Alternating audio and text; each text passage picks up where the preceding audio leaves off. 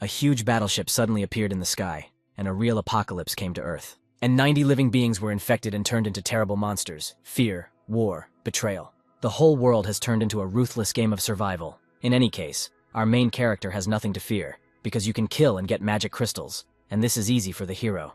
Our hero's name is Mike, and he has a huge experience in survival and combat, and this will allow him to become a god in the world of the apocalypse, and all because he experienced all this for 10 years. Mike was fighting a bunch of zombies alone, and unfortunately he was losing, and he was alone in the fight because he was set up. And to be honest, our hero would never have thought that he would die because of betrayal. After all, Mike is not able to survive in this crazy apocalyptic world. Let's go back a little, just 10 years, when the apocalypse had just begun. Then countless roulettes descended from the sky. Gradually people discovered that the crystals from the zombie's head can be used to spin the roulette, in which you can get incredible things. You can knock out absolutely everything: materials, weapons, even drugs that allow you to awaken supernatural abilities. And of course the surviving people began to fight for these roulettes.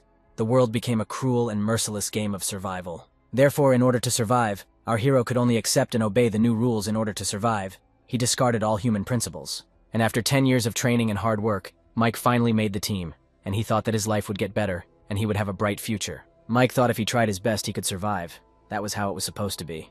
But damn, he would die in the end because of his comrade's betrayal. This is where our hero's game ends. Opening his eyes, Mike suddenly wakes up next to the girl who died, and finds himself in his house, where he lived 10 years ago, before the apocalypse. Mike must have been reborn. Looking at his watch, the guy became even more nervous, because today was the 10th of September, and if he remembered correctly, it was on this day that the apocalypse began. However, Mike was not happy about the rebirth. He was worried that he would have to go through it all again, and this thought made him break out in a cold sweat. But suddenly it dawned on him. Rebirth is a chance for Mike. His precious 10 years of experience are his strongest weapon, and this time he must succeed. He must not give up, Mike told himself. Then Mike got up and got dressed. The girl also woke up and asked where he was going, but Mike ignored her. He went to the box and opened it. Map. Why did he rise? This is an inheritance from his parents. In his past life he did not dare to spend this money, but now he must do it, because after the apocalypse the money will become useless. The girl got angry that the guy ignored her, and then she shouted. She asks him where he is going. Mike turned, looking gloomily at the girl, and said that he knows perfectly well that she and June are together, and she is dating him only out of pity. Hearing all this, the girl covered her mouth in surprise and broke out in sweat. In her past life, after the apocalypse began, Mike did everything to protect her. But in the end, the girl decided to go to June and dump the guy, so Mike decided to put an end to it right now. The girl started screaming, who gave him the right to slander her and June, and said that Mike was just jealous of his beauty, money, and power, and called him a clown. Mike replied that since they had met before, he would give her advice. Don't mess with June anymore. He's not the kind of person you can rely on. Mike had a point when he said that, because he traded her for 3 cans of food back then. Even though Mike warned her, she would hardly listen to him. But that's all he could do for her. There was no more time to waste on her, because there were more important things to do. The guy got dressed and was already leaving, while the girl was screaming that she was breaking up with him. She was the first to break up with him. But the guy didn't listen to her. He wanted to prepare medicines, food, and equipment for the beginning of the apocalypse.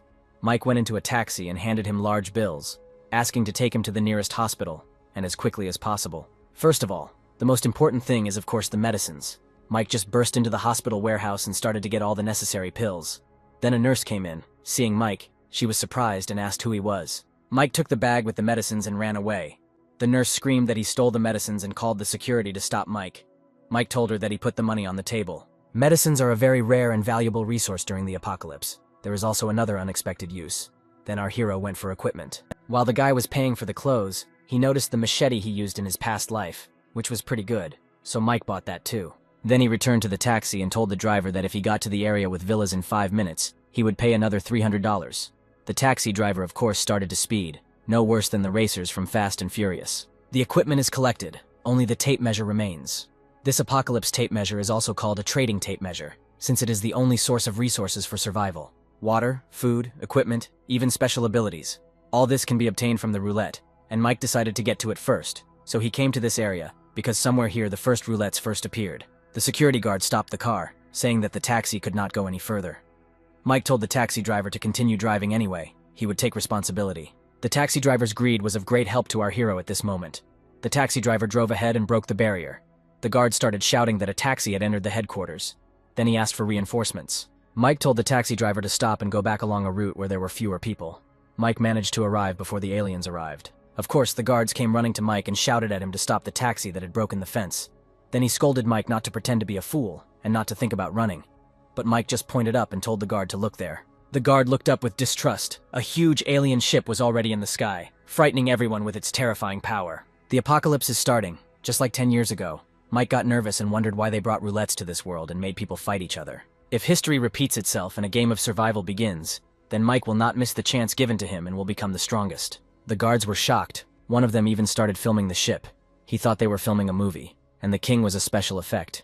Even Mike, who saw all this, was also very scared. But the guy got ready and started to run away, because he knows that the gold battleship is a spaceship, and now it will start to attack. The attack will last about 5 minutes. And in just 5 minutes the world would turn into hell. Mike ran to the house and pressed the doorbell. He introduced himself as a courier. They opened the door for him, and Mike ran into the house to wait out those 5 minutes. The first roulettes will appear after the battleship stops attacking. The girl came down and said that Mike is not a delivery man, and ordered him to get out, otherwise she will call the police. As soon as she came down, explosions were heard outside the window. One after another, the alien attack began. Mike and the girl almost fell. The aliens threw some huge capsules onto the earth. These capsules opened and greenish smoke began to come out of them. The people who stood next to these capsules inhaled this smoke and turned into zombies, and they began to attack the people who had not yet managed to escape. The whole city was shrouded in smoke, houses were burning, and people were screaming for help. Mike looked at the city with sadness. The girl was scared and asked what was happening outside. There was so much screaming. The girl again ordered Mike to get out. She even started calling the security guard. But Mike saw the tape measure in the kitchen and immediately ran after it, not paying attention to the girl. And there really was a tape measure in the kitchen, only it was huge. The girl asked what kind of thing it was, and Mike was glad that the tape measure appeared here, as he expected. The guy approached the roulette. In the middle there was a gray crystal, which meant that this roulette was of the first lowest rank. The girl asked if this was what he was looking for, but why it appeared at her house. Suddenly Mike saw the bottle and was delighted, because it was a drug for genetic modification. It could increase physical strength 3 times. This is the most valuable prize of the first rank roulette. If only Mike had 5 rank 1 crystals, he could exchange them right now. The guy put his hand on the roulette and it lit up. But the news is not good. To spin this roulette you need 7 rank 1 crystals, 2 more than usual. There must be something more valuable in it. Mike began to examine the roulette. He was clearly worried. The girl asked what was wrong with him, why he was not answering. The girl was already completely confused and grabbed Mike by the shoulder, asked what he was talking about. What kind of roulette was this? Mike looked at the girl and said that this card could give her some advantages. This girl didn't turn into a zombie, which means she has some resistance to poison. Maybe she will be a good support. The card can enhance the 5 senses or just give a pet. This did not convince the girl. She asked Mike if he had played too many games, to stop joking. What other pet? Who would even believe this? Then Mike told her to listen. The screams outside stopped. The girl listened and agreed with him. The screams of people really did die down. The girl asked what happened there, and ran to the door. Mike thought, what a stupid woman, she wants to go out and die. The girl just said that this area has the worst security, which allows anyone to come in, when suddenly a zombie appeared right at her door. The guard turned into a zombie and opened the door and tried to kill the girl. She tried to resist and screamed for help. But fortunately for the girl, Mike was in her house, who took out his machete and easily killed the monster and saved the girl. Then of course he pulled the crystal out of the zombie's forehead. The girl watched him and wondered if he wanted to collect the crystal from the zombie's head. This crystal looked like the one from the roulette, the girl noticed. 2 more zombies burst into the house, and Mike stood in front of the girl, ready to kill them too. Mike managed to kill them just as easily as the first one. The girl looked at him and then asked who he was to kill so easily. Then Mike introduced himself and helped the girl up. He asked her name. The girl said that her name was Margot. Suddenly Mike's confident expression changed to shock. The guy immediately regretted that he initially thought that she was not the type who could survive in this world, because in the past, she was a 9-star mercenary who was rumored 10 years ago. The girl asked what was going on here. Mike replied that someone had invaded the Earth, and as she could see, they had turned most of the people into zombies. Mike lifted the zombie's head and pulled out another crystal, and said that some of the poison didn't work on them, and they remained human, like him and her. Margot asked what they should do. Would the government or the military come to save them? The government and military collapsed in just a few minutes. Now people live in a zombie world. Mike thought again how a seemingly ordinary woman could become such a cool mercenary. If she was one, she must have something special, especially since he needed an assistant. He asked her to come with him so that he could tell her what she needed to know about the zombie world. Mike pointed to the roulette and said that most of the resources and equipment in the new world were obtained from it. And if she wants to get some item from the roulette, first she needs to fill all these notches. Margot went to the roulette and asked, "This shape is the same as the crystals that Mike tore from the zombie's head." Mike inserted the crystals into the holes and said that they were gray crystals. After she filled all the recesses with them, she would be able to spin the roulette once. Margot asked if she needed to kill 7 zombies for 1 spin. The more valuable the reward she can get, the more crystals she needs. Margot asked if that meant there were other roulettes like this, and each one had different rewards. Mike replied that it was, but it was only a first-rank roulette. Mike realized that Margot was very smart, and suddenly she stood up and asked how Mike knew all this. Mike did not want to tell her about reincarnation, because it was difficult to explain. So the guy decided to cheat a little, Mike asked. She probably wants to try spinning the roulette. The girl nodded her head. Mike managed to distract her attention. Then he told her that he would go zombie hunting, and that she should close the door and not open it no matter what happened. The guy went outside and started killing zombies one by one. Even with a regular machete, Mike easily destroyed the monsters, and immediately pulled out the crystals. Suddenly another girl ran up to him. Why in this world are all the girls in short dresses and barefoot? She asked Mike to help her. Mike grabbed the first zombie and cut off the arms of the other one. Mike has already killed several zombies, so he can already go back. Suddenly, the girl who had previously run to Mike for help also turned into a vile zombie and attacked the guy from behind. But Mike calmly hit her in the face, then killed her too. Then Mike returned back to the girl's house.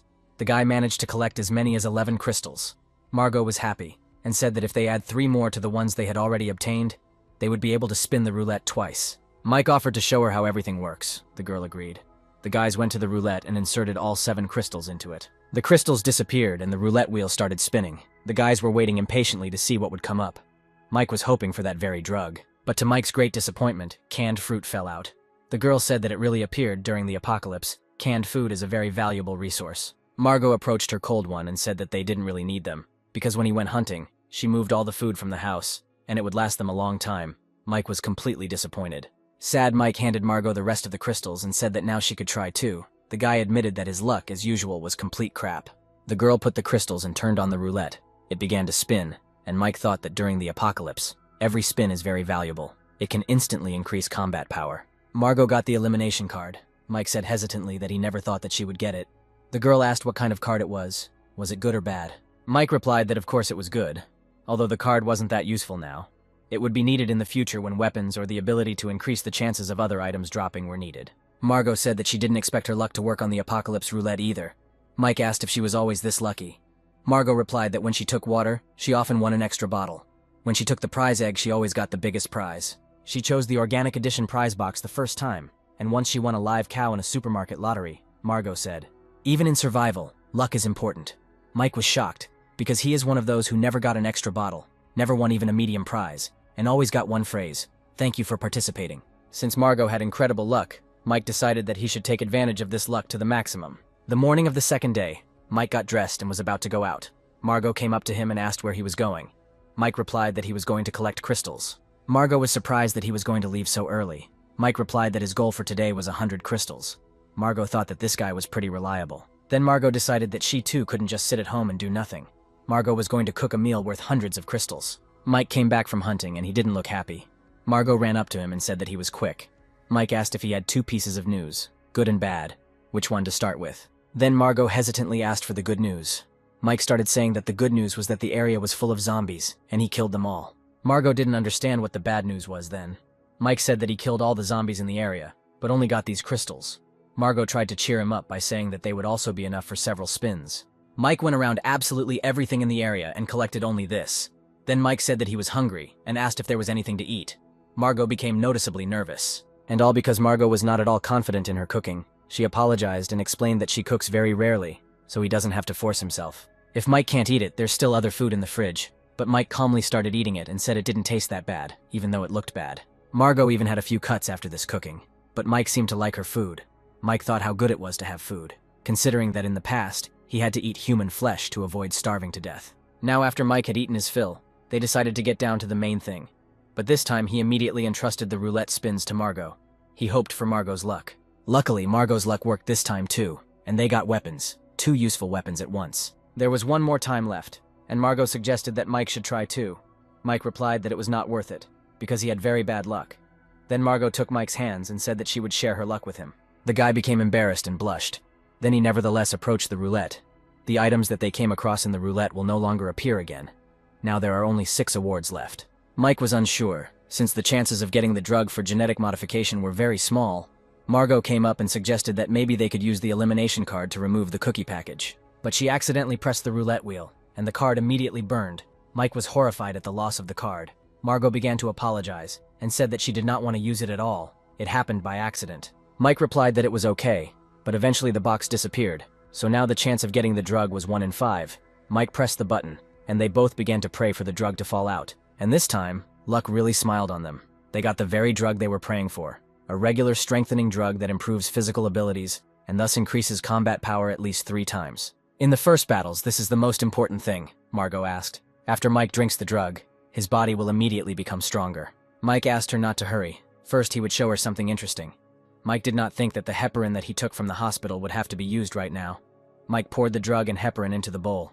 Margot asked if this would allow them to get 2 bottles instead of 1. Mike answered that it was true, and added that this roulette was not the only one. There were many more like it, and each one had different rewards. Mike said they could use the bottle they received to trade with other people for other drugs or fortune cards. Margot asked how Mike knew so much.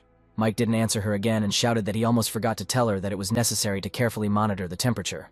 The fire needed to be reduced a little. Then he told Margot to remember the process and the required temperature well.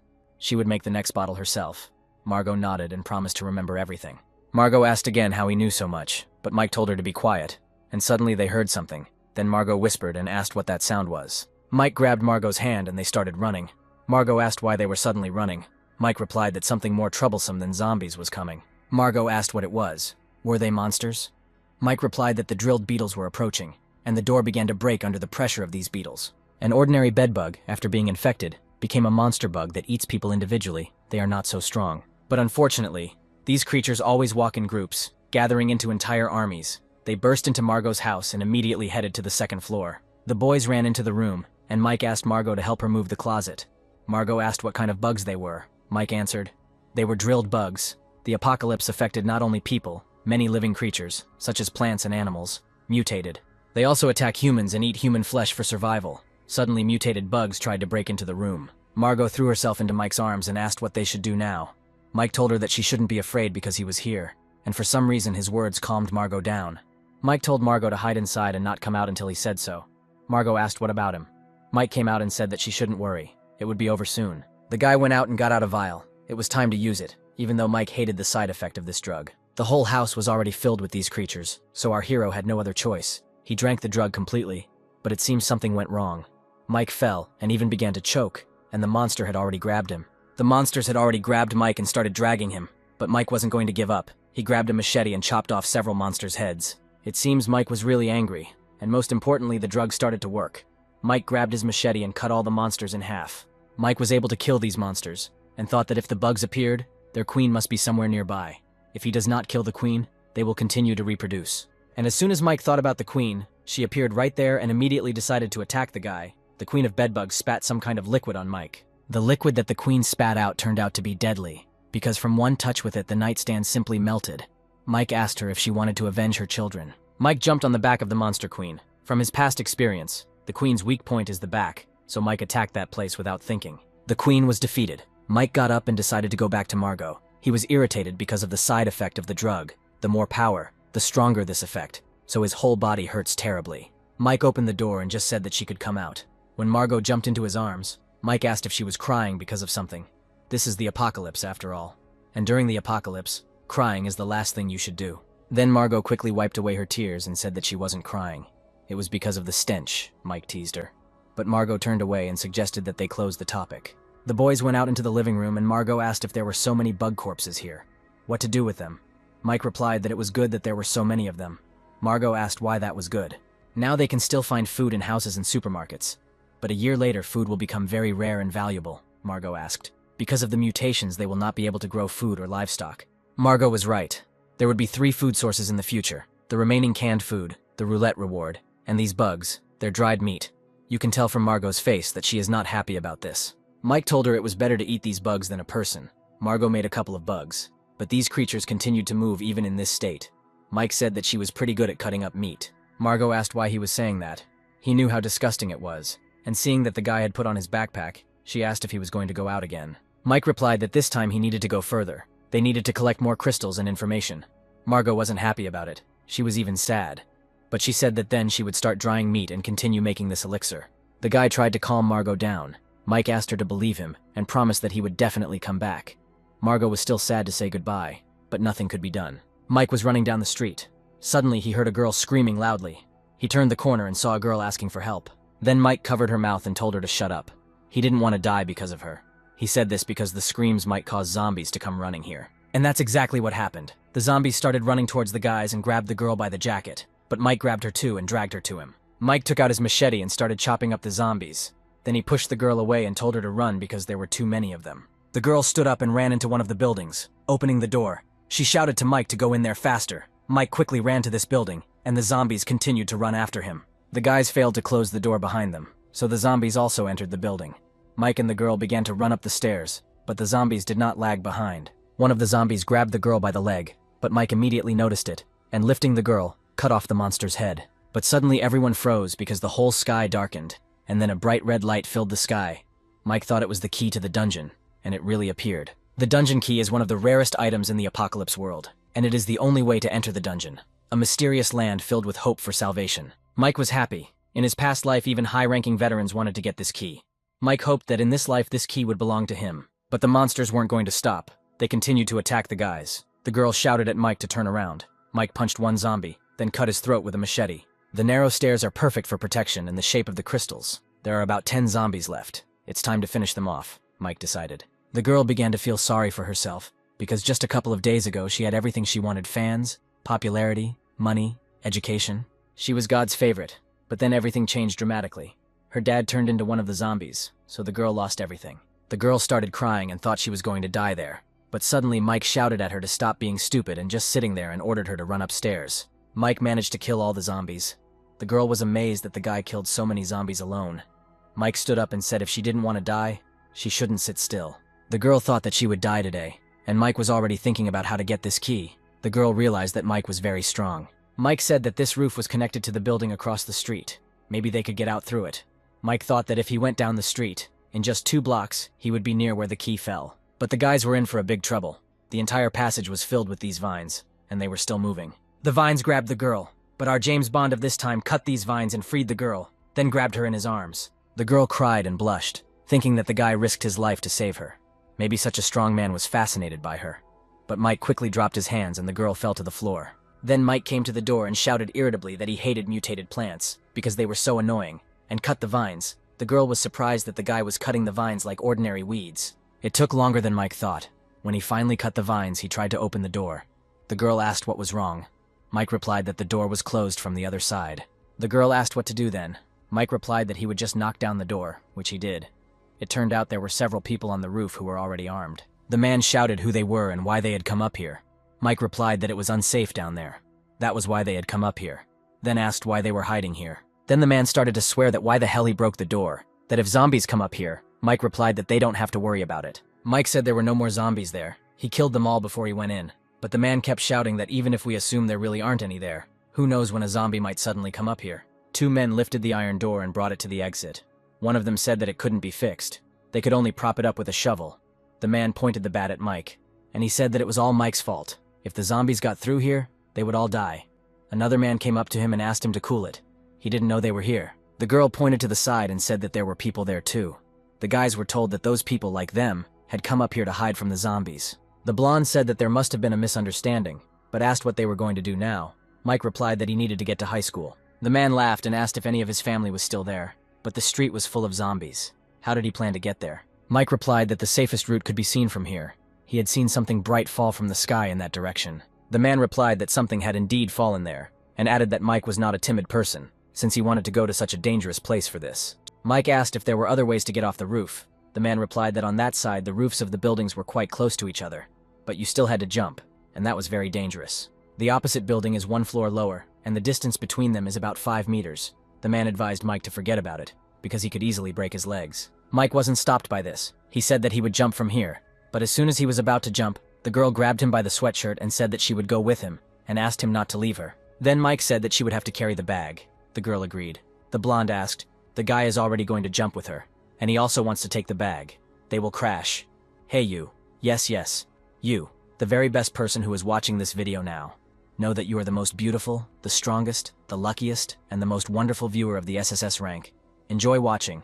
Don't forget to leave a comment and subscribe.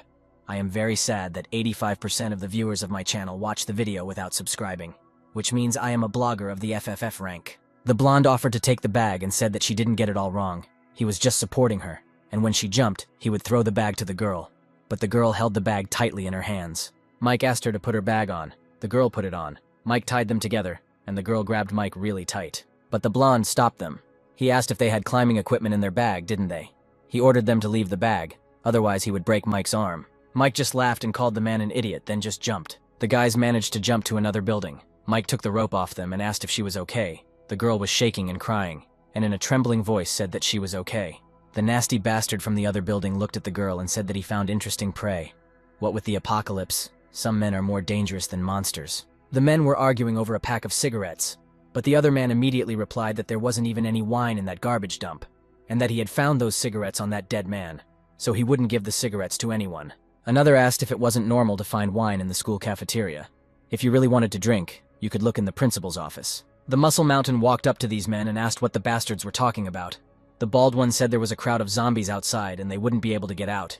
He asked if they were really going to stay here. In just one night, everything changed. Zombies and demons filled the world. This is the apocalypse, said one of the men. But the muscular monster did not agree with him. He laughed and said, "Does he see that they do what they want and play with whoever they want?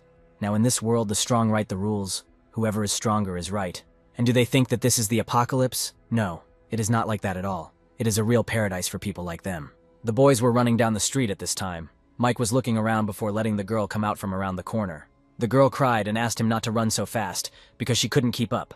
Mike irritably said that he was stupid for saving her, and was angry at his carelessness, which caused him so many problems. Mike said in a disgruntled tone that he had slowed down and ordered the girl to catch up with him, which she tried to do. They ran up and the girl was glad that there were so few zombies in this place.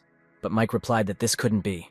The school was a crowded place. The girl said that she does not hear or see any zombies. Mike replied that this is all because the monsters are gathered somewhere in one place. Mike was right. A few kids were trying to hold the doors back from the zombie horde. The guy said it was useless. Even if the zombies didn't kill them, they would still die of hunger. The girl was standing by the window and noticed the guys. She started waving at them to get their attention. And it worked. The girl said that there really were people here. Mike said that the girl couldn't even defend herself and advised her to mind her own business. The teenagers continued to scream and ask for help. The girl continued to look at the teenagers, but Mike told her to hurry up. Their screams would only attract zombies.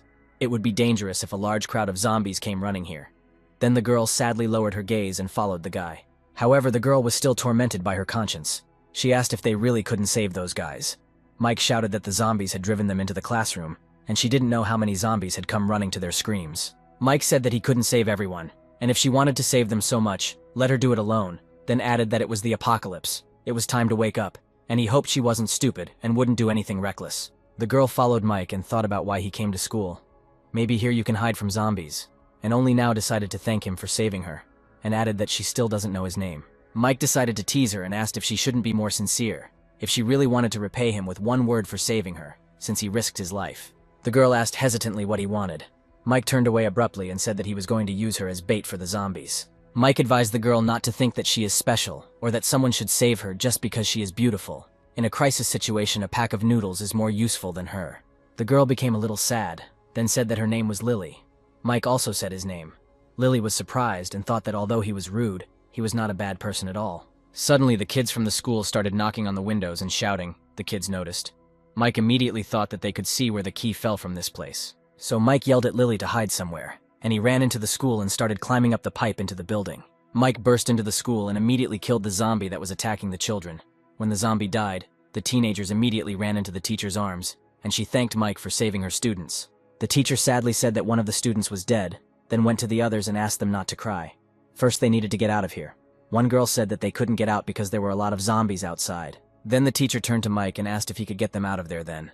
She said that her other students had already left, and she was left with these girls. Mike honestly told them that he came to school for one thing. If they told him where it was, he would protect them and ensure their safety. The teacher asked what he was looking for. Mike asked if they had seen a beam of light in the sky and where it was falling. The girls turned their heads and said no. Then the teacher said that she saw it, but she had conditions. First, he had to get out of here safe and sound. Only after that she would tell everything. Mike asked how she could prove that she saw it. The teacher said that this light appeared in the sky. It looked like a meteorite landed somewhere in the school. The boy realized that she had seen him after all and asked where he had landed. The teacher asked what if he left them after she told him. If they stayed, they would only die. If they told him where he fell, the boys at least had a chance to survive. The decision was theirs, Mike said. The teacher asked if she would tell him to take everyone out. Mike replied that there were too many zombies in the school. He wouldn't be able to protect 3 of them at the same time in his current state. The maximum he could take was 2 of them. The girls got scared and asked if it was really impossible to take 1 more person. They weren't asking for the impossible, so why was he doing this? Mike replied that this world is cruel and unfair. Only the strong survive, while the weak die immediately, and pulling out a machete, he asked who he should save. The children got scared and started hugging the teacher again. Mike asked again who they were choosing. The teacher said that the choice was obvious. They needed to save her students. Mike promised that they would be safe and asked her to tell him where the light fell, but the girl still did not believe him, and said that after he took the children out, she would write the place on a piece of paper and drop it to him.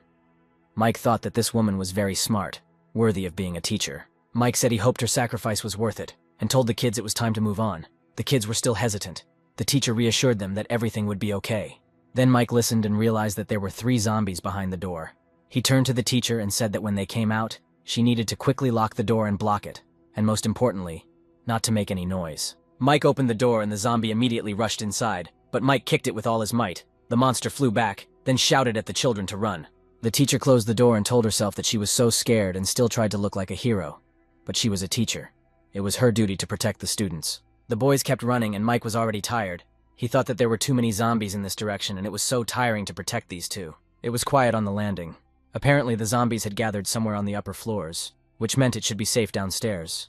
But suddenly Mike sensed something and told the girls to step back. The girls asked what happened, if he saw anyone. Mike replied that he didn't know yet, but he felt danger. They were standing by the stairs. The girl came up and said that she didn't see any zombies, and asked if he just imagined it. Mike was still worried. Mike thought that it must have been just his imagination. He needed to hurry, so they continued to descend. But someone was really watching them. Suddenly Mike stopped. The girls hit his back and one of them asked why they stopped again. Mike pointed his finger to shut her up. Mike looked up, but there was no one there either. The guy thought again that he was too tense. Even his intuition was confused. They were going down, but Mike still felt uneasy, and he was right. Some kind of terrible monster was standing behind the guys and had already opened its mouth. The girl turned around and a huge mouth appeared in front of her. This monster was already preparing to bite off the girl's head, and was shouting, "Meat! Meat!" Mike reacted quickly. He threw the machete but only hit the monster, but the girl was now safe. But the monster was now heading towards Mike. The monster was huge, so Mike's blow didn't hurt him at all. The mutant zombie with metal arms was too strong. Mike tried to kick the monster, but the monster didn't even blink. Then the monster grabbed Mike by the leg and threw him onto the concrete stairs. The girl fell and was shaking all over. She turned to her friend and said that she couldn't get up and asked to help her get up, but her friend turned away. Mike was able to get up and shot the monster. Luckily, he took the gun he got from the roulette with him, but his condition is not the best. The monster finally died. Then Mike told her to get up quickly if she didn't want to be eaten by the zombie. But now there's another problem. The sound of the gunshot attracted the zombie. But it wasn't zombies that appeared on the stairs. It was Lily. Apparently she was looking for Mike. Lily ran to Mike and hugged him. The girls exhaled that it was a person. But the long-haired one asked what if she was bitten. Mike asked what she was doing here. The girl started crying and said that Mike had been gone for so long, and she thought she was going to die. Mike said irritably that the building was crawling with zombies and asked if she was tired of living. Then Lily replied that a bright light had just come on in the window of the building, and all the zombies went there. Since the light attracted the zombies, she decided to take a risk and go look for Mike. Mike asked. She said that the light attracted the zombies. Lily replied that she saw the zombies walking towards him. She was really scared to be alone down there, so she went up. Then Mike stood up and took his machete. He said that she was lucky not to run into a zombie. Mike thought that he knew only one thing whose light could attract zombies. This apocalypse roulette. Mike took Lily's hand and said it was time to go down. The girls followed them down. Lily looked at the girls and decided that Mike, out of the kindness of his heart, saved these guys. The girl told Sana that she had just been very scared, so she hadn't helped her, and asked if she hated her. Sana replied that she should forget about it. She hadn't done it on purpose. The boys finally came out and Sana screamed when she saw Teacher Penny. The girl Lena told her to be quiet or she would attract zombies. The teacher smiled that the children were saved. She thought if she didn't drop him a note, Mike might come and save her. But then she shook her head. She shouldn't do anything rash. The children were still with him, so the teacher threw a note. Lily said there was someone else left. Mike said he was a great teacher. Then Lily asked why he didn't save her then. Mike said the teacher was trying to boss him around, so he taught her a lesson. Mike opened the note and was happy, he said. So this is where the key to the dungeon fell. Most people won't notice this place. And Lily looked at him and thought that she couldn't understand this guy at all. So, there are 2 places you need to go. The first is the construction site where the key is. The second is where Lily saw the light. There is a high probability that this is another roulette. Mike doesn't know these kids and can't take them with him to look for the key. They can't be trusted.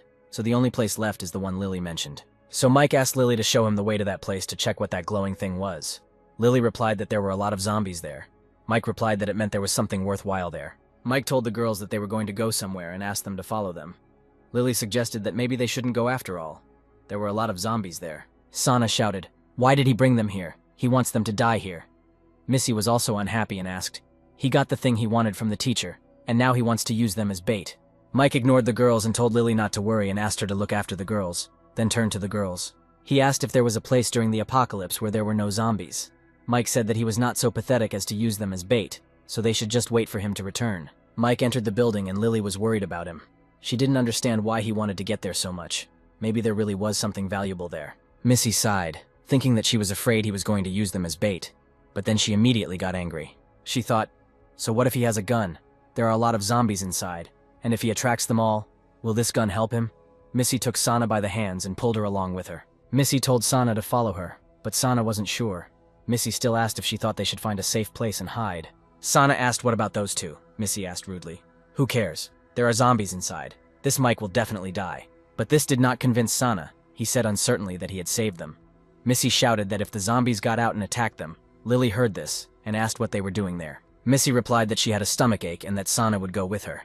Sana didn't respond, and Missy simply grabbed her hand and pulled her along. Lily kept thinking about Mike, and he was really having a hard time. The guy took out his machete and gritted his teeth. He said that he was lucky. There were no mutated zombies here that were difficult to deal with. But still, the battle would not be easy. Let's remember that in the battle with the terrible monster, Mike hit hard and dislocated his shoulder, so Mike had to set the bones. In his past life, he did this many times. But it still hurts like hell. Despite the searing pain, Mike prepared to attack the zombies that had already started running towards him. Mike still had to take out his gun and shoot. Missy started swearing that Mike shot and told Sana that they needed to leave this damn place immediately and hide. Sana asked where they should go. In the teacher's dorm, when the zombification started, there were no people in the dorm. It should be safe there, and they can find food there, Missy suggested, and grabbed Sana's hand. Sana asked what about the girl. Missy replied that she needed to think about herself and not about others. But Sana let go of her hand and ran to Lily. The girl ran up to Lily and grabbed her hands, saying that they had to leave here immediately. It was too dangerous here. Missy watched them and got angry, because the more people, the less food, and if she knew, she would have run away alone. The girl began to regret that she took Sana with her, and called her a fool. Lily turned away and said that she was not going anywhere. Sana countered that once the zombies broke out of the building, she would not be able to escape. Sana didn't understand why she didn't want to hide, and Lily asked how long she thought she could last alone. Without Mike, Lily confidently stated that Mike was very strong. In the current situation, leaving him meant dying. Then Sana mumbled that he couldn't even protect himself. Why was she still waiting for him? Lily asked why he couldn't. Lily was right, of course. Mike did it, and he was right. It was this unusual three-colored roulette that attracted the zombies. After the apocalypse began, regular roulettes appeared, with various items for survival. The rank of these roulettes varies from 1 to 9.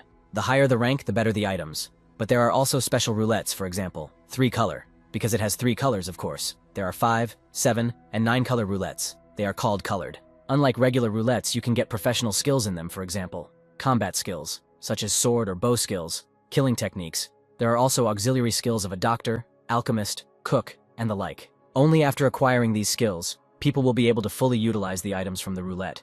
For example, if a warrior gets a sword, he will be able to easily kill others, just like in the movies. But only 1 in 5 roulettes is colored, so they are very valuable and difficult to find. Mike did not expect to find a 3-color roulette here. However, this roulette has one unpleasant feature when the black color comes up.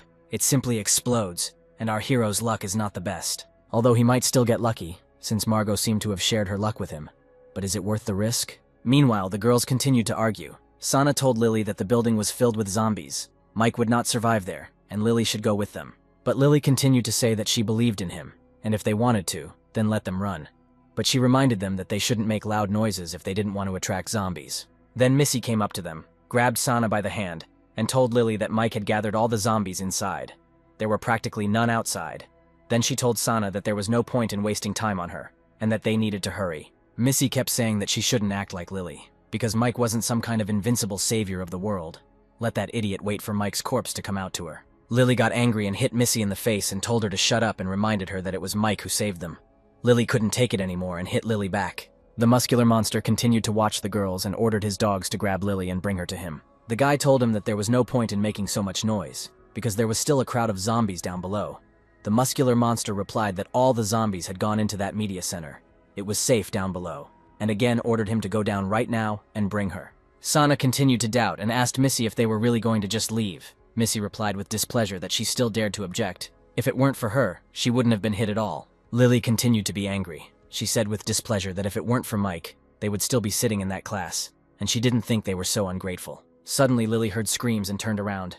But at that very moment, the bully grabbed the girl. Lily started screaming for him to let her go immediately. The second bandit was there too, and said that Lily was such a beautiful baby, better than the one they had played with before. Lily screamed what they were going to do. The pervert came up to her and replied that, of course, to enjoy her. Lily continued screaming for them to let her go immediately. Then she threatened that if they don't let her go, she will call for help. The guy will come and deal with them. The pervert said that this guy is already dead, and asked if she still relies on him and called her stupid. At this time, Mike was collecting crystals one by one. Mike said with displeasure that it was so tiring. Collecting crystals so slowly, he complained that it would be possible to do everything like in the game, so that all the crystals were collected automatically. The schoolgirls were running away from the zombies. Sana was screaming and asking for help. Missy screamed back at her that no one would save them, and she needed to shut up and just run. Missy tripped and Sana quickly helped her up. But suddenly Missy pushed Sana right towards the zombie. Betrayal could already be expected from this girl, but not so rude. The schoolgirl ran back, justifying herself that she wanted to live. She had to survive, and saw two thugs dragging Lily away. Lily tried to resist, but these freaks didn't give her a chance. The first idiot said that when they came back, he would be the first to play with her. The second nasty guy noticed Missy and shouted that he would grab her. The second one shouted back at him to hurry up. Lily took advantage of the moment and bit the bastard, so she broke free and ran away from the idiot. But unfortunately, Lily didn't have time to run far. The idiot jumped on her and she fell to the ground. The freak grabbed her, and Lily continued to scream for help. However, our hero appeared in time. He stuck a machete into the bastard's hand and snatched Lily. She was glad that Mike was alive and well and hugged him. The bastard stood up and started screaming. Does Mike know who they are and how dare he touch him? The freak started threatening Mike with his own machete. Of course, Mike showed this bastard who was boss here with just one blow. The pervert even started foaming at the mouth. Mike asked where the schoolgirls were. Lily pointed to the side. Mike immediately found Missy and examined Sana's body. She was mauled by a zombie. Missy was sitting on the ground and crying, apologizing to Sana. Only Lily looked disapprovingly at the schoolgirl. Lily told the schoolgirl that she had been saved for the second time, but she did not listen to her. Missy cried and apologized to her, and promised that she would never disobey again. Then Lily asked what Mike would do with these freaks. Mike looked at the bastards with disdain and replied that the zombies would take care of them. Mike told the girls to go to the media center, which he had already cleared out, where it would be temporarily safe, Mike added. The girl immediately perked up when she heard that all the zombies inside were dead. She realized that Mike was really strong. It's no wonder why this girl is sticking to him. And then Missy decided that if she follows him, she can survive. Apparently, remorse did not bother her at all. Mike told the girls to go there and wait for him, and he needed to bring someone here. This surprised the girls. The teacher, as Mike had told her, locked the door and blocked it with several chairs. But suddenly, someone started breaking into the office. The girl took the shard and said that the zombies came for her. They killed many students. Now it was her turn. The teacher cried and asked herself if there was life in this world. The teacher thought it would be better if she killed herself than be eaten by zombies. At least 2 of her students were saved, she said. Mike knocked down the door and finally entered the office. He said that this door was quite strong. It took some effort, then asked if the teacher was okay. The teacher started crying and threw herself into Mike's arms, crying. She said that she thought zombies had come for her. Mike replied that everything was fine now. He had come to save her. The girl said that she thought he would not come back for her. Mike became embarrassed and asked the teacher to stop crying and let him go. At this time, the girls were collecting crystals from the zombies' heads. Mike asked them to do this. Lily simply did not understand why they should do this, and Missy was angry. The schoolgirl was complaining that it was disgusting. This guy wanted them to pick stones out of zombies' heads. So disgusting. When suddenly the teacher waved happily and called her over. Missy was happy to see the teacher. She hugged the teacher and said that she was glad to see her. The teacher asked what happened to Sana. Then the girl started crying. The teacher took pity on her, saying that they had been through a lot. Missy said that it was her fault. She couldn't help her friend. Apparently she wasn't going to tell that she herself threw Sana into the hands of the zombies. The teacher felt sorry for her and said that she must have been so scared. Lily was still angry. She said that if they had believed Mike and not run away, they would not have run into the zombies, and Sana would not have died. Missy replied that if Mike had taken the teacher with them, then none of this would have happened. He would have been able to protect everyone. But he forced them to choose. The schoolgirl called Mike a villain. The teacher tried to calm the student down, but Lily started screaming that they should be grateful that he saved them at all. And how dare she say such a thing? The girl didn't stand aside. She shouted that Lily didn't have to try to look like good people. Mike didn't save everyone, and because of that Sana died. Why should they be grateful? Lily replied that she told them not to go anywhere, but Missy didn't listen and took Sana with her. Lily blamed Missy for Sana's death. The schoolgirl replied that these were all excuses, and it happened because Lily was to blame, because she wanted them dead. Mike couldn't stand Missy's nonsense and slapped her across the face. He told her to think before she spoke. Of course he saved her, but that doesn't mean he can't bring her back. The whole world is teeming with zombies. The more people there are, the higher the risk of running into them or attracting them. Mike told her to remember one thing, that she can ask for help, but no one is obliged to save her. The teacher patted the girl on the head and said that Mr. Mike was their savior, and they should be grateful to him. Lily thought that this teacher understood what was what. Lily asked why they were collecting crystals. Mike asked everyone to follow him. He would tell them everything along the way, and the guys came to the roulette. The girls handed Mike the crystals. He scattered them and put them in the roulette. It is important to say that for the spin of the colored roulettes, it is not the exact number of crystals that is counted, but the amount of their energy. Mike wasn't sure that 26 pure crystals would be enough for at least one spin, but the roulette wheel still started spinning, which meant that Mike's efforts weren't in vain. The roulette stopped on red. Red is supposed to be a symbol of an incredible fighting profession. Apparently Mike is hoping for Margot's luck. But luck ran past Mike. The guy opened the box and it was written there. The profession level is 0 out of 100. The auxiliary profession is a great craftsman. There are abilities, collection and processing, improvement, forging, magical enchantment, and so on. From the roulette you can get professions, which are usually divided into main and auxiliary. The main ones include, for example, a shooter. Such professions are very important in battle. They significantly increase combat power. Support professions like a craftsman can help in battle but not directly, for example, improve weapons. Also, professions are divided into 4 levels: apprentice, beginner, intermediate, higher. All our heroes' efforts were in vain. Mike was upset and again admitted that his luck was complete shit. The girls looked at him, not understanding his sadness. Missy asked what he got there and told him to give it to them to look at. She thought that her efforts were in vain. Mike handed the sheet to Teacher Penny. While Mike was looking at the strange icon, the girls read the description. Missy said that it looked like a game. Lily added that the profession was a craftsman. He had creatures, and even enchantment. 5 in total. This caught Mike's attention. He asked to return the leaf to him. Mike read about collection and processing, improvement, forging, magical enchantment, inlay. Now everything fell into place. That's why the icon has 5 colors. They represent abilities. Mike was happy. Perhaps after the revival his luck still increased. There should be a couple of zombie bodies nearby. He needs the girls to bring them in so they can get professions and have a better chance of survival, Mike told the girls. Lily and Penny raised their hands in joy, but the schoolgirl was not delighted. The guys were being watched by that muscular asshole. He admitted that Mike was strong, because he killed so many monsters on his own. The man didn't understand what they were doing. He thought that maybe they wanted to use the media center as a base, so they were removing the corpses. But then he noticed that the crystals on the zombies' heads were gone, and he ordered his subordinate to gather everyone, because they had work to do. Now he knew their little secret. The girls dragged a sufficient number of corpses. Lily said tiredly that she was so hungry. She had not eaten anything all day. Mike immediately handed Lily a bag of food, then said that he checked the toilets. There was water in them, which meant the school water tanks were still intact. Then the guy took off the bag and also handed it to Lily. He said that there was food in this bag. It would last for 3 days. There were also some medicines and tools. Mike asked Lily to hold the bag for now. These resources are incredibly important. This is a life-saving treasure, and she must take care of it. Lily was surprised that Mike would leave her something so valuable. Suddenly Mike said that he trusts Lily, and now the media center is their refuge. They continue to collect crystals, and he will go look for the key. Lily asked if he was going to go alone again. The schoolgirl and Teacher Penny also came up. Missy asked if the guy was leaving them. Mike was making something and replied that they would only be a burden. He would go look for resources and return quickly. Missy asked what if zombies attacked, who would protect them then? Then Mike replied, as he had already said, he was not obliged to protect others. The guy broke the mop and used his abilities. So the guy created a thin wooden spear, medium attack power, can be used for defense. Then he said that if zombies come, they will have to defend themselves. Otherwise only death awaits them. Penny said Mike was right. It was time for them to stand up for themselves. Then she explained to Missy that the world had changed. Everything was not the same as before. And Missy can no longer live under the protection of teachers or parents. As before, they all need to become stronger. Mike gave the spear to the teacher. Before Mike left, Lily told him to take care of himself and come back safe and sound. Mike replied that she shouldn't worry, and added that she should take care of herself. Mike almost reached the place where the key fell, and here it is, the construction site of the new school building. The key should be somewhere here. Just when Mike thought that there shouldn't be anyone here, the girl fell right into the guy's arms. The girl quickly jumped down and grabbed Mike by the hand. Mike shouted in displeasure what she was doing, because he had just saved her. The girl asked who he was and why he came here. But Mike managed to free himself. The guy immediately pressed the girl against the wall, grabbing her by the throat. He said that she would tell who she was and what she was doing here. The girl screamed at the guy for daring to attack a police officer and ordered him to let go quickly, which Mike did.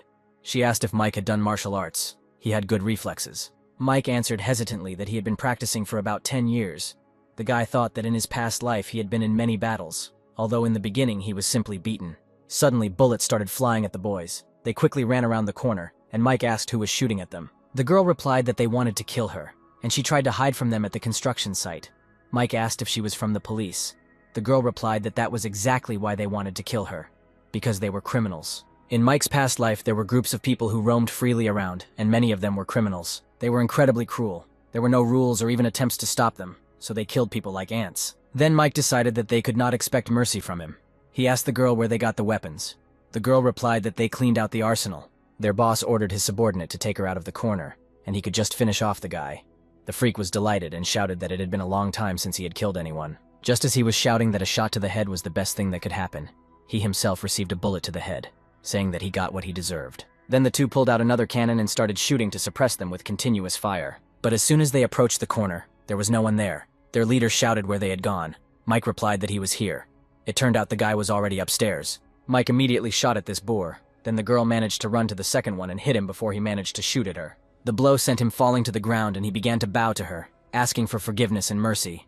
But as Mike had told us earlier, the bastards could expect no mercy, so he shot him. The girl asked that he surrendered voluntarily, so why did he kill him? Mike asked if he wasn't a criminal, and added that he was just finishing what they, the police, couldn't do, which was kill such bastards. Or did she, Madam Officer, naively think that the criminal would start a new life after they simply let him go? Mike asked. The girl irritably asked what he meant.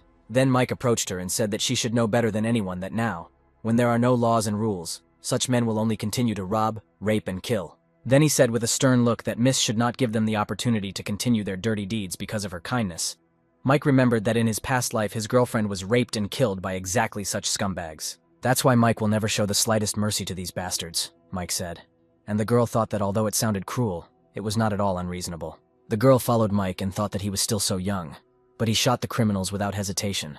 What did he have to go through to become so cold-blooded? Another subordinate ran up to the muscular monster and shouted that as for the two he sent him for, when he arrived they were already gnawed to death by zombies. The man with the weird haircut continued that the guy was skilled in martial arts, and asked why they didn't just avoid the guy. But before he could add anything else, a muscular mountain punched him in the cheek, screaming, "What nonsense is he talking? If they kill him, then the girls, the weapons, all this will go to them. They will start ruling here." Then he asked if the others had gathered. He replied that everyone was waiting for him in the hall. Then the muscular man entered the hall, and everyone greeted him. He shouted that some brat dared to behave arrogantly on their territory. 2 of them had already been killed by him. Then he hit that guy again, but on the other cheek, when he said that they were mauled by zombies. The man said that it doesn't matter how exactly those 2 died. What's important to know is that in the past they were just hiding. But now that zombies are roaming everywhere, no one can stop them. They are free. It's time to show their strength. They can't let a common brat destroy their paradise. From now on, whoever dares to provoke them will be killed. A bunch of idiots cheered up and started screaming. Muscle Mountain told everyone to get together and go kill him together. And today is the kid's last day. The beaten guy asked what about him. What should he do? The muscular boar answered that he had a more important task for the beaten guy. Mike at this time continued to look for the key. The girl asked what he was doing. Mike answered that he had lost the key. Very important for him. He had to find it today. The girl asked what the key looked like. Mike hesitantly replied that he had never seen a key, but that this key was very special, and when he found it, she would immediately understand everything. Then the girl said that she would help him, but this place was just huge. She asked if they could find the key before it got dark. Mike thought that in the dark it would be even easier to find it, since the key emits light. Suddenly the policewoman said that she found the key. Mike was delighted and said, as expected from a policewoman so quickly. But turning around, the guy was in for a surprise. The girl asked if it wasn't him. He looked normal. Mike immediately changed his joyful mood and said that he really looked special, but it was not the right key. The girl got upset and threw the key back. The keys rolled on the ground and stopped in front of some creepy dog. The policewoman told Mike about this, who didn't notice anything. The girl replied that she had good eyesight and pointed to the dog. Mike said again that he couldn't see anything. Then the girl said that there was definitely a dog there. They worked with police dogs, in training. They are very obedient. Mike will need them. But when the smoke cleared and it wasn't a dog that appeared there, it was a big monster. Perhaps some wolf that had mutated after infecting the planet. Mike took out his gun and tried to kill the wolf, but the wolf calmly turned away from each bullet and jumped on Mike and opened its mouth. Mike trembled with fear. But suddenly the wolf cub began to lick Mike like a real dog. The girl was right. The dog could still be useful in the future. Mike asked what was wrong with this dog. The girl answered, "It seems the dog is trying to please Mike." And so it was. It seems not only the girl loves Mike, but the dogs too. Then the guy noticed something. Mike remembered how in childhood he saw some freak bullying a small dog. The bastard threw a bottle at the dog. The poor puppy was lying on the ground and tried to get up, but the freak stepped on his tail. Then little Mike ran up to the dog. The boar asked what the brat was doing there. The boy lied that he fought off the dog with his hands and some germs were transmitted to him, and his hands turned red for several days. She also has a lot of fleas and lice, and she's dirty as hell. It's better not to touch her. The man stepped back, and Mike continued to say that she has so many fleas that when she walks, they fly in all directions. When the man left, Mike was glad that he was able to protect the dog and did a good deed. The dog came up to Mike. The boy sat down and stroked it. Mike felt sorry for the dog and gave him a cookie. Its little tail was lying on the ground, but the baby was still happy and started eating the cookie. The dog is of course cute, but Mike's parents will not allow him to have a dog. But throughout his childhood, Mike and the dog continued to be friends. Mike remembered his dog named Yoke. The girl said that it meant his dog. She was able to recognize Mike even after the mutation, surprisingly. But the name is somehow strange. Mike used to feed this stray. He looked like a little yellow ball, so he named him Yoke. The girls were sitting at the table and apparently having dinner. Of course, Missy was unhappy as always. She asked Lily if there was more food in the bag. Lily answered no. Missy got angry and stood up. She yelled at Lily that she was taking them for fools. She saw the cans of meat inside and asked why Lily didn't share with them. Lily replied that Missy should be glad that she at least gave her a cookie. If she didn't want to eat it, she could return it. Then Missy grabbed the bag and said that if Lily didn't give her food, she would take everything herself. But Lily snatched the bag and said that Mike asked her to look after the bag, so she has no right to touch it. The girl replied that he is not here now, so she does not have to try to scare her with his name. Missy shouted again for Lily to give her the food. The teacher told Missy that there was no point in arguing. Lily was not taking all the food for herself, and moreover, she shared it with them. Then Missy let go of the bag, and she shouted that this bitch, like a dog, guards her dog food. Lily thought that this girl was too arrogant and evil. It was not worth sharing with her. Teacher Penny tried again to calm her student down by saying that it wasn't even their food, but they were still given some, so they should be grateful. Missy finally sat down on the chair, but she was still angry. She thought that Teacher Penny was too kind, and they could have taken everything for themselves, and this Mike was risking his life, and who even knew if he would come back. Meanwhile, the guys continued to look for this key. It was already dark. The girls said that they were lucky that they had a flashlight. Without it, they would not have been able to see anything. Mike replied that it was not necessary to use a flashlight. The darker it was, the easier it would be to find this key. While the guys were looking for the key, a monster was slowly approaching them. Suddenly, Mike saw a glow and began to quickly dig up the key, and finally saw the key to the dungeon. Mike happily picked up the key. As expected, the key was glowing brightly. The girl said that it took a long time, but now he looks happy. Suddenly, the policewoman felt movement, and when she turned around, she saw a huge open mouth. The monster even managed to grab the girl with its disgusting tongue. But Mike arrived in time and used his machete, which the guy had improved with the craftsman skill. With this machete, he easily cut the tongue of this monster. The monster started screaming and bleeding. Luckily, Mike had improved his skills, otherwise he wouldn't have been able to handle its physique. The dog also came up and started biting the monster's paws. Mike ran up and stabbed his eye. Blood flowed like a fountain. But to fight such a huge monster, you need a lot of endurance. Yoke stood in front of Mike, ready to attack the monster. Mike was worried about the dog, so he asked Yoke to run away faster. But it seemed the dog was not going to do this. The dog jumped on the monster and bit him. The monster got angry and hit him with his tail. Yoke fell to the ground and Mike ran to save his friend, but the monster swept him aside. The monster turned to Mike. He opened his mouth and then a policewoman came running. She stuck a long piece of iron into the monster's mouth and stuck it all the way to the monster's head, so she was able to kill the monster. Mike fell tiredly to the ground and said, as expected from a policeman, such a merciless murder. The girl turned around, but said nothing. Yoke ran up to Mike. The guy stroked him and praised the dog for how bravely he fought the monster. Yoke happily licked Mike, and the guy asked him to stop licking him, because it was so disgusting. Then Mike stood up and pulled a crystal out of the lizard's head, and held it out to the girl, and said that this was the most important resource in this apocalyptic world. A magic crystal. The girl extended her hand and asked if there was magic in this thing. Mike closed his palm and answered, something like that, but even more amazing. The policewoman asked what use he was. Mike asked if she wanted to know. The girl replied that of course she did, and asked her to tell him everything. Then Mike said that first she had to accept one of his conditions. The girl immediately refused. She thought that the guy dared to force the policeman to agree to his condition. The girl decided that she herself could explore and find out the secret of this magic crystal. Mike was shocked. It seemed that it had just dawned on him that not all girls are the same. What a surprise. He was sincerely surprised that the girl refused him. Naive. Now that he had found the key, the girl told him he could leave. Mike deflated and asked if their friendship would end like this, then exhaled and admitted that he actually had a favor to ask.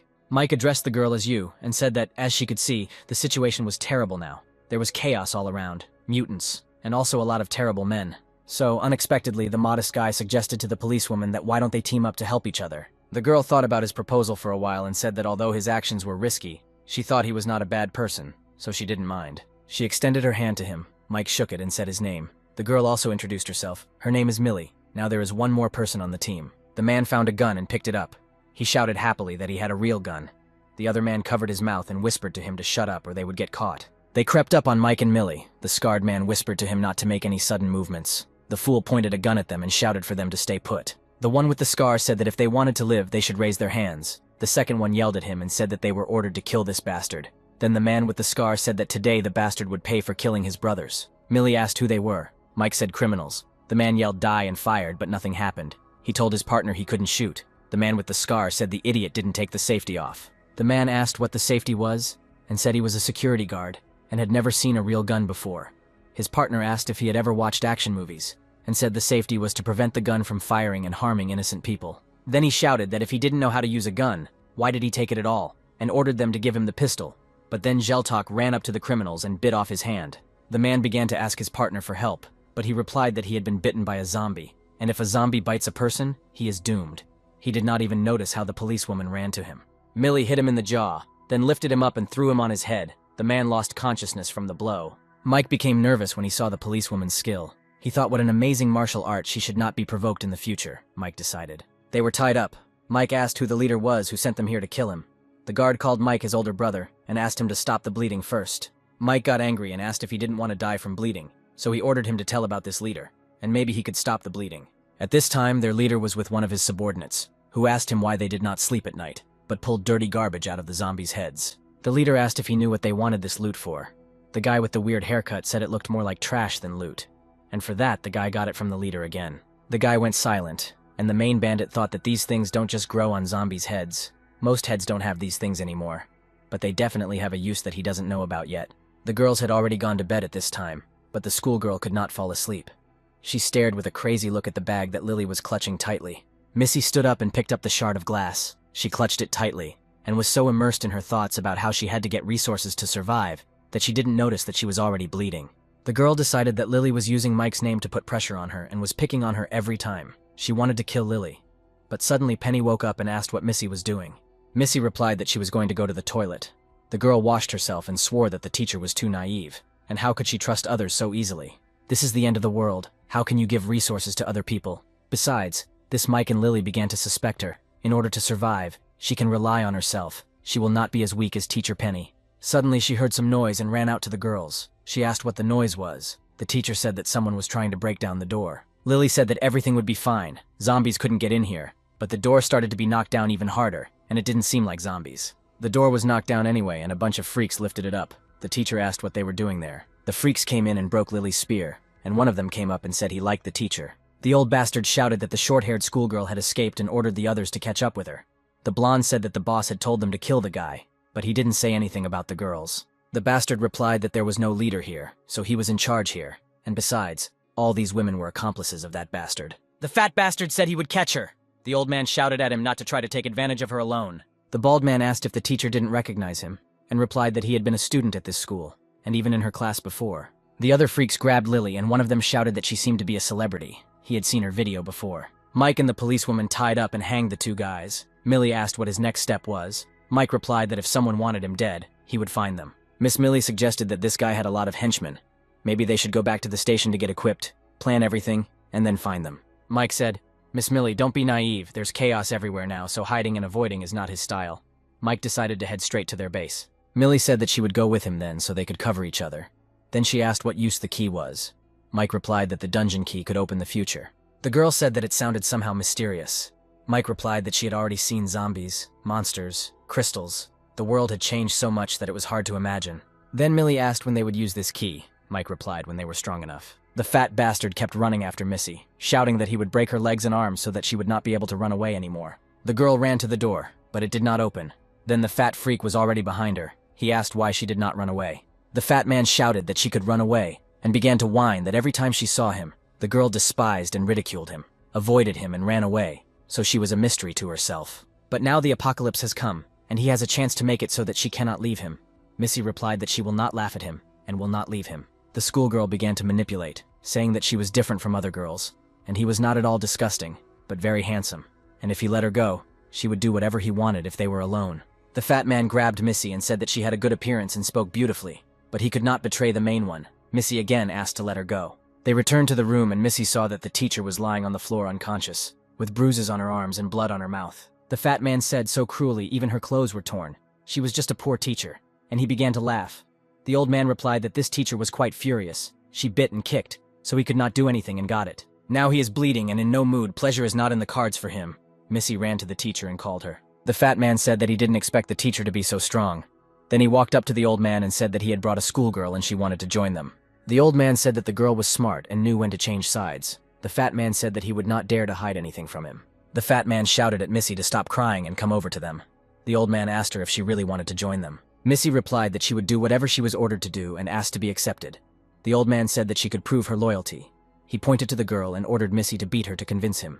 The old man pointed out to Lily that it wouldn't be difficult for Missy. Lily screamed at her, calling her a traitor, and repeating that Mike saved her. The schoolgirl, without thinking twice, hit Lily on the cheek with all her might. The crazy old man was delighted and shouted at her to continue hitting her. Missy, with crazy eyes, replied that he could not worry. Missy complained that she had some kind of grudge against this girl, before that she dared to slap her. Lily looked at Missy and called her a monster. The girl continued to beat Lily for a while, and then the old man told her that it was enough, and that she was now worthy of joining them. The old man told the fat man that she was his now, and he needed to take care of her and try not to cause trouble. The fat man hugged Missy and said that now her brother had acknowledged her, and they could be together. The old man then asked them to come over and said that they were allies of the fourth brother, but after he became a zombie, they were forced to join the fifth brother and become his minions. The men began to say that the fourth brother was from a gang of thugs and knew martial arts, but the fifth brother was just crazy and took everything they risked their lives for himself. The fifth one ordered to kill people, and then he disappeared. The men complained. Then the old man said that the apocalypse had come. Everyone can be a ruler, and asked why they should live under someone's command and obey him like dogs. From today on, they will not obey the fifth brother. From now on, they will follow him. The men began to shout and support the old man. It seems a coup is beginning. The old man and one of his subordinates came to their old base. The canteen seemed empty. Apparently the fifth had not returned yet. The old man said that this was a great chance. They could set up an ambush. But as soon as the old man entered the dining room, a bone flew at him. He shouted who threw the bone at him and turned around. It was Mike. It turned out that Millie and Mike had already arrived at school. Mike told the guys that they arrived just as he finished eating. It looks like they were very lucky. The old man got angry and shouted who the hell he was and what he was doing here. Mike stood up asking if they didn't want to kill him and said that he just saved them time and energy and came here himself. Mike said that his two brothers who wanted to kill him were killed themselves. Now it was his turn. The old man realized that those two failed to kill him. The guy shouted that the arrogant boy would now regret his words and asked the old man for permission to kill Mike. The pervert asked him not to rush and bring that girl here, which he did. The old man said to come up to Mike and asked if this was his friend, wasn't it? Mike immediately got angry. The old man pressed Lily's throat and asked where his confidence had gone, and now he was afraid, because his woman was in his hands. Mike replied that it was a pity, but he didn't have that kind of relationship with her, the old man asked, still self-confident, and added that he had seen them together. The old man got nervous. Mike said that he thought he wouldn't need his dirty hands and mouth anymore. Mike looked really creepy. With incredible speed, the guy stuck the bone into the old man's hand. Mike called him a clown and grabbed Lily towards him, her hand immediately covered in blood, and the old man screamed at Mike how dare he stab him. The old man shouted for his men to attack Mike and kill him. Mike pushed Lily to Miss Millie and asked her to take care of her. The schoolboy ran up first and tried to hit Mike, but of course he didn't succeed. Mike immediately attacked him, hitting him in the cheek. The guy even lost a tooth. Mike was surrounded by 4 freaks at once. Mike got ready and told the impudent scum to attack. The guy was of course confident in his victory. The guy attacked Mike, but of course he didn't have a chance. Mike turned him over and broke his arm, and he knocked the second one down. Mike went for the third one, but the fat man pushed him away and took out a knife. Mike hit him in the hand, then kicked him in the head and he fell unconscious. The old man took the teacher hostage and held a knife to her throat. He admitted that Mike was quite strong. They were ordered to get rid of him, but it seems they are not enough. He threatened that if Mike moved, he would smash her head on the floor. He had not touched her before. He was waiting for the right moment. Missy was standing behind the old man. The bastard asked, "Mike doesn't want this girl to die because of him." Mike told him that this teacher has nothing to do with him. But this didn't work on the bastard. He grabbed her by the hair and asked if the idiot was still pretending, saying that these women had nothing to do with him. Did he think that she wouldn't get hurt if he said so?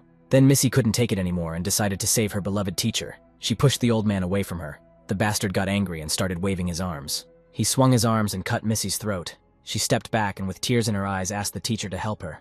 But it was too late. Mike attacked the old man, then tied up the rest of the bastards. The teacher asked why Mike didn't do it right away. She was her student. She also wanted to live. Then Mike replied that it had nothing to do with him, especially since if it weren't for him, they would all have died here.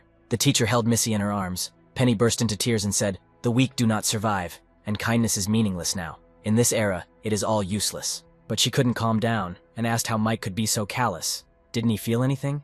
Lily came up to her and said that Penny was too kind. Such holiness wouldn't work in this world. Besides, she's still alive. And being alive, she can do much more, Lily added, and walked up to Mike. Millie thought that the girl understood the logic of the new world. Meanwhile, the leader of the bandits and his strange assistant were spinning the roulette wheel. He said that now it was clear how this guy became so strong. The man squeezed the crystals and said that now they were all finished. And Mike, having learned that Lily had lost the backpack that he had entrusted to her, began to shout and scold her, forgetting that they had been attacked while they were hiding. Lily started crying and apologizing to Mike and explaining that when they were captured she lost him. Then she said she let him down and apologizing again and saying he would go and get the backpack back. Mike grabbed her hand and said that the school wasn't safe right now. With all the zombies and criminals, Mike was worried because the elixir was in his backpack. At the moment, they are in the dining room, and important elixirs of strengthening and a 3-color roulette, allowing to get professions in the media center. The level of the elixir is not rare. He can still do. The problem is in that 3-color roulette. You can go there for the roulette, but it will be difficult with them, so you need to postpone it. Lily asked why he was silent. He was really angry. Then she apologized again. Mike sighed and said that they needed to get back to his temporary base first. Mike had a good reason to have a bad feeling, because the roulette was already spinning at full speed. And so the muscular mountain won the profession. He became a junior specialist in alchemy. But the man was not satisfied with this prize. He complained that after all this effort, he got the profession of an alchemist. As if they were in a video game, he hit his assistant and ordered to find out what else can be used here. The muscle mountain said that all 20 or so stones he had worked so hard for were gone. The man did not know that the number of crystals he had put in exceeded the number needed for the draw, and that the excess would not be spat out by the roulette. For the next draw, you just need to make up the number of stones needed for the next draw. Here is a strange guy, our backpack Mike. The man said it was a child's backpack, but took it anyway and found that inside there was a bundle of rope, several packets of cookies, several cans of food, and a first aid kit. And then he found a potion of vivacity. It quickly increases the body's energy, a significant increase in strength and speed. But there are also side effects. A person experiences severe muscle pain. A small number of people will not withstand this and die. The man immediately understood what kind of potion it was. The guy asked how he knew what it was. It turns out the man can see information about potions because he received the profession of an alchemist. He said that the kid drank that potion to kill a bunch of zombies by himself. So he opened the vial and drank the whole potion. After drinking the potion, the man immediately began to experience terrible pain. His eyes were covered with a purple film. The man screamed in pain. His whole body was paralyzed. The guy shouted that he would run to call for help. But as soon as he opened the door, a huge monster appeared in the corridor, the same mass of muscles as the man. The monster was about to hit that guy with his huge fist, but then the 5th leader came running and stopped his blow with one hand. He confidently said that he was now in better shape. Now he had the strength of a 1-star, and decided that he needed to test his strength. Mike came with the girls to his temporary base and told the girls that they would stay here and he would come to the owner of this house, who was also his accomplice. The guy went into Margot's house and started looking for her. He shouted to her that he was back, but she was nowhere to be found.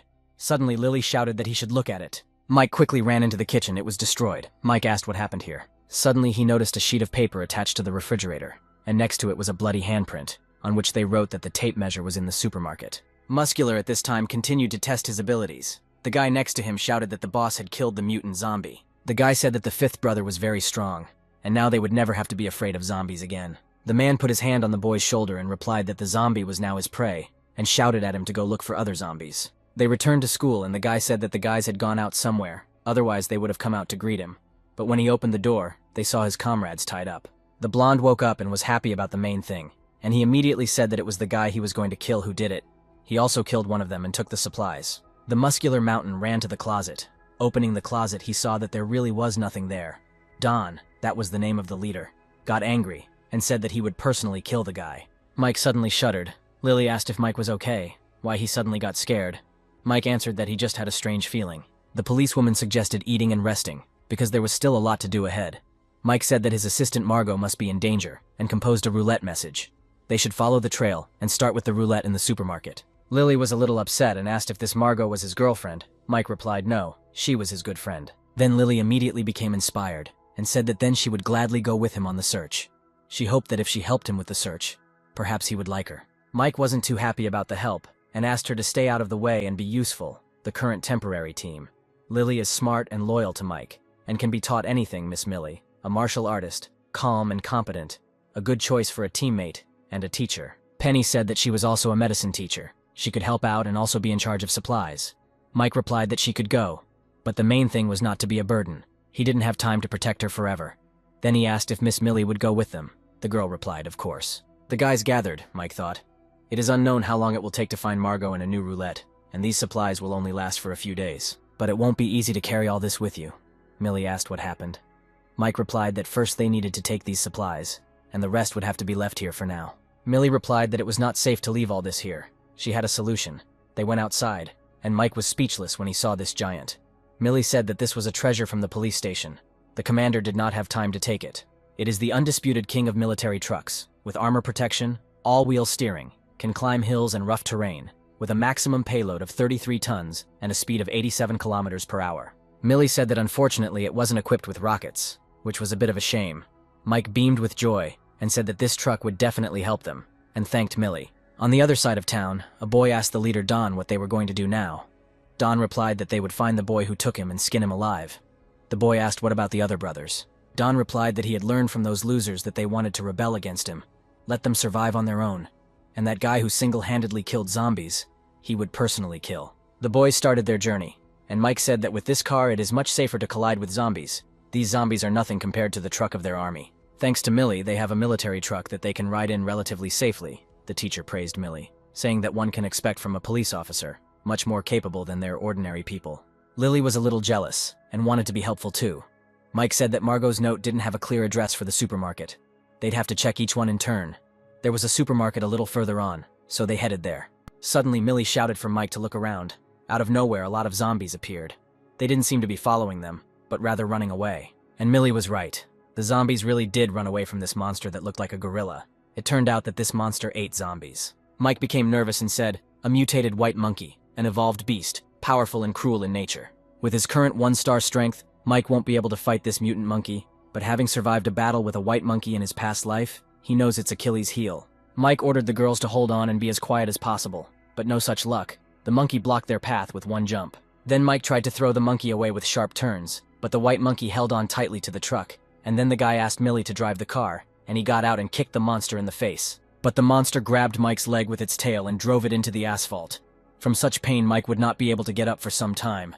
The monster began to approach his body, screaming joyfully. Millie realized that Mike was in mortal danger, so she stopped the car and shot the monster several times. The monster turned its attention to the girl and was now running towards her. The monster started shaking the truck. Millie got out and started shooting at the monster even harder, but it seemed that only made him angry. The monster was furious and now he was about to turn the car over. The girls were still in the truck, but when the monster began to shake the car, the teacher fell out of it. The monster immediately noticed the girl and attacked Penny. Her back was bloody from the blow of the monster. Before the monster could attack the girl again, Mike stood up and whistled, calling his friend. Yoke immediately appeared in front of the guy, ready to fight. The dog immediately ran towards the monster. He climbed onto the monkey and began to bite him.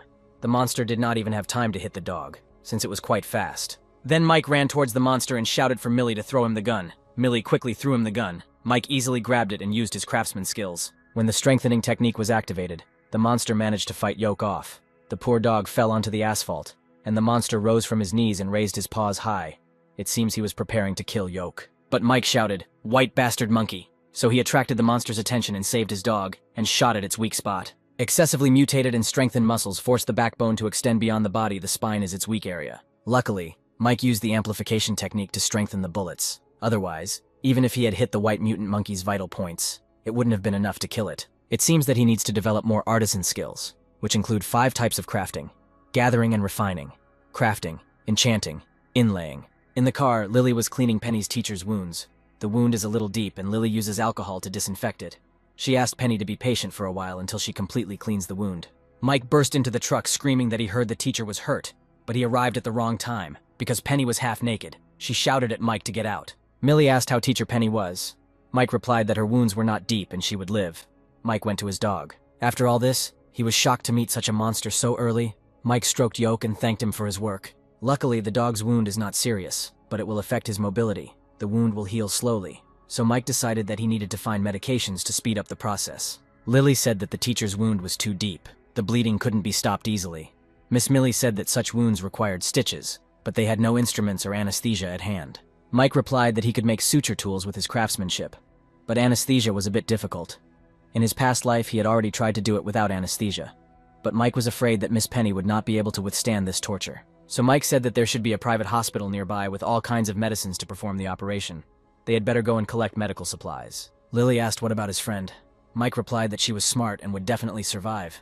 Besides, she was a future 9-star assassin, Mike thought. Mike said he was sure she wouldn't die that easily. Millie said there was always a chance to find her, so they should split up. He would take Miss Penny to find the cure, and she would go to the nearest supermarket to do some reconnaissance. She would only do some reconnaissance, and she would not act rashly. Mike was against it, he said. It is unknown what else will appear. Miss Millie said that he shouldn't underestimate her. She was a police officer. He himself had seen her abilities. She had the skills to protect herself. Then Mike agreed, and told her to remember that the roulette has a natural attraction for zombies. They will unconsciously flock to the roulette within a certain range, so she must be extremely careful. And these two bandits were riding a bike, or rather that frail guy was pedaling, and Don was just sitting there. He told Ben to go faster. He wanted to be as fast as the wind. Ben asked where they were going. Don replied that his brother had a plan. That boy was probably looking for something right now, and he somehow knew where Mike was going. Tired, Ben asked where they were going. Don replied that in a few days they would eat up his supplies, and then they would go to the supermarkets to find new things. Supermarkets have all kinds of resources. It is necessary for survival. Ben happily shouted that Don is so smart. Don shouted that the biggest supermarket in the area is a little further. They arrived. Ben told Don that they should be careful. There could be zombies here too. But Don replied that he didn't care about them, and he would hunt them himself. Ben noticed that there was nothing there and said that the place looked like it had been ransacked. The shelves were empty. The guy went down to get some noodles and a zombie appeared on the top shelf. The zombie opened his mouth and started screaming. He jumped to the floor, but for some reason he didn't attack the guys. He just turned away and went somewhere. Don told his partner to follow him. Mike was right. The zombies were unconsciously heading towards the roulette. Several zombies were already standing next to the roulette. Ben got scared and said that they needed to run, but Don had a different opinion. He realized that they were very lucky. Miss Policewoman was running through the area. Fortunately, she knows this area. There is a supermarket ahead on the right, so she decided to check it first. Of course, there was nothing in the supermarket. All the shelves were empty. She searched the stores thoroughly, and none of them had tape measures. Mike told her that the roulette wheel attracts zombies. There are no goiters here, and it looks like there aren't any in this supermarket. It looks like there's only the biggest supermarket in this area, Millie said. She didn't know Don was there with his partner now. At this time, Mike and the girls were driving at high speed to the hospital. Lily said that the teacher had lost consciousness. Mike replied that they were almost there. As soon as they arrived, Mike ran out of the truck and ran to the hospital. Penny said that she was in pain. Lily pressed a rag to her wound and noticed that the bleeding had increased. Lily silently asked Mike to hurry because Miss Penny might not last. All the necessary items are in the injection room, but as soon as Mike entered, the monster blocked his passage with its huge tail. Mike wondered how they could even meet two mutant zombies so close. Unlike Yoke, the white monkey is a mutant creature. The turtle crocodile is even more bizarre and powerful. And in those 10 years, he realized that the crocodile does not belong to the Earth, but is an extraterrestrial creature that came with the apocalypse. These alien creatures are collectively known as guardian beasts, and guardian beasts often come with special rewards. This monster looks like a second-class guardian beast, but with its current abilities, Mike can't handle it, but he has skills. Mike ran out to the truck. Lily asked if he got everything he needed, but Mike didn't answer and took out a bow. Lily asked if there were zombies in there. Mike just asked to take care of Miss Penny. He ran back and got the tools. The guy said that it was good that everything was there, but he couldn't defeat the second-level guardian beast with what he had now. However, he could find a way to kill it with these items. First, he uses the enchanting technique and the craftsman skills to combine bows and arrows to enhance the penetrating ability. However, the amount of materials must be controlled in the process. All of his crafting skills are at the very basic level, so he needs to use the same basic materials and reasonable amounts of them to perform enchanting and crafting. The enhanced bullet he used to fight the monkey can bring double effect if both bullets are used together. This skill not only changes the shape of the material, but also magically increases its internal quality. A supernatural ability similar to some kind of magic. And now the bow improvements are complete.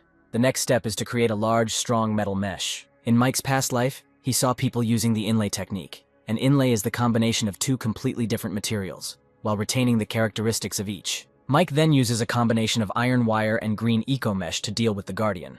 The weight depending on whether the combination of the two materials can give full rein to his imagination. The preparations are complete. He is unlikely to win, but he must try to stun the monster, so Mike shoots 3 arrows at the monster at once. Thus, Mike was able to block the monster, but this will not hold this monster for long. so the guy immediately ran for the necessary medicines. Mike was lucky. He immediately found gauze, needles, antiseptics, and painkillers. With this, the operation should go smoothly, but the monster quickly managed to break the nets and free itself. Don at this time managed to kill all the zombies at once, in the supermarket, and all for the sake of the roulette that was there. Don was right. This is a new roulette. The man ordered his subordinate to collect stones from the zombie's head, and kicked him in addition. The man realized that this wheel was different from the previous three-color one. This one also had a map and a necklace. Ben collected the stones and handed them to Don. Don got angry because after collecting all the stones from the zombies that were here, there would be only 9 of them, and for one scroll you need 10 stones. 1 stone is missing. Ben said that the roulette attracts walking zombies, and there will definitely be some who will come. Don hit the guy and yelled that he has the nerve to say that he can't help. While these two were arguing, or rather Don was beating the guy, Miss Millie ran to the supermarket. She thought it was strange that it was so quiet here. The crocodile monster broke free and growled loudly. Lily heard it. The girl became nervous and thought that Mike was in danger. Lily covered Penny with clothes and ran out of the truck to help Mike, not even thinking about how she could help him at all. The monster blocked Mike's passage. The second-rank guardian beast was really hard to deal with now that he had gone berserk. Lily thought she needed to find a way to attract the monster's attention to help Mike escape, and then she noticed 3 eggs in the corner. The net made by Mike broke. Well, what could you expect from the initial level of crafting? This guardian beast has such a strong desire to attack. Apparently it guards something important. And then Mike noticed Lily in the corner, and he couldn't say he was happy. The guy was wondering what she was doing there, why they came. The situation got even worse. Suddenly the monster smashed the wall with his tail. Lily ran towards the eggs that the monster was so desperately protecting, and shouted for the monster to pay attention to her. The huge, creepy monster that Mike couldn't handle immediately ran to the girl. Mike started shouting at Lily to run away from there immediately. The girl suddenly pushed the eggs away and they rolled in different directions. The monster, who was about to kill Lily, looked at his eggs in panic. Then the monster immediately abandoned Lily and ran in a hurry to his eggs, and cutely picked up each egg. These are the eggs of a female crocodile. Lily used them to distract the monster. Lily ran away from the monster. Mike grabbed her hand and carried her along. The boys came out and Lily exhaled and said that they seemed to have broken away. Mike replied that if they were far from the eggs, they would be safe. Then Mike grabbed Lily and started screaming that she wanted to die. And did she even understand how much danger she was in? Lily asked him to let her go because she was in pain, but Mike continued to squeeze her hands and scream at her if she realized that she was almost dead. Then Lily replied that she was just in a hurry to save him, and didn't think about anything else. Then she apologized. Mike told her that it was not necessary. He did not need her to save him. Lily apologized again, and Mike silently thanked Lily for running to save him. Millie went into the supermarket and saw a bunch of corpses. Suddenly Don came out from around the corner and said, "There is a girl in a police uniform. He would be interested in playing with her." Miss Millie stood her ground and said that he wouldn't be able to enjoy it. Only the potion was still working and Don was much stronger than an ordinary person. Having obtained all the necessary medications, Mike immediately began the mini-operation after the effect of the painkillers wears off. There will still be some pain. Penny sadly said that it must have left a very ugly scar. Mike replied that she should be glad that she survived and added that now she can rest. Then Penny thanked him. Mike got out of the truck and Lily ran up to him. She was clearly worried about Penny and asked how she was. Mike replied, "Nothing serious. She just needed to rest and everything would be fine." Suddenly Lily's stomach loudly announced its presence. Lily said sheepishly that her stomach was growling. Mike smiled and said that after they had a snack, they would go straight to Miss Millie's. And Millie was doing a good job of dodging Don's blows, who was now twice as strong. Don hit Millie in the arm. The girl fell, but immediately hit him back with her foot in the shoulder. Then Don admitted that the girl was a good fighter, and that he liked it. He started swinging his fists again, and Millie managed to dodge them for now. Millie used her fighting skills and finally hit Don in the face, but Don said it was like a mosquito bite and said to show everything she had. This guy didn't seem to be afraid to fight, Millie thought, and maybe he was mutated. Millie still got into a stance to fight him. She hit him, but Don grabbed her hand and told her she could continue. Millie rolled over and hit him in the hand, and Don screamed that the more she resisted, the stronger he was getting. Ben thought that this girl was fighting so well that the brother who drank the potion could not defeat her. They found a roulette. They were very lucky, and then she came and disturbed their peace. The guy wanted to help the fifth brother deal with the enemy, and he can spin the roulette and become mega strong. If he does this, he will no longer be afraid of anyone in this zombie world. So the boy ran up and hit Millie from behind like a rat. Then Don took advantage of that and hit her in the stomach. Don proudly said that by drinking the potion he could defeat 10 of her kind, although he couldn't do it without that boy's help. The freak picked up Millie and laughed. The one who sent her was disappointed. The policewoman was the arbiter of justice, laughter and nothing more. Then he raised his fist, preparing to hit her. But Miss Millie smiled for some reason, and all because Mike appeared behind the freak, and he was furious, because this fool dared to hit his partner. Mike hit him and he walked away. Don looked at Mike and said that this was the guy he was looking for. The kid came to him himself. But Mike just walked past Don and asked how Millie was feeling. Millie was lying on the floor. She had a few bruises, and that's all she said. She was okay.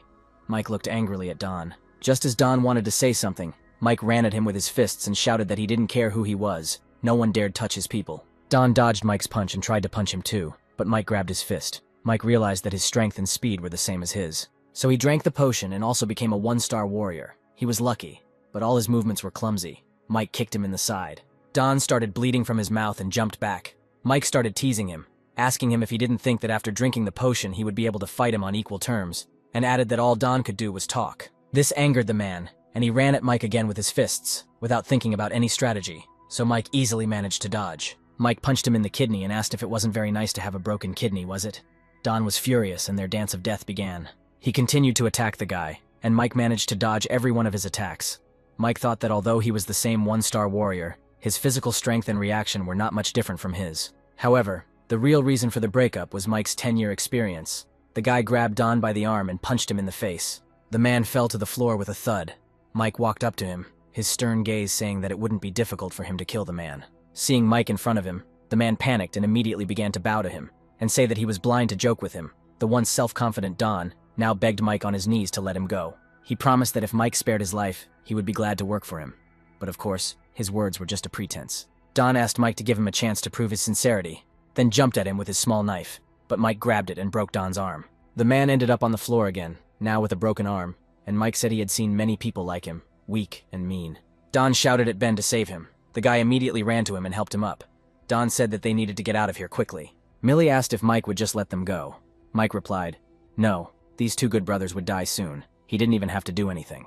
As Don rode off with his boyfriend, Mike sat down and asked again how she was. Millie replied that he shouldn't worry. She just needed some rest. Mike said that she was lucky that she didn't break anything. Millie replied that it was difficult to break a police officer's bones. Apparently she was very proud of her profession. Mike picked it up and said that this was the tape measure that Margot was talking about. Don said that a good man is known in trouble, and it is so. From now on they will go through successes and failures together, Ben replied. Of course, when the fifth brother gets better he will again conquer this world. Then Don shouted that he was useless when he looked at his hand, and added that they had a tape measure, but he would rest a little and get better, and then he would get it back. Ben, on the other hand, was not so sure and looked tired. Unlike Don, the guy said that there was one thing he wanted to clarify. He had been with him for so long, Ben said, and asked if Don considered him his equal. Why only Don had to eat meat while his brother couldn't even eat soup? Should an honest man be bullied? Ben shouted that he should not be a pawn all his life and threw Don away from him. The boy grabbed Don by the broken arm and shouted that Don was now useless. It was safer for him to collect stones alone. He will take care of the stones for him, and Don can stay here and recuperate, the guy said sarcastically, because zombies had already gathered behind Don. Don asked him to help him, and promised that he would give him all the crystals. But Ben asked how he could work with such a useless person, and pushed him towards the zombie. What another betrayal. Lily was in the car. She said she thought she heard screams. Suddenly she saw Mike carrying Millie in his arms and asked what happened to her. Mike replied that she was injured and needed to find a safe place to spend the night nearby. Lily asked if two men were leaving the supermarket, and if they were the ones who did this to her. Lily said irritably that if she had known, she would have definitely knocked down those two bad guys. The girls went to bed, and Mike and Lily were still sitting by the fire. Lily asked if they should hide this tape measure, in case someone used it. Mike replied that the roulette could not change its position. When they found out about it, there would be a war, but they won almost all the useful rewards. Strength potion enhances combat power and allows you to get the rank of one-star warrior. Immunological pills prevent the occurrence of certain specific mutations. Necklace is a familiar item to enhance mental strength. With the increase of the time of use, it can be improved. Silver shield to protect against the attack of the second-level zombies. It was all thanks to all the hard work Mike had put into collecting the stones that Lily held up the necklace and said it was very beautiful. Mike reminded her that it was not a decoration, but an important artifact. Lily became embarrassed and put it down, asking if she could wear it all the time, only when she was fighting zombies. Lily looked a little sad, as did the other girls. Then Mike said that if they, as a room, could work together, they could at least ensure survival. And Mike, not a very good person in his words, wants the girls to help him save people. He needs them to trust him, and then prove their effectiveness. And he will give them the power of the future. Millie also sat down with them, and the girls asked what this power of the future was. Mike picked up the vial and said, "This is called a power potion. As they know, it is one of the prizes taken from the roulette. The drug can significantly enhance a person's physical capabilities, such as muscle strength, speed, and even the body's immune and metabolic capabilities," Mike said. Lily asked if it was super strength. Mike replied that it was an exaggeration. Now it is the main drug for increasing strength with roulette. It can increase the body's efficiency by 20 to 30%, which is more than enough to deal with a normal zombie. Lily sadly said that she would not be able to improve her physique by 20%. The best thing about this potion is that it takes their existing body potential and increases it by 20%, so don't underestimate your capabilities, Mike reassured her. Miss Millie asked if Mike had become stronger because of this potion. Mike asked if his physique could be compared to that of a professional police officer. Millie just asked, potions can only strengthen the body, but not combat skills and experience, right? Now Millie also reached doubts, and she said that Mike knows a lot of post-apocalyptic information, and his combat abilities are even stronger than those of professional police officers. Lily thought that she had had the same strange feeling when she met him, because he seemed to have adapted well to the zombie world. Millie asked if Mike knew the reason for all this. Mike became nervous, and replied that he only knew what Margot told him, and they could find her if they wanted to know more. Mike was actually nervous. He thought he couldn't tell them he was reincarnated. Whether they would believe him or not, that was another story. But that was his ace in the hole. Lily said that meant Margot wasn't an ordinary person. Mike was surprised that they believed him so easily. Lily asked if the potion would really work, and if there were any side effects. Mike replied that the side effects are usually severe body pain, and in some people, bleeding to death due to rapid cell degeneration. This scared Lily, and she said that it could be dangerous. Mike replied that the risk could be weighed against the result. He would not force them. They could think it over carefully. Of course, Miss Policewoman was the first to say that she would take the potion. Mike handed her the vial and said that the pain from it was too great for an ordinary person, and that it was better to be prepared. Lily thought that she couldn't continue to be a burden on the team, and she should try to become stronger and be useful to the team. So she told Mike that she would try too. Mike said they could drink the potion tomorrow and they should take an early rest today. Then he buttoned Lily's jacket and said she should watch her clothes. They were too baggy to move in. Where he saw baggy clothes is anyone's guess. Millie irritably shouted at the guys to speak more quietly, because she was going to sleep. Mike suggested that everyone rest. Tomorrow was an important day. Mike himself went to the truck to see his dog. The guy fed Yoke a cookie, and he was happily eating it, when suddenly Mike heard a rustle. The guy immediately took out a machete, but immediately stopped, because it was just Lily. Mike asked what she was doing here. Lily threw herself into Mike's arms and said she was a little scared.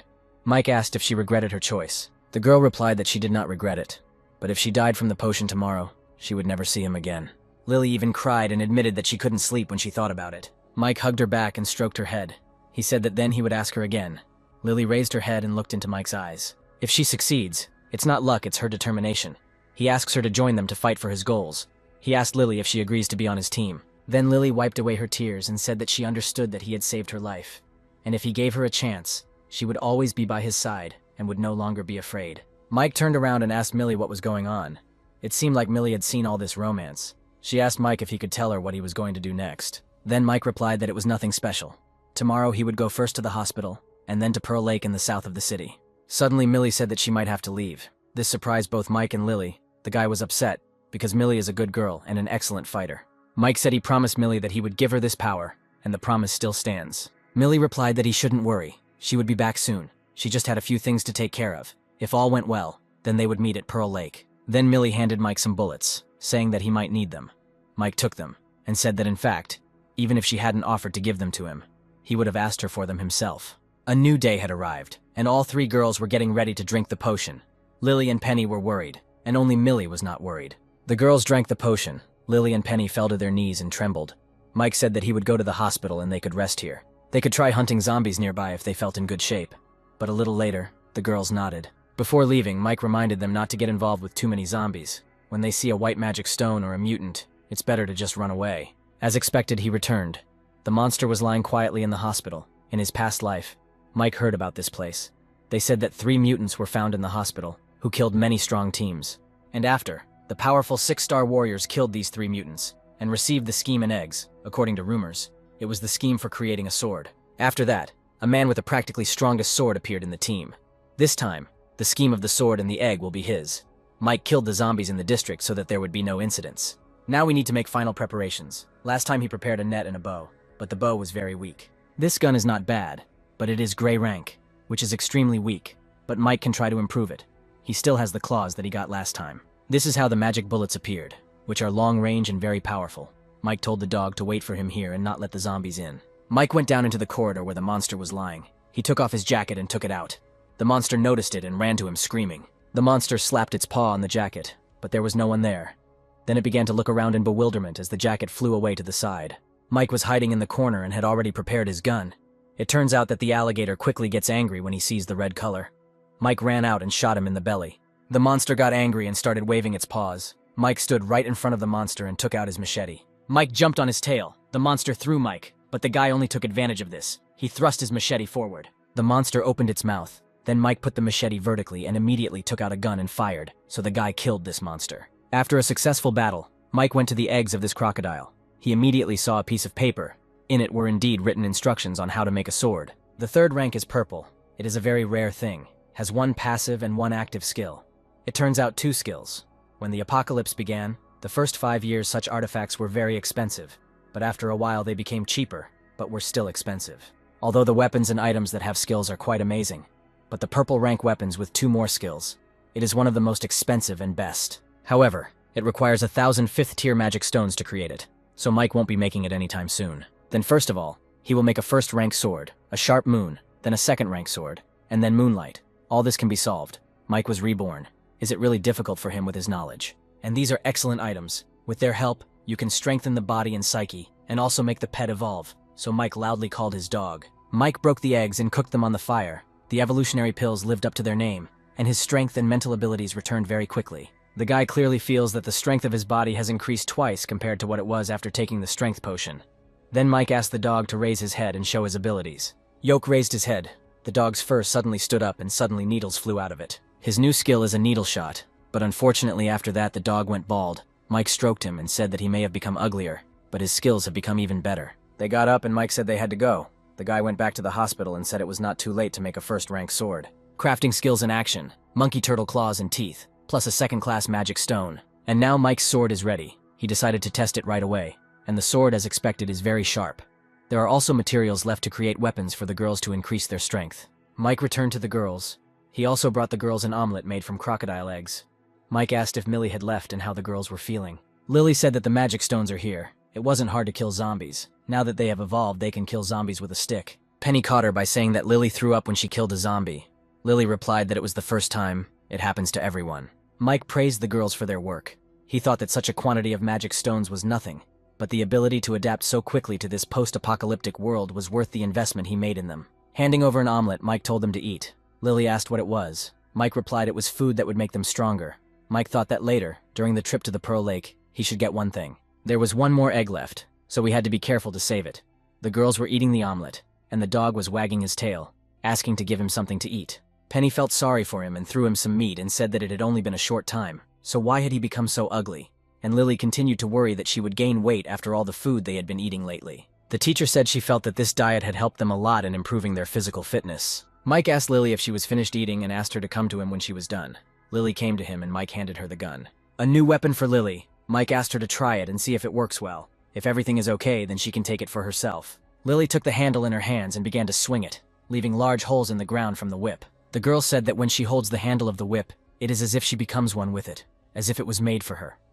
Lily happily said that she used to do a little gymnastics, and with this, she is sure she will be able to help him. Mike asked Penny what kind of weapon she would like. Penny looked a little sad and replied that she didn't know yet. Then Mike said that there was no need to rush and suggested just thinking about it, the guy thought. It's not surprising, because in peacetime no one used any other weapon than a kitchen knife. Lily was tying her hair and asked if they were going to Pearl Lake. Mike replied that everything they were doing before was preparation for the next act. Not only will they have to face powerful monsters and a sea of zombies, but they may also have to endure attacks from humans. Mike asked if they were sure they wanted to come with him. Lily immediately raised her hand and shouted happily. Yes. Penny was unsure. She asked if she could help them. If they thought so, then she would go. But if Mike decided that she was a burden, she could stay. Then Mike suggested doing it together. He only mentioned the dangers they might face, not to mention what they would get if they succeeded. They got into the truck and drove off, Mike thought. In his past life, he had only had the courage to leave the house after he had exhausted all the food and drink in the house. As soon as he left the house, he was surrounded by a crowd of monsters. They all started running away somewhere. Mike was in a panic and didn't know where to go. These zombies were crazy. They just ignored him and ran towards the light and that sound, Mike thought, and decided to go home and just watch. The guy ran back to his place and started looking out the window. The zombies continued to run to the side. Suddenly, there was a huge explosion. Only after this did Mike gradually learn from the survivors what happened that day. In the waters of the Pearl Lake, there is a strange roulette. There is nothing but a gold bar to spin it. Only a magic crystal is needed. After activating this wheel, whoever spins it will receive a task notification, and will be informed of the task reward. Evolution potions, silver tier weapons, skill scrolls, and mysterious recipes. No one can say what the outcome of this battle was. The people who took part in the war were either destroyed, disappeared, or became incredibly strong. The guys finally arrived at the lake. Mike came out and said that they would get a lot there, something very strong, and perhaps they would soon become the strongest in the city. 10 hours later, several men were surrounded. The old man with the scar asked, Mr. Lin thought about it for a long time, and what did he think? The man in the suit asked if he didn't say yes, would he and his brothers have to say goodbye to this world today? He was very angry, the man thought. Despite the fact that he already had 3 one-star men and 11 guns on his side, this old man had soldiers. If they weren't there, he would have more time, this young soldier, looking at his aura. The man is afraid that he is already a 2-star warrior. The old man said that if Mr. Lin were to ask him to answer the question he asked earlier, he could answer him clearly. Yes, if he did not join them, then they would not allow any surprises that could affect their plans. The man approached Lin and offered to fight them, but was refused. Moreover, their work will not be in vain, and they will receive the promised reward, the old man said. He pointed to the stars and said that even if they didn't believe in him, they should believe in the uniform he wore. The boy asked the old man, after this Mr. Lin would become as strong as him? Why not? Mr. Lin extended his hand and said that they would work with them. Then the guy came up and shook his hand. He said hello and said his name was Will. Then Mr. Lin asked if they would finally say what they were going to do, and the old man replied that they had received a tip. A special roulette appeared in the city's Pearl Lake, for which everyone will want to fight. It turns out they found the very roulette that Mike and the girls came to. The old man has eyes and ears in the area. The guy radioed the old man that it was time. They told him they would be there soon, and he ordered him to guard the roulette. Mike was sitting in his truck looking through his binoculars at the tape measure. He said everyone was getting ready. He jumped out and asked the girls if they were ready. He asked Lily to take the radio when the operation began. They should hide there. If they found a monster about a meter tall with a gold bag, let her tell him. Teacher Penny should stay here and keep him updated on what she sees on the battlefield, as well as keep an eye on that little monster. Mike will set up an ambush near this building. If Teacher Penny tells about moving with the monster, he and Lily will meet in that place. It's relatively safe for the teacher, but if she encounters a danger she can't handle, they may be the first to retreat. If she had the opportunity to continue looking for a high point to broadcast the battle and the location of the little monsters to them, Penny pointed to the high-rise building and asked if that place would be suitable. Mike replied that she could wait for them there. He also said that if she found the target, she should tell him. This little creature has little power, but it is cunning, and it can summon many mutant creatures, so you can't go alone. Suddenly, a bright light flashed into the sky. Mike told the girls that the roulette had been activated, and they needed to get going. Suddenly, the military men who were standing on the shore noticed a small monster sitting on the roulette wheel. It looks like this is the monster Mike was talking about. One of the subordinates ran up to the military man and greeted him. The old man ordered to report everything. The subordinate responded. Lin's detachment was spotted 2 hours from their departure point and arrived at the indicated position. The 2nd Battalion at 5 o'clock. The unit at 7 o'clock in position. In addition, Tim's team disappeared at 12 o'clock and all contact with them is currently lost. Unknown forces were seen at 9 o'clock, 4 o'clock, and immediately behind, their numbers ranging from a dozen to several hundred. A large number of mutated creatures were spotted at the intersection of the streets, in the direction of Will's Street and in the direction of the supermarket. And most importantly, they were now surrounded by zombies. After listening to his subordinate, the old man shouted to his soldiers. He shouted that perhaps he led the guys to death. There are countless monsters approaching them, and if they retreat now, they might die here. The old man said that he knew many of the guys were worried about their families. The families are far away and they feel terrible. He doesn't know what is the point of staying here and wearing this outfit. He is just like them. His hometown is destroyed. He doesn't know how his father and mother are doing, and he doesn't know if his wife and children are safe. But are these the reasons why they surrender? Are they the reasons why they leave their faith? The military man asked. They are soldiers made for war. There is a war going on now. They must become stronger. Stronger than these monsters. And if he is destined to die, he will die in these clothes. Mike watched the military and thought that a friendly team in the New World was an extremely rare phenomenon. But now Mike even envies them. At least at this moment the will of the military is so hot. Mike wondered how things were going there. Suddenly sparks began to appear in the forest. Mike thought they were approaching. The gates were opening. That little monster had opened a space channel with his horn. This horn not only summons evolved creatures and walkers from the surrounding area, it also summons powerful monsters from space. The monsters started coming out of the portals one after another. A gate also appeared on the roof. Ants ran out of there. Although they were only level 1, there were hundreds of them, so Mike was nervous. Mike wondered what level of monsters there could be from this gate opened by a small monster.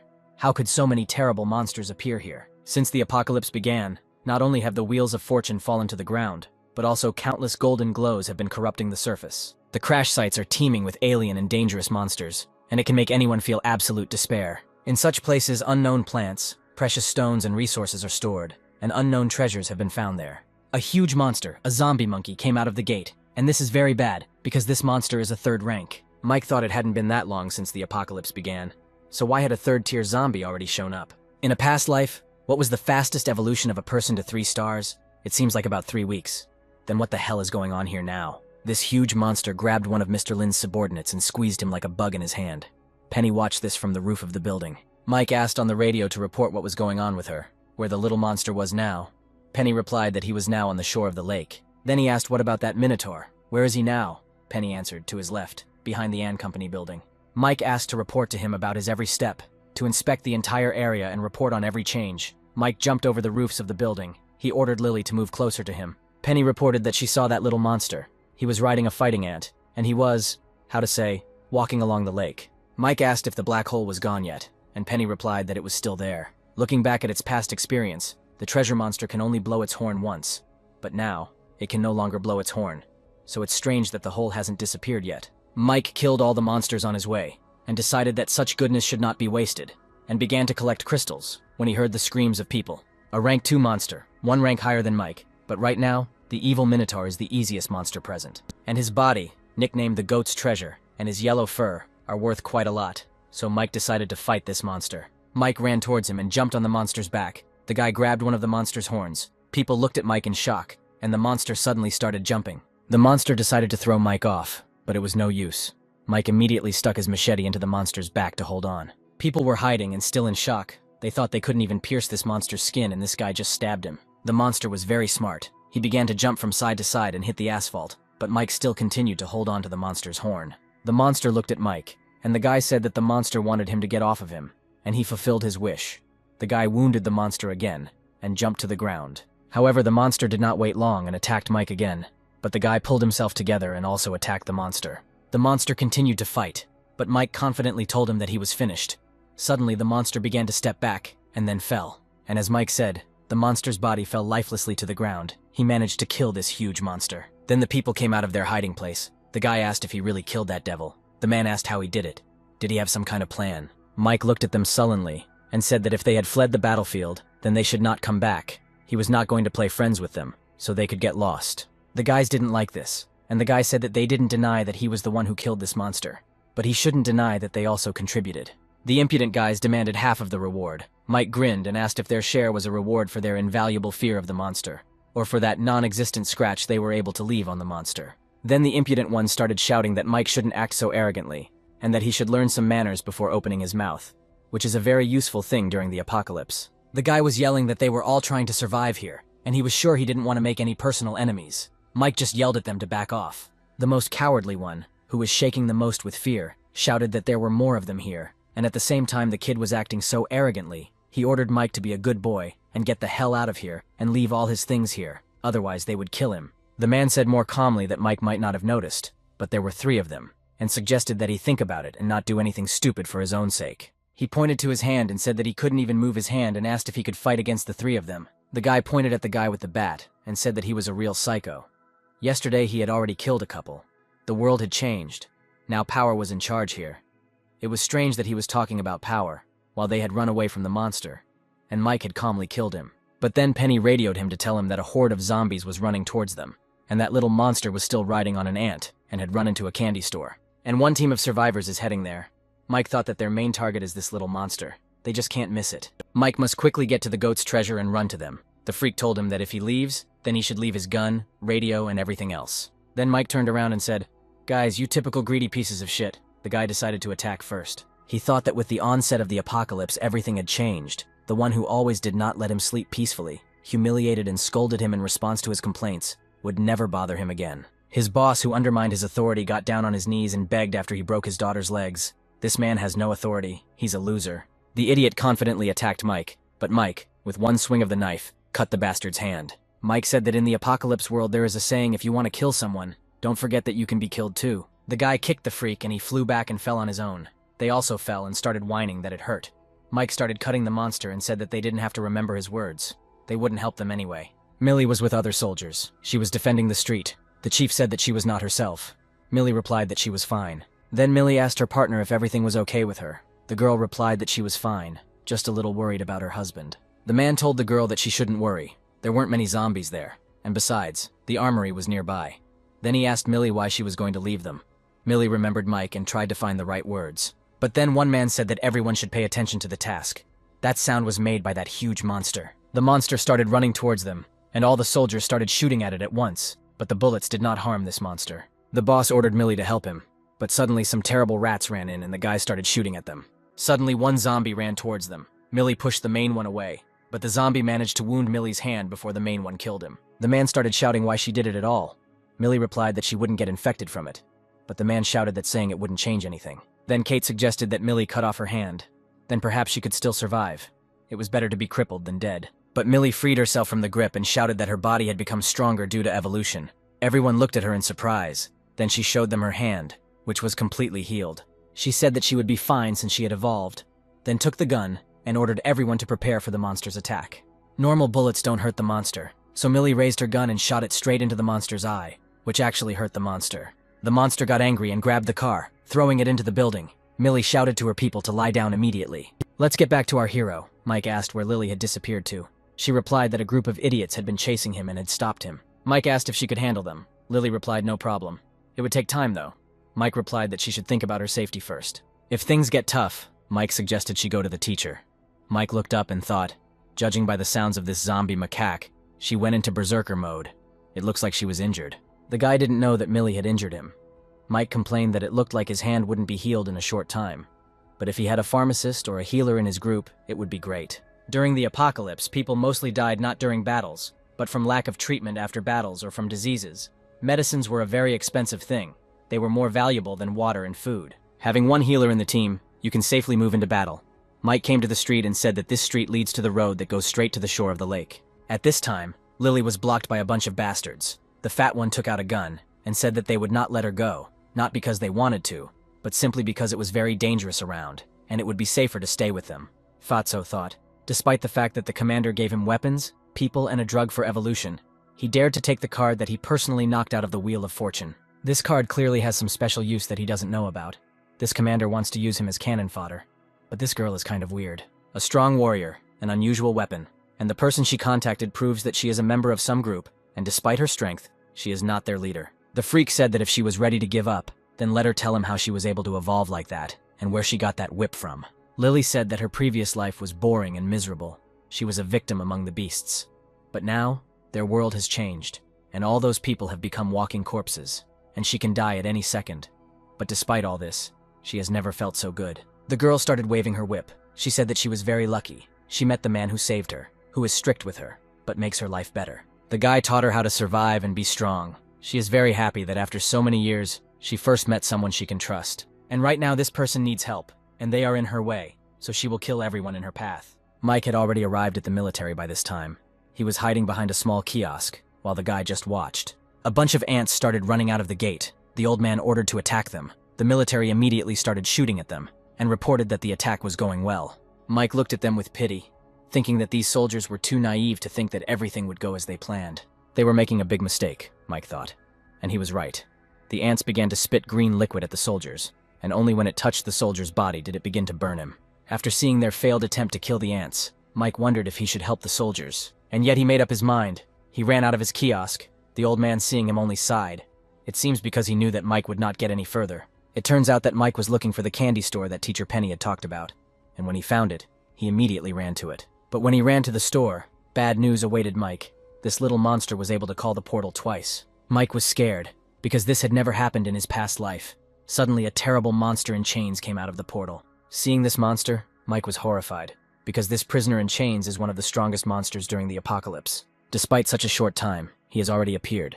There is a green crystal on his head, which means this monster is already 4th rank. Very soon he will become the 5th, 6th, 7th rank, and after a year he will become one of the first 9-rank monsters. Last time, without the 9-star hunter, this monster could not be defeated. Even though he didn't have such a goal, just wandering around the world, he easily destroyed dozens of survivor bases. Even when the first 9 rank appeared, people learned of his weakness. It took 3 strong hunters to kill him. After this fight, Margot received the nickname Bloody Rose. Even though Mike is a 1-star hunter who ate the meat of a crocodile monster and changed his body after evolution, he is stronger than an ordinary 1-star. With his professional experience and knowledge of the apocalypse, killing a 2nd-rank monster is still possible. Mike ran towards the ant monsters and easily cut off several monsters' heads. Fighting one-on-one with a 4th-rank monster was unthinkable. The guy couldn't even touch this monster. Mike collected the ant's body parts and crystals, and thought more importantly, he needed to catch the monster with the treasure. He needs to catch and steal the bag of this monster.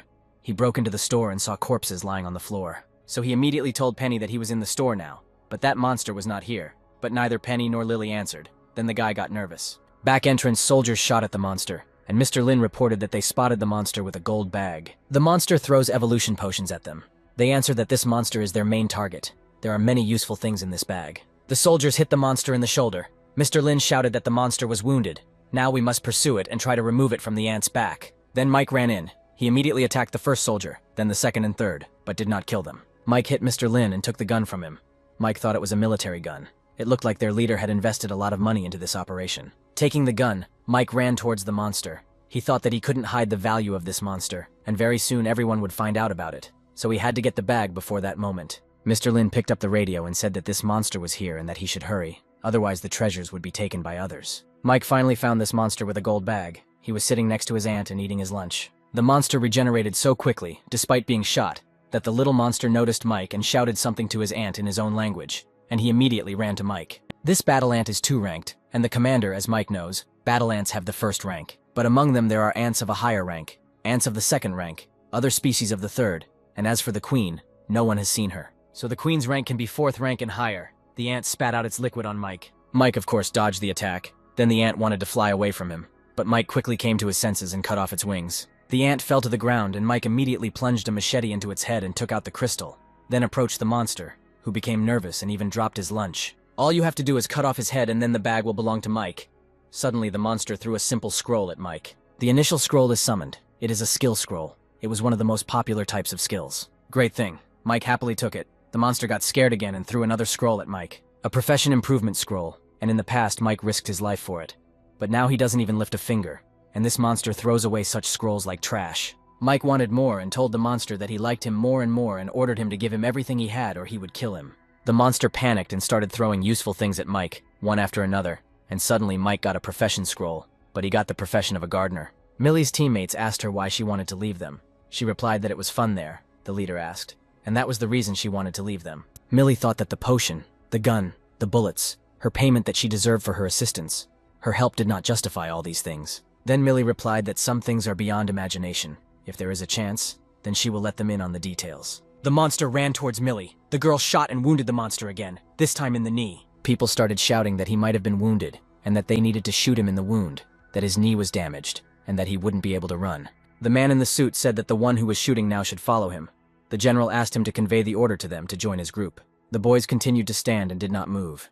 Then Millie ordered them to hurry up and attack together at the right knee. The man asked if they hadn't heard him speak, and seeing Millie's weapon he tried to grab it, saying that it was an unusual weapon, but he got it in full. He ordered Millie to immediately explain her misconduct, whether she had illegally obtained this gun, why she had not allowed him to inspect it. Millie got angry and replied that she was trying to save their lives here, and she asked not to interfere with her in this. She was staying here, and she was not going to any general. So he shouldn't piss her off or she'll kill him too. The man tremblingly shouted how dare she disobey the order and promised that she would be punished. And for these words, the man received a bullet.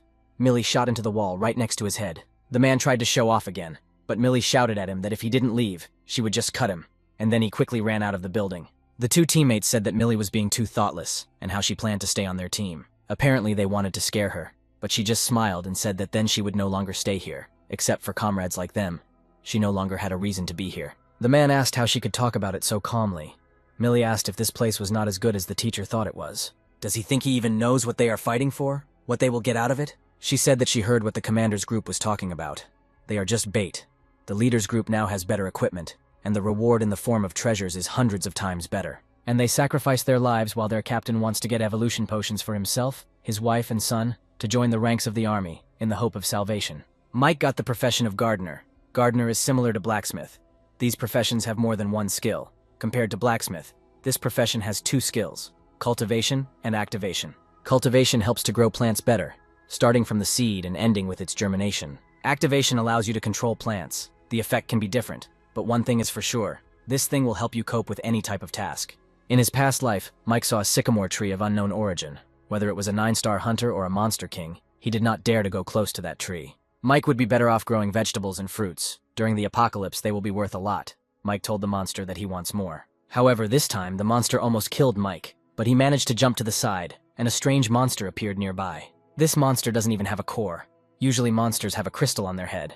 The monster is also green and has high acidity. Mike decided that since he didn't have enough information, there was no point in trying to defeat him, so he just ran away, and the monster began to laugh contentedly. Luckily, Mike has an important skill. He stuck his hand in the fountain and summoned his water monster. The monsters started fighting each other, but the water monster is very weak. It will last for a minute. So Mike should hurry. The monster saw Mike running to him and ran away from him in fear, but other hunters were already waiting for him at the exit. Mr. Lin shouted that he would not give up what belonged to him. He ordered to kill them. The soldiers began to shoot everything around. Mike managed to run to cover. Mike thought he would have to stay longer. He was weighing his options. He could just wait and steal the bag. But the guy still decided to take a risk. He shot at the soldiers and ran straight towards the monster. And now Mike has managed to grab the monster again.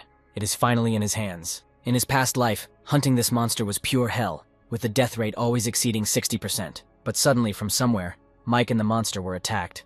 What a pity, because Mike could have just won this race. Suddenly, 3 awakened ones appeared out of nowhere. They were so ruthless. Apparently they adapted easily. The girl ordered Mike to get out, then she would spare him. But Mike grabbed the monster tightly by his bag. Then they started attacking him. But there was a problem. Mike's right hand was injured. If his arm was okay, he would be able to do something. But fighting with one arm against 3 awakened ones is unrealistic. So he made one right decision. Mike pushed the monster aside, and it ran away, and Will was already waiting for him there. The man ordered his men to forget about the guy and quickly run for that bag, which is what they did. Unfortunately, Mike has already lost this hunt. Next time he will definitely wait and steal this bag. It's already evening, but this monster monkey can still move. Millie took out the last bullet that Mike gave to Millie. Changing the target would not do any good. Millie wondered if all this effort had been in vain. Suddenly Millie saw Teacher Penny. She thought when she left them, she was with Mike. If Penny is here, then Mike is nearby too. Then Millie jumped down and ran to Teacher Penny, who immediately greeted her, and Millie asked why she was there and where Lily and Mike were. 2 guys from Millie's former team decided that they had to go down and find her. The man got angry, but Kate asked him to calm down. Suddenly that man burst into the room. He asked where Millie was. She tried to kill him and also disobeyed the order. She should be scolded and punished immediately. Kate asked him if he realized what time it was, and he started talking as if he didn't understand. The man shouted that they needed workers now.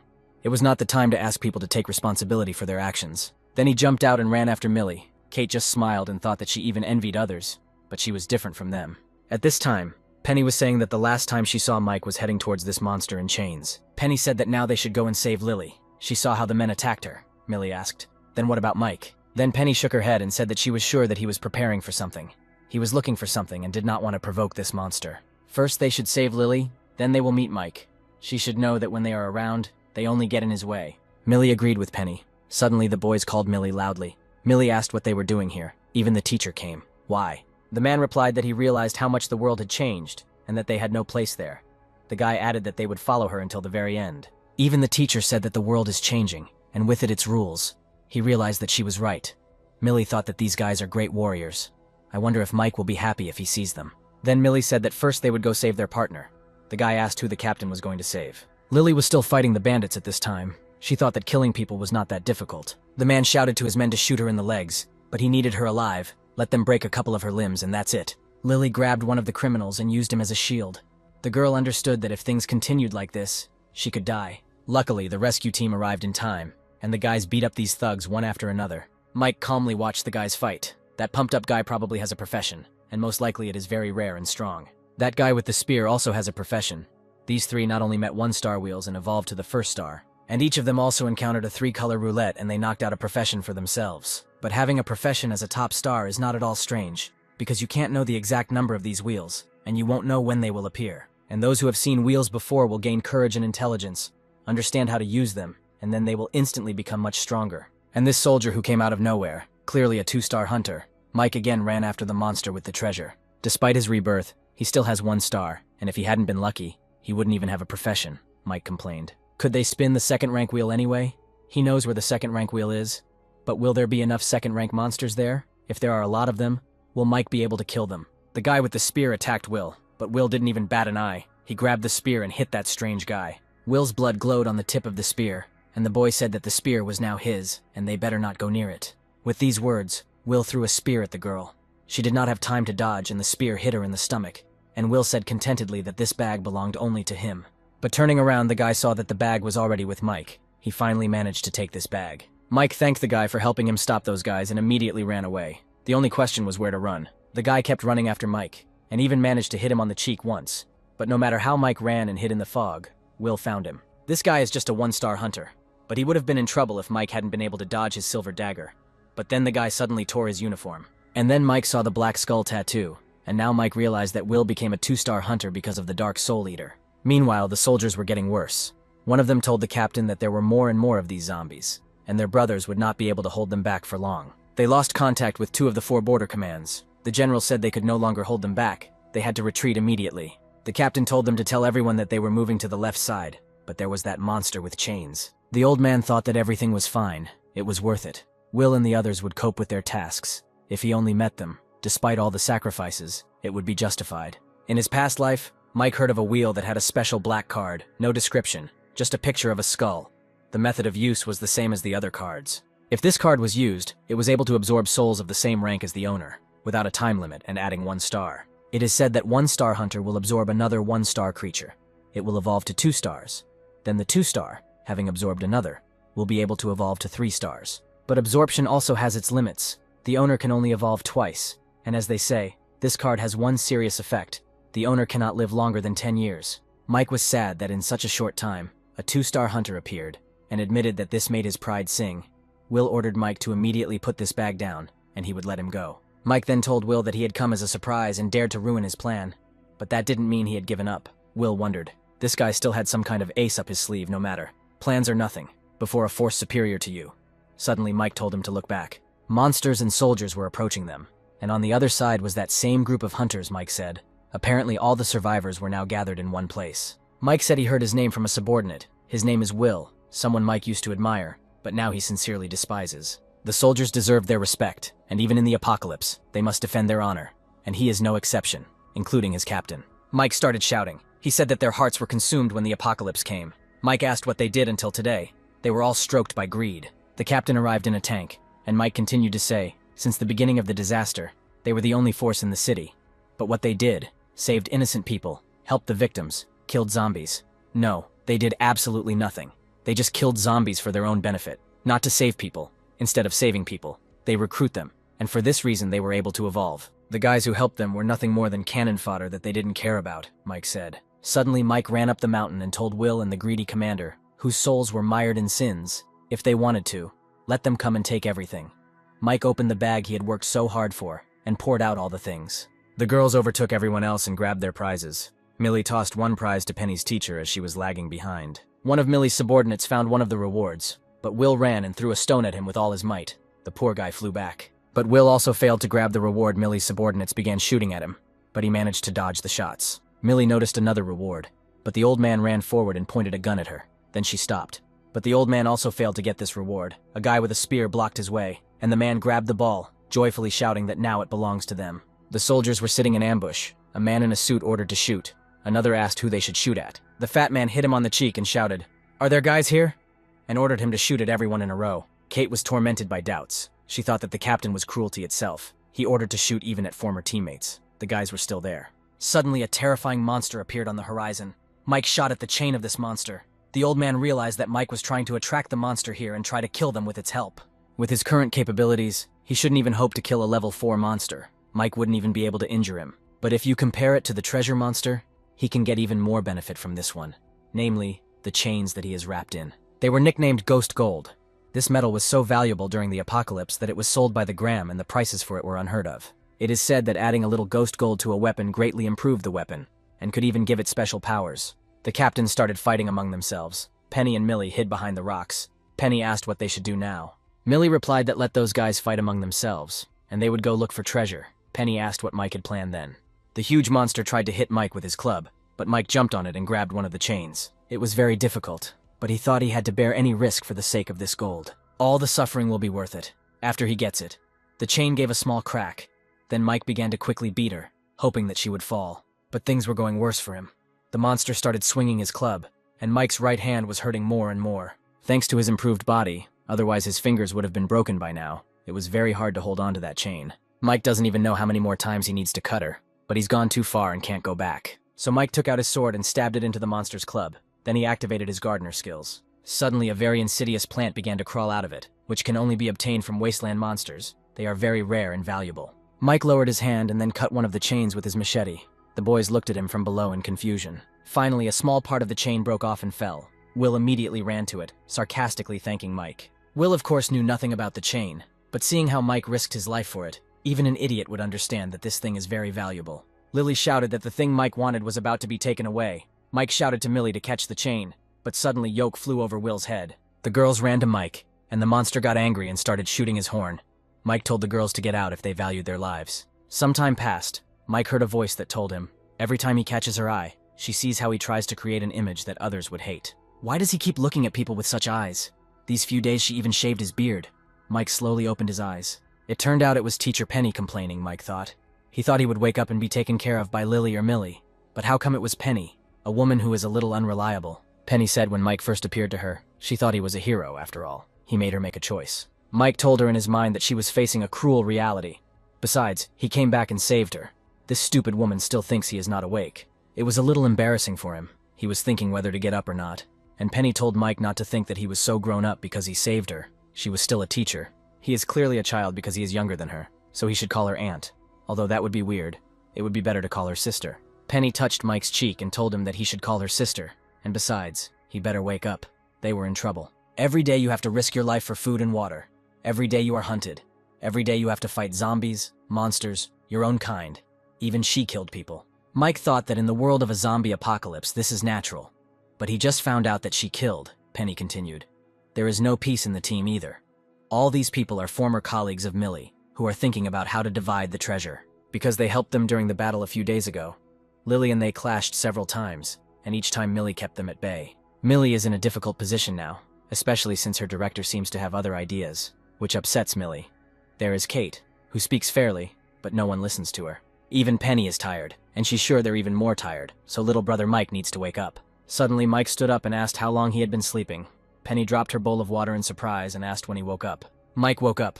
Lily was very happy. The girl Millie was talking to must be Kate. Penny said she was fair, Mike thought. Yoke came running and gave Mike a piece of chain. The guy was happy. The man came up and said that since he woke up, it was time to talk about the reward. He said that his boys had recently saved him from Will and his henchmen. Mike turned around and Millie confirmed that one of her former comrades had sacrificed himself for them. The vile man said that these past few days they had been going for food and water, fighting off zombies. Of course not without the help of the honorable military. Lily countered that he didn't have to try at all. He sat quietly and did nothing. The bastard shouted for the whore to shut up. If it weren't for Millie, he would have finished her off long ago. Of course, this made Lily angry, but for some reason Mike stopped her, although he himself was angry. And the nasty man said that they were entitled to a reward for saving him. He heard that they took a lot of valuable things from that lake. What about a reward in the form of these things, as a reward for his salvation? Mike asked where their things were. Millie picked up her backpack and said that they were only able to take 3 items. One was taken by Millie's former teacher, and was not given back. The first thing is an alchemy recipe, low class, but also extremely useful, but there is not a single alchemist in their team. Space crystal. This is a high-level item. It is useless in battles, but is used to store things. This crystal is the size of an egg, but inside it, the space is 1 cubic meter. It will be possible to store various crystals in it. Carrying them in a bag would be problematic when it is in plain sight for everyone to see. The third item is a summoning card. Millie came up and said sadly that this was her teacher. When she left, she gave him the things for safekeeping. But she didn't expect it to happen like this. Mike told them that they couldn't give this thing away. The nasty man said that he didn't think he heard what he said and asked if he wanted to trick them. Mike raised his hands and said that of course he was grateful to them for saving him. But these things were obtained before their help, and they had nothing to do with them. And how about he give them any other thing? The nasty man replied. Sure, we can see what Mike can offer him. Lily brought him a bag and Mike took out a potion. He said that this potion will help them avoid infection and not become zombies. The man replied that this is not enough. Then Mike got out another thing, the first star potion. It would help them become a 1-star fighter if they drank it. They had already met such people and should understand how strong they were. The man said again that this was not enough. Lily got angry and shouted, "There is no need to be shameless. The freak does not know what the price of the evolution potion is now. Yesterday they had a fight between 2 groups of people over a bottle of evolution potion and dozens of people died.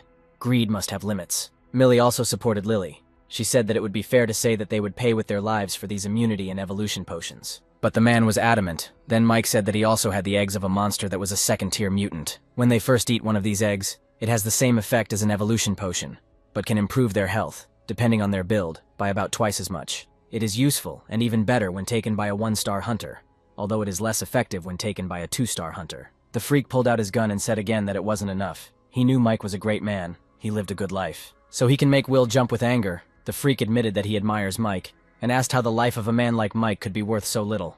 When he recovers from his injuries and gets back on his feet, he will have the rest of the useful things at hand. He ordered Mike to give a little more now to get a little more later. Mike replied that he would give him this card, and that would be enough for him. But the man said he wasn't that stupid. He ordered Mike to drop the backpack and that piece of black gold, or he would kill him. Mike said that the freak wanted all this from the very beginning. He didn't do it earlier because he still didn't understand this teacher's attitude, and was still a little afraid of him. At the time, he didn't know how much Mike would recover from when he woke up, and he was afraid that Millie would push him to take a step forward. But when Mike woke up and he found that he looked sick and his fear was gone, and he had just seen the attitude of Millie's teacher, knew that he had decided not to go with them, and his doubts about him disappeared. As for the other 3 women, although they were all developed, they would not have killed him, and he understood this. At the present time, they have an absolute advantage over the evolved. But the freak is too greedy. He wants everything he has. He was right when he said that very difficult times have come. There is a popular saying in the post-apocalyptic world that goes, "If you are greedy, you must have the strength to be so." As soon as Mike said this, the freak was shot right in the chest, and it was Kate, who everyone had managed to forget about. Yoke dealt with the rest of the soldiers. Mike told Millie's teacher that he had won and ordered her to hand over the card, and then he would let them go. In his past life, Mike would have preferred to kill anyone who dared to encroach on his interests, but Mike had changed. Millie was standing on the balcony. Mike came up and said that the teacher should not have gone far. She could send the meat and the bottle of potion. It would be easier to kill him, but then Millie would leave, so Mike could do himself a favor and win Millie over once and for all. He may have done some bad things, but he was a teacher after all, and with a potion and some meat he could survive, Mike said. Millie thanked him and ran to the teacher. Kate asked if he thought it was hypocritical to do this when he had already pushed him away. Mike asked if he was a hypocrite and threw her a potion. Kate asked what it was, a consolation prize for killing her comrade. And then Mike replied, "It's an advance. He's a man of his word, and he'll take her to her husband when he gets better." Mike laid out the rewards. The main loss this time was the weapon. Several second-rank magic crystals and a potion. This is what Millie's teacher was trying to take. This is the card that summons Cerberus.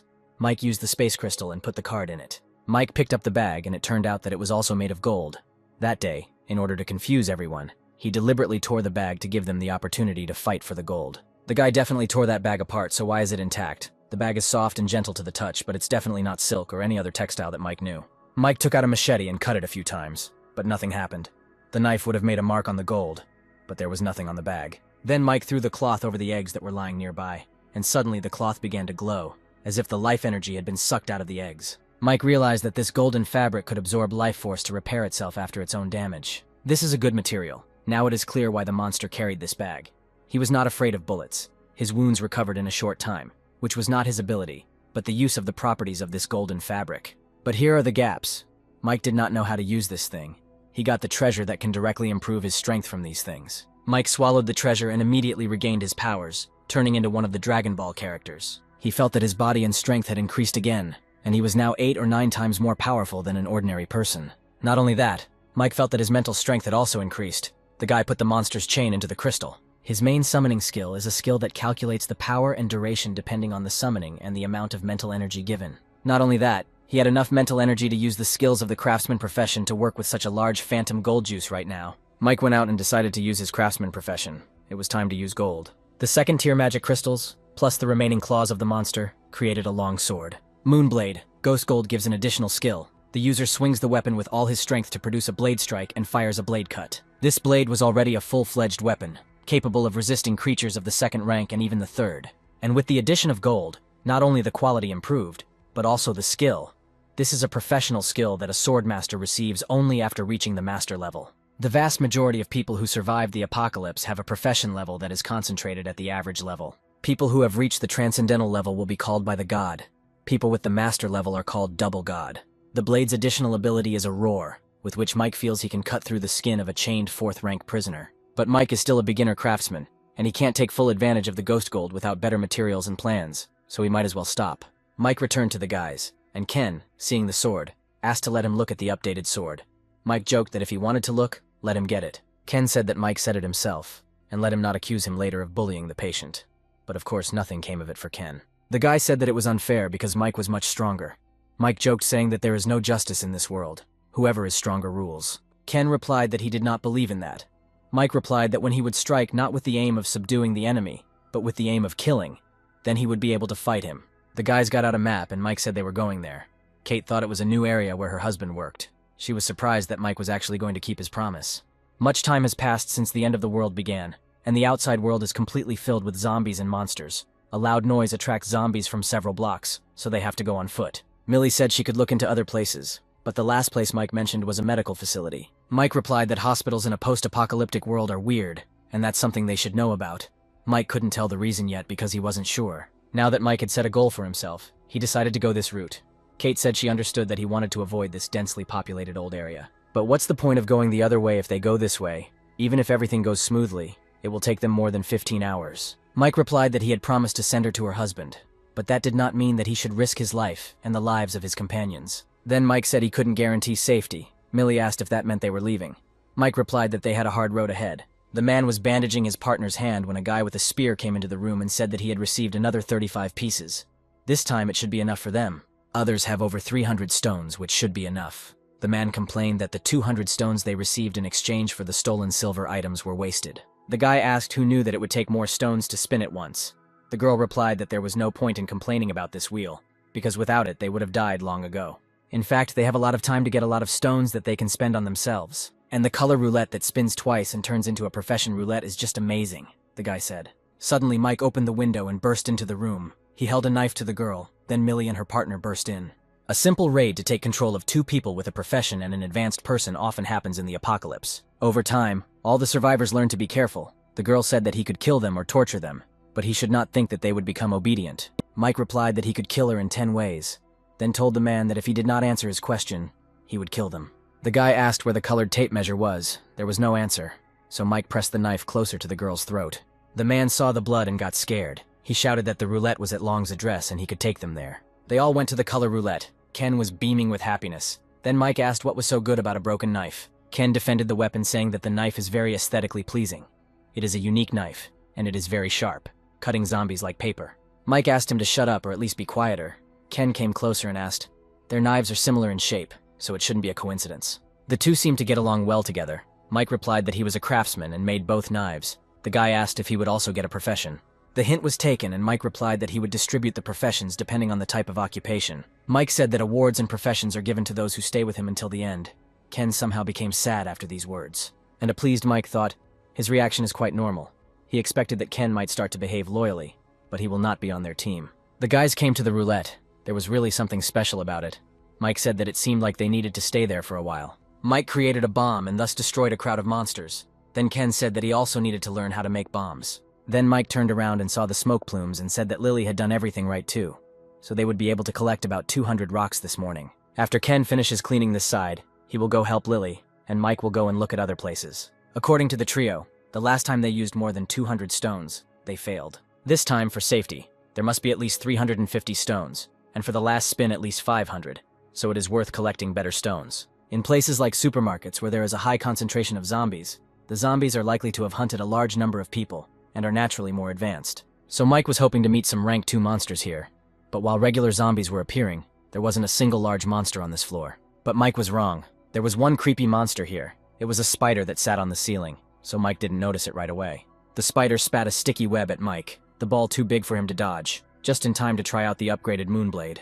Mike swung his blade and huge sparks flew out, flames burst out, and in an instant Mike cut the spider. Just as Mike was enjoying the good loot he had easily gotten, he was shot at by a new monster, the Whispering Lady and her pet. In a past life, shortly after the end of the world began, a beautiful and bloody legend circulated in many places. A woman of unrivaled beauty wanders the earth with her pet and meets a man she will love to spend the night with. Only after the night comes the bloodshed and murder. Men are cut into pieces and eaten.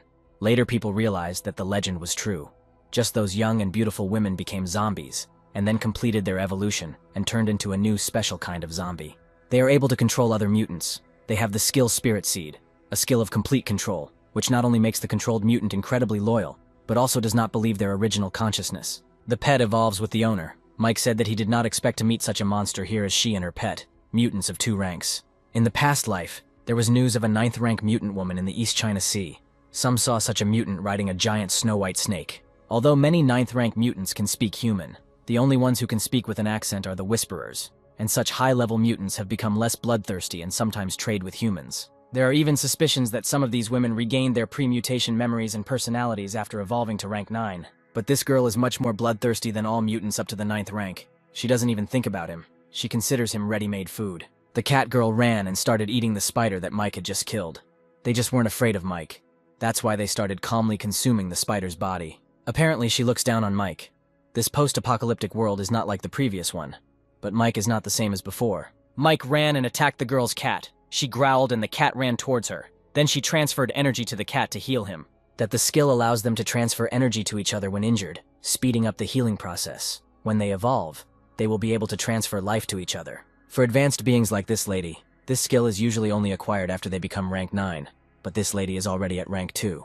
Mike decided that he needed to kill her cat before she could heal it completely, but the lady was too fast. Mike couldn't catch up with her. So now Mike better get back and bandage his wounds, otherwise he'll turn into a tantalizingly smelling pie that will attract 1,000,000 zombies. Mike ran out the window and straight onto the street, but something was wrong.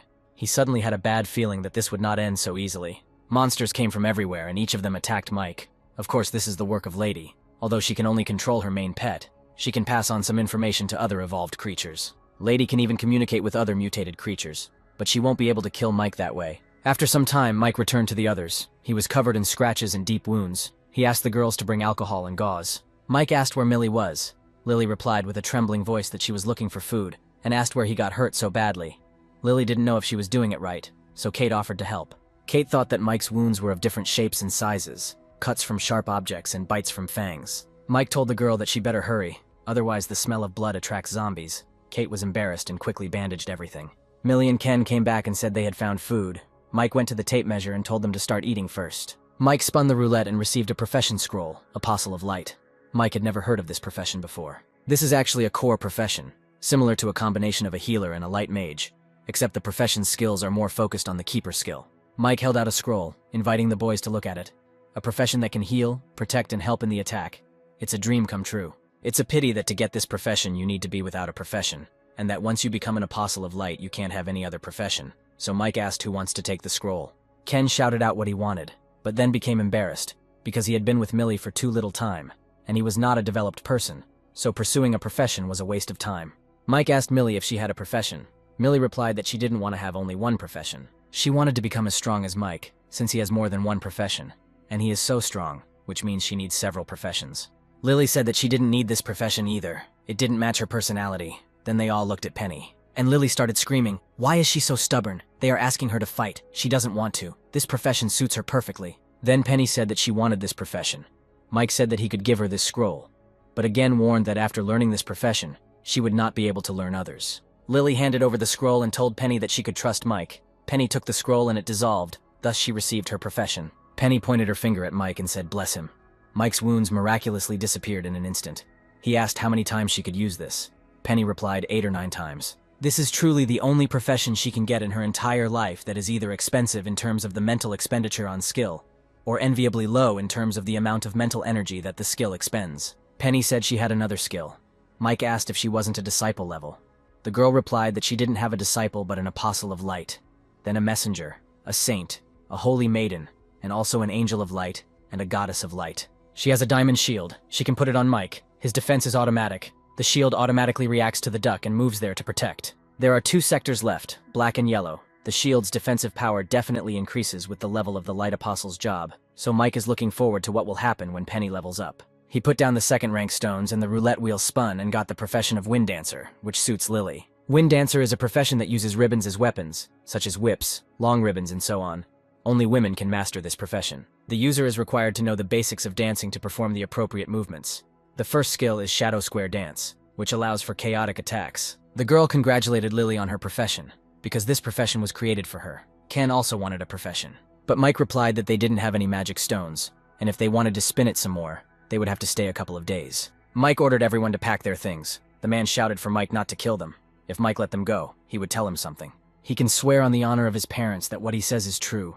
He knows one guy who has a profession in his hands involving the use of a knife. There's a small shop 2 blocks away where a group of people, 6 or 7, have gathered, and they've received a profession scroll from somewhere. Since there were too many people to share it, they announced that by exchanging evolution potions or other things for the scroll, Mike could go to them. The boys went out and Mike told the girls that they needed to practice while they collected the magic stones. Ken said Mike was really good, even took away those 3 stones. Mike replied that we need to leave some for later. The black sector on the color wheel is the death sector.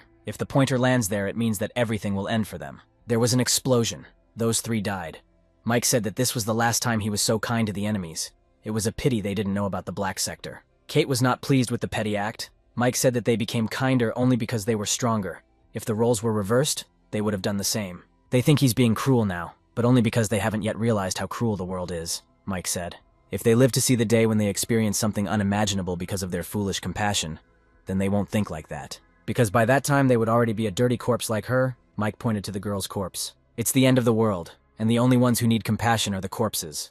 The rest of the time, it's better to remove pity. They knocked on the nasty fat man's door and said that a group of people from outside had come to see them and wanted to spin the wheel. 6 people and 2 men with weapons. The fat man said that everyone should gather at the roulette, and went out. Our guys came. Ken said that those 3 weren't lying. There really is a roulette wheel here. The fat man asked if they wanted to spin the roulette wheel. Did they know the rules?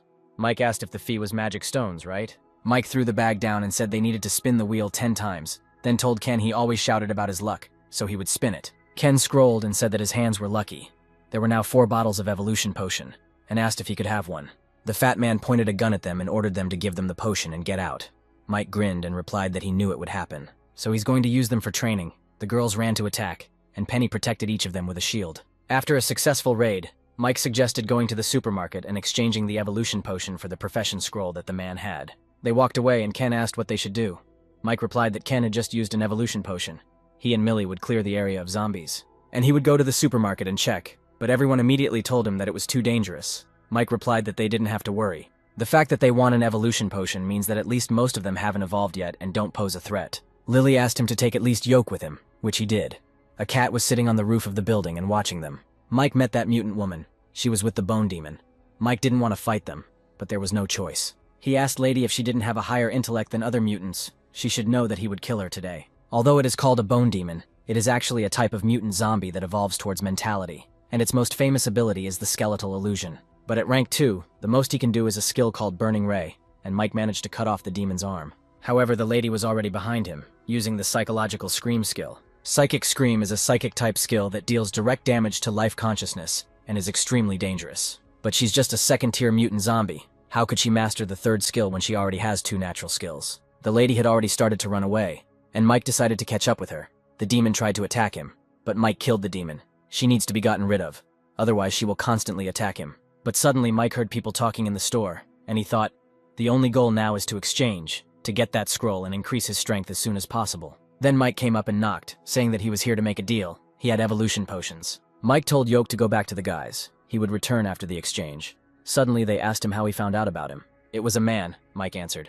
From the Trinity. He is alone and there are no zombies nearby. The man told Mike to enter slowly and with his hands raised. Mike showed them the potion and said he needed to go get their goods. The man nodded and the other showed him the envelope. Mike asked to look, but he was ordered not to move. The man demanded 6 bottles, but Mike replied that it was too expensive, so they began to bargain. At the beginning of the post-apocalyptic world, the value of evolution potions was very high, as each bottle cost 10 or even 100 stones. In this world, it is very important to be able to obtain evolution potions and become an evolved person. A profession scroll is good, but if you are not evolved, it is a waste. Mike put on his briefcase and said that they should know how hard it was to get evolution potions these days, and 3 bottles cost a lot of resources. The man said that 3 bottles was the highest price they had been offered in the last few days. Mike asked why they needed 4 bottles. The uncle replied that 2 members of his family were in very poor health and terminally ill, and if they did not become developed people, they would not live long. The evolution potion improves all aspects of the human body, and has some healing properties. It does not affect incurable diseases. Then Mike took out an egg and said, "This is a 2nd-rank mutant egg." He took one. It may have some effects of the evolution potion. Although it is not as powerful as a potion, it can be consumed multiple times and will have an effect each time, of course. It works best the first time. Mike said that this was his last offer, and if they didn't want it, he was very sorry, so his uncle agreed. The deal went well. Mike went out and told his uncle that in a few days it would be unsafe here and they had better leave. Then he asked if he could tell him where they got it. With all due respect, they don't have the ability to spin the wheel with professions, Mike added. Uncle replied that they had found 2 strange-looking but very strong monsters fighting in one place, and they had found this scroll nearby right in the monster's nest. After that, Mike left. His profession as a master craftsman with the prefix master is also very strong. And now he has the profession of a sword master. It is worth testing how strong this profession is. With just one swing of his sword, Mike created a real explosion. The fire flew far, far ahead. This Klicken is twice as powerful as the one he used in his past life. Although he was also a swordsman in his past life, he was a 6-star then. but now he is only a 1-star. The Swordmaster profession is essentially 2 professions combined into one. The Seal Master uses his minimal energy to manifest it outside of his body as a seal in a special way, using various abilities. Mike is now a Swordmaster and has 2 branches in this profession. The first branch is singing, which now manifests as a technique. It is a function of karma, which has the effect of giving the ball as a carrier of the power of fire. The second skill branch of the Blade Master is Blade Technique, and he only has 1 skill at his disposal, Slash. With his current abilities, if he uses the seal and slash together, Mon will only be able to do 2 swings. And the better the knife as a carrier, the more powerful the seal can be, by the way. He owns the profession of a craftsman. The girls fought Will. The shields broke because Penny was too weak, and she had to create new ones again. The guy said he wanted to see how many more times she could give her a shield after she healed her. Ken was wounded and couldn't move, and Lily was fighting the old man. The shields were gone. Apparently the ability had run out. Will ran at Millie with a knife. Penny protected her with her shield, but it didn't help. She had already used the healing technique once on Millie, and on Yoke when he came back, and had used the shield technique about 5 times on everyone. Will almost killed Millie, but luckily Mike got to the guys in time and used the Flame Blade seal. Mike cut off the bastard's hand and he ran away like a coward, just like the other soldiers and his old man. Then Mike said that they should run away too. Lily asked what was wrong with him. Mike replied that this technique consumes a lot of energy. The guys went up to the roof. Mike was already asleep, while the girls were cooking, and Ken and Millie were training. Mike woke up and said he was fine after a good night's sleep. Unfortunately, he used his fire sword twice last night and was too exhausted to kill this Will. They sat down to breakfast. Ken said that he could fight Millie and asked to be allowed to use the Moonblade. Mike asked if it wasn't just a knife. Ken replied that Mike hadn't seen Will's face yesterday. Although their high level of evolution gave them an advantage, they didn't dare touch the blade of the Moonblade. Then Mike agreed to make him a Moonblade. He came up and melted the iron door and created a sword. Everyone was shocked. Mike proudly said that his second profession is a craftsman. Mike said that Ken should be grateful. It requires a 2nd-level magic crystal to make, not to mention other materials. The boys had strayed from their intended route, so Mike pointed to the street and suggested they follow that path. 2 bandits entered the room where several men were sitting. The main one asked how the old men were doing. The uncle didn't answer. Then he said that he was here to tell them that they were running out of food, and they should go and find it. Those who go will be given a full meal and a bottle of water, regardless of whether they find food or not. And if they do, they will receive a prize for 3 days. 2 guys volunteered, but the uncle was silent. Then the bandit said that he was still missing. The bandit called him a musician. Mike and Ken were in the room. Ken asked Mike if he was sure this was the place. He didn't see a single living soul here. Then Mike got nervous. He wondered if he had come to the wrong place. But he clearly remembers that in his past life the musician, according to rumors, left here. Lily said that someone is using living people to attract zombies across the road. The bandit beat those guys so that they would run out into the street, but they refused. Then the bandit simply beat them with a stick. Then they simply kicked them out, threatening them with a knife. Then the bandit asked what the hell they were doing. One of the guys said that there wasn't much food in this supermarket. Then the bandit hit the guy in the face and shouted that it wouldn't even last a day. That's all they got for wasting 2 baits. Another bandit said that most of the zombies outside were distracted, but there were still about 5 zombies. The bandit complained that he wouldn't be able to kill that many zombies. One jerk suggested using the musician as bait. The bandit said that he would cut him, but would not touch his legs, so he would escape. If he escapes, he will live and get food. If not, he will have a bad life. Then they cut his hand and pushed him into the street. The musician thought, he is a senior engineer, with an annual salary of more than 100,000, a research team, and a beautiful wife. But with the end of the world, the appearance of zombies and monsters, everything changed. It was the first time in his life when he had the courage to fight someone. He thought, when you die, there really is light at the end of the tunnel. But suddenly his hand was healed and Mike grabbed it. Mike told him that he didn't need to say anything now. He just needed to follow him. The guy was glad that the future father of magic weapons was with him. In his previous life, the post-apocalyptic world he was familiar with had many opportunities for people to survive among zombies and so on. Some strong people can fight him with their skills, professions, and so on, but there were few of them. As for weapons, there is very little to be gained from roulettes. The real reason so many people survived was the invention of magical weapons. Victor is a man who invented weapons made from magical stones. He extracted the energy contained in the stones using technical means, and then released it in a complex manner. The guys came to a safer place, and Victor asked why Mike saved him. He is useless. He can't kill zombies or get food. Mike thought that he hadn't killed zombies directly, of course, but indirectly he had killed more than he could count. Mike told him that he knew him. He had seen promotional materials for one tool that introduced it in detail, and he always admires people who work in technology. Victor sighed and said that it was all in the past. Now he was a simple guy. Then Mike asked Millie to talk to him alone. Then Mike offered him something to eat first. He gave him a bun and even a bottle of wine he found. Then he showed the crystal and said he had an idea. There was energy in this thing, and if they could extract this energy and process it so that people could use it. Victor replied that it was a good idea and asked to give him the crystal. The man began to examine the stone. Mike said if he didn't mind, he could stay with them, and at least he wouldn't have to worry about going hungry. He will try to make the process of studying the stones as easy as possible for him.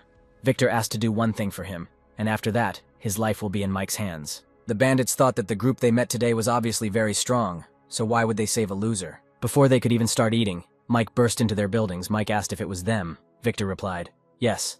Then Mike grabbed the guy who threw the musician out into the street and threw him on the ground, then said that the musician could do whatever he wanted with him. The musician picked up a brick and started hitting the guy with it. It wasn't a pretty picture. Millie thought that Mike wasn't a good person according to traditional moral standards. But as long as it doesn't affect his interests, he is not a man who kills indiscriminately. But what about this man? Kate couldn't stand it and grabbed his hand, saying that that was enough. But the musician didn't think so. He was rude to her. Ken burst in and said they had found people in the next room. They all came out and came to the door. Then Mike told the musician to go inside himself. There were things he had to decide for himself. Ken asked who this man was, what business he had with these guys. Mike replied that the world was in chaos, but the murder of parents and the debauchery of wives still remained an unholy offense. The musician came out and said that he couldn't do it, and let fate punish them. Then they left. Several people came running and asked if they could go with him. The musician said that he needed help with his research. Mike replied that he could only take 5 people, his choice. They had a lot of important things to do, and 5 people was the limit. The guys returned to the roof, and Mike pointed to the map and said that they were very close to that area, and this was their last target. Having cleared this place, they will go in search of her husband and the farm, an ecological farm for breeding wild pigs. Ken was delighted and said that he wanted to eat pork every day. Mike scolded him and explained that they would go for the second-tier magic stones. Lily said that Mike had already killed more than one second-tier evolving creature. If they worked together, they could kill a less powerful mutant. Mike smiled and honestly said that the farm needed at least 50 like them, which greatly surprised the guys. A man on a farm was drinking wine and complaining about its taste, and he was dragging a man along with him. Then he threw this man to the wild pigs. It turned out that they also evolved. They began to eat man. When they evolve to the second rank, they will help the man find the second-level roulette so that he can become a 2-star warrior. It was Glenn, a graduate of a prestigious university, who was supposed to have a successful career. When he was about 30, his career reached its peak, and then he married a crooked woman and started a family. However, he was set up by his colleagues and superiors, and accumulated huge debts, and his parents died of illness after they wanted to help him pay off his debts. With financial support from his university friends, Glenn decided to start a boar farm, and discovered that he had a talent for farming that others could not match. However, Glenn's farm was on the brink of collapse when the purchasing company defaulted on the contract, and the chain of capital was broken, leaving Glenn in despair once again. It was then that the apocalypse came. Glenn discovered that his boars had mutated, becoming strong and bloodthirsty. But the only thing that remained unchanged was that they listened to him as their master. Suddenly he felt that one of his babies was dead, and another one. He got up and ran to the window. There can be no mistake. This feeling of slight fluttering of the heart, which he feels only when one of the babies dies, cannot be an illusion. And one more. Maybe they met a zombie mutant of the second rank. Then he whistled and all the pigs ran to him. Ken was sitting in a tree and reported that the man had gone away and left 7 boars to guard the house. 3 boars of the second rank and 4 of the first. Millie said the wild boar he had taken, plus the surrounding free-ranging boars, and a few more, made a total of 74 boars. Penny asked Mike if they should reconsider. Mike replied that the reward was always proportional to the risk, so what's the harm in taking a risk? Then Mike threw the radio to the musician and said that the operation was dangerous. He could stay here and be in touch. Kate was also staying here to protect him. Penny will go with Lily. If they see lonely and food-seeking boars of different ranks nearby, let them kill them as often as possible. Let Millie prepare the motorcycle. The second stage of the operation depends on it. And Mike will take care of the 7 wild boars on the farm. They will be able to develop 1 step faster than the rest of the world. It's good if they don't fall behind, otherwise they will soon die. Boar King Glenn was a 9-star in his previous life, and he was always accompanied by a group of extremely high-class mutant boars, 5 of which were 8th rank. Unfortunately, he was alone his entire life, except for the boars, and was eventually ambushed and killed by 2 9-star warriors. It was only after Glenn's death that someone began writing a serial biography of the most powerful man that Mike learned that they were from the same town, and that he had previously been a farmer. Mike needs to evolve, and he needs a lot of second-tier magic stones. This is the only place where he can quickly get a lot of second-tier stones. Perhaps today we need to kill the future 9-star warrior. This is the result of the blood affecting these boars. They have become very bloodthirsty. Mike was killing boars near the farm. Millie also managed to kill 10 boars in the forest. She reported that she was finished. The second stage could begin soon. Lily was not sitting idle either. The boar saw her and immediately ran towards her. Lily took out her ribbon and hit the boar. But the boar turned out to be stronger, but Lily was lucky. Penny created a shield and protected her. Lily was happy and asked Mrs. Penny come to her aid. However, there was no time to rejoice. The second boar also decided to attack Lily. Then she grabbed the building and rose. then shot at the boar. Penny reported that they were finished and ready to move on to the second stage. Ken was sitting on a military motorcycle. Glenn and her boars were running straight towards him, but that was part of the plan. Glenn saw Ken and asked who the hell he was. Ken said that if the idiot wanted to know, he should follow him and drove away. This made the man upset. He didn't understand what was happening and who had come up with all this. Ken reported on the radio that he had done everything and was ready to move on to the second stage. Mike replied that he had done everything too and was also ready. He ordered everyone to get ready to send the king of the boars to the next world. Lily and Penny came to Millie. Lily admired Mike, saying that it was amazing that one person dealt with 3 2-rankers and 4 1st-rankers in just a few minutes. Penny decided to tease Lily by saying that it wasn't him, but her. Lily asked if she didn't think about her brother Mike when they had missions. Then Penny blushed and said that she didn't mean it that way. She didn't mean the same thing as Lily anyway. She was hoping he would show up to save them. Millie was tired of their arguments and asked to get ready. Glenn was already approaching them. He thought that he had only 74 pets. Now a third of them were already dead. Glenn was furious and didn't even notice Ken disappearing on his motorcycle. He promised that he would tear the guy apart when he found him. Suddenly, they started shooting at the boars. The boars died one after another. Glenn realized that he had been ambushed. Lily was on the roof, then came down. She said that if they all don't die today, then one day she will sleep with Mike. She was able to attack several boars at once, and Millie covered her from the building, then shouted for her to go up to them. Lily managed to climb up the windows and return to the girls. She said that she was running out of mental energy. Then Penny quickly began to heal Lily. Millie said that the armor-piercing bullets that Mike gave her were also used up. Regular bullets are useless against these boars. Glenn burst into the girls' room and shouted that they had nowhere to run, and none of them would be able to escape. But he himself was in for a surprise. Mike appeared behind him and kicked him. The blow was so strong that Glenn was thrown out into the street. But that wasn't all. Mike jumped out of the window after him with his flaming blade. Mike burned all the boars at once with his blade. Ken said that he killed 72 boars in total. 2 were missing. Then Mike said that it was impossible to find all the boars, and it was good that most of them were killed. But he left these boars to Ken. Then he said that the tusks, bristles, and partially evolved body parts of the boar were all good material, which made Ken happy. Besides, didn't he want to eat pork? Ken lit up even more. Millie said that he would go first and pick up everyone else. They decided to go and find the others, and then work together to preserve all this pork. The boys brought the rest, and together they began to cut up the pigs, then canned the pieces and roasted them over a fire. Mike rested and thought, the combination of 2 professional skill systems is indeed very powerful, but it drains his mental energy too much. This type of mutant boar meat is also a good tonic, although for him it will no longer have an effect, but for Lily and the others, it can make a small leap in physical development. This time the win was 40+ second-level magic stones. The next step is to look where there is a second-level roulette wheel and spin it. The color of the magic stone on the dog's forehead begins to fade. It will evolve again when it wakes up and evolution occurs. Suddenly he heard Millie talking to someone and came out. They were 2 ordinary people. Mike asked who they were. They said that they were both from the new district base, which immediately caught Kate's attention, because her husband could be there. Millie suggested that we first sort out this situation.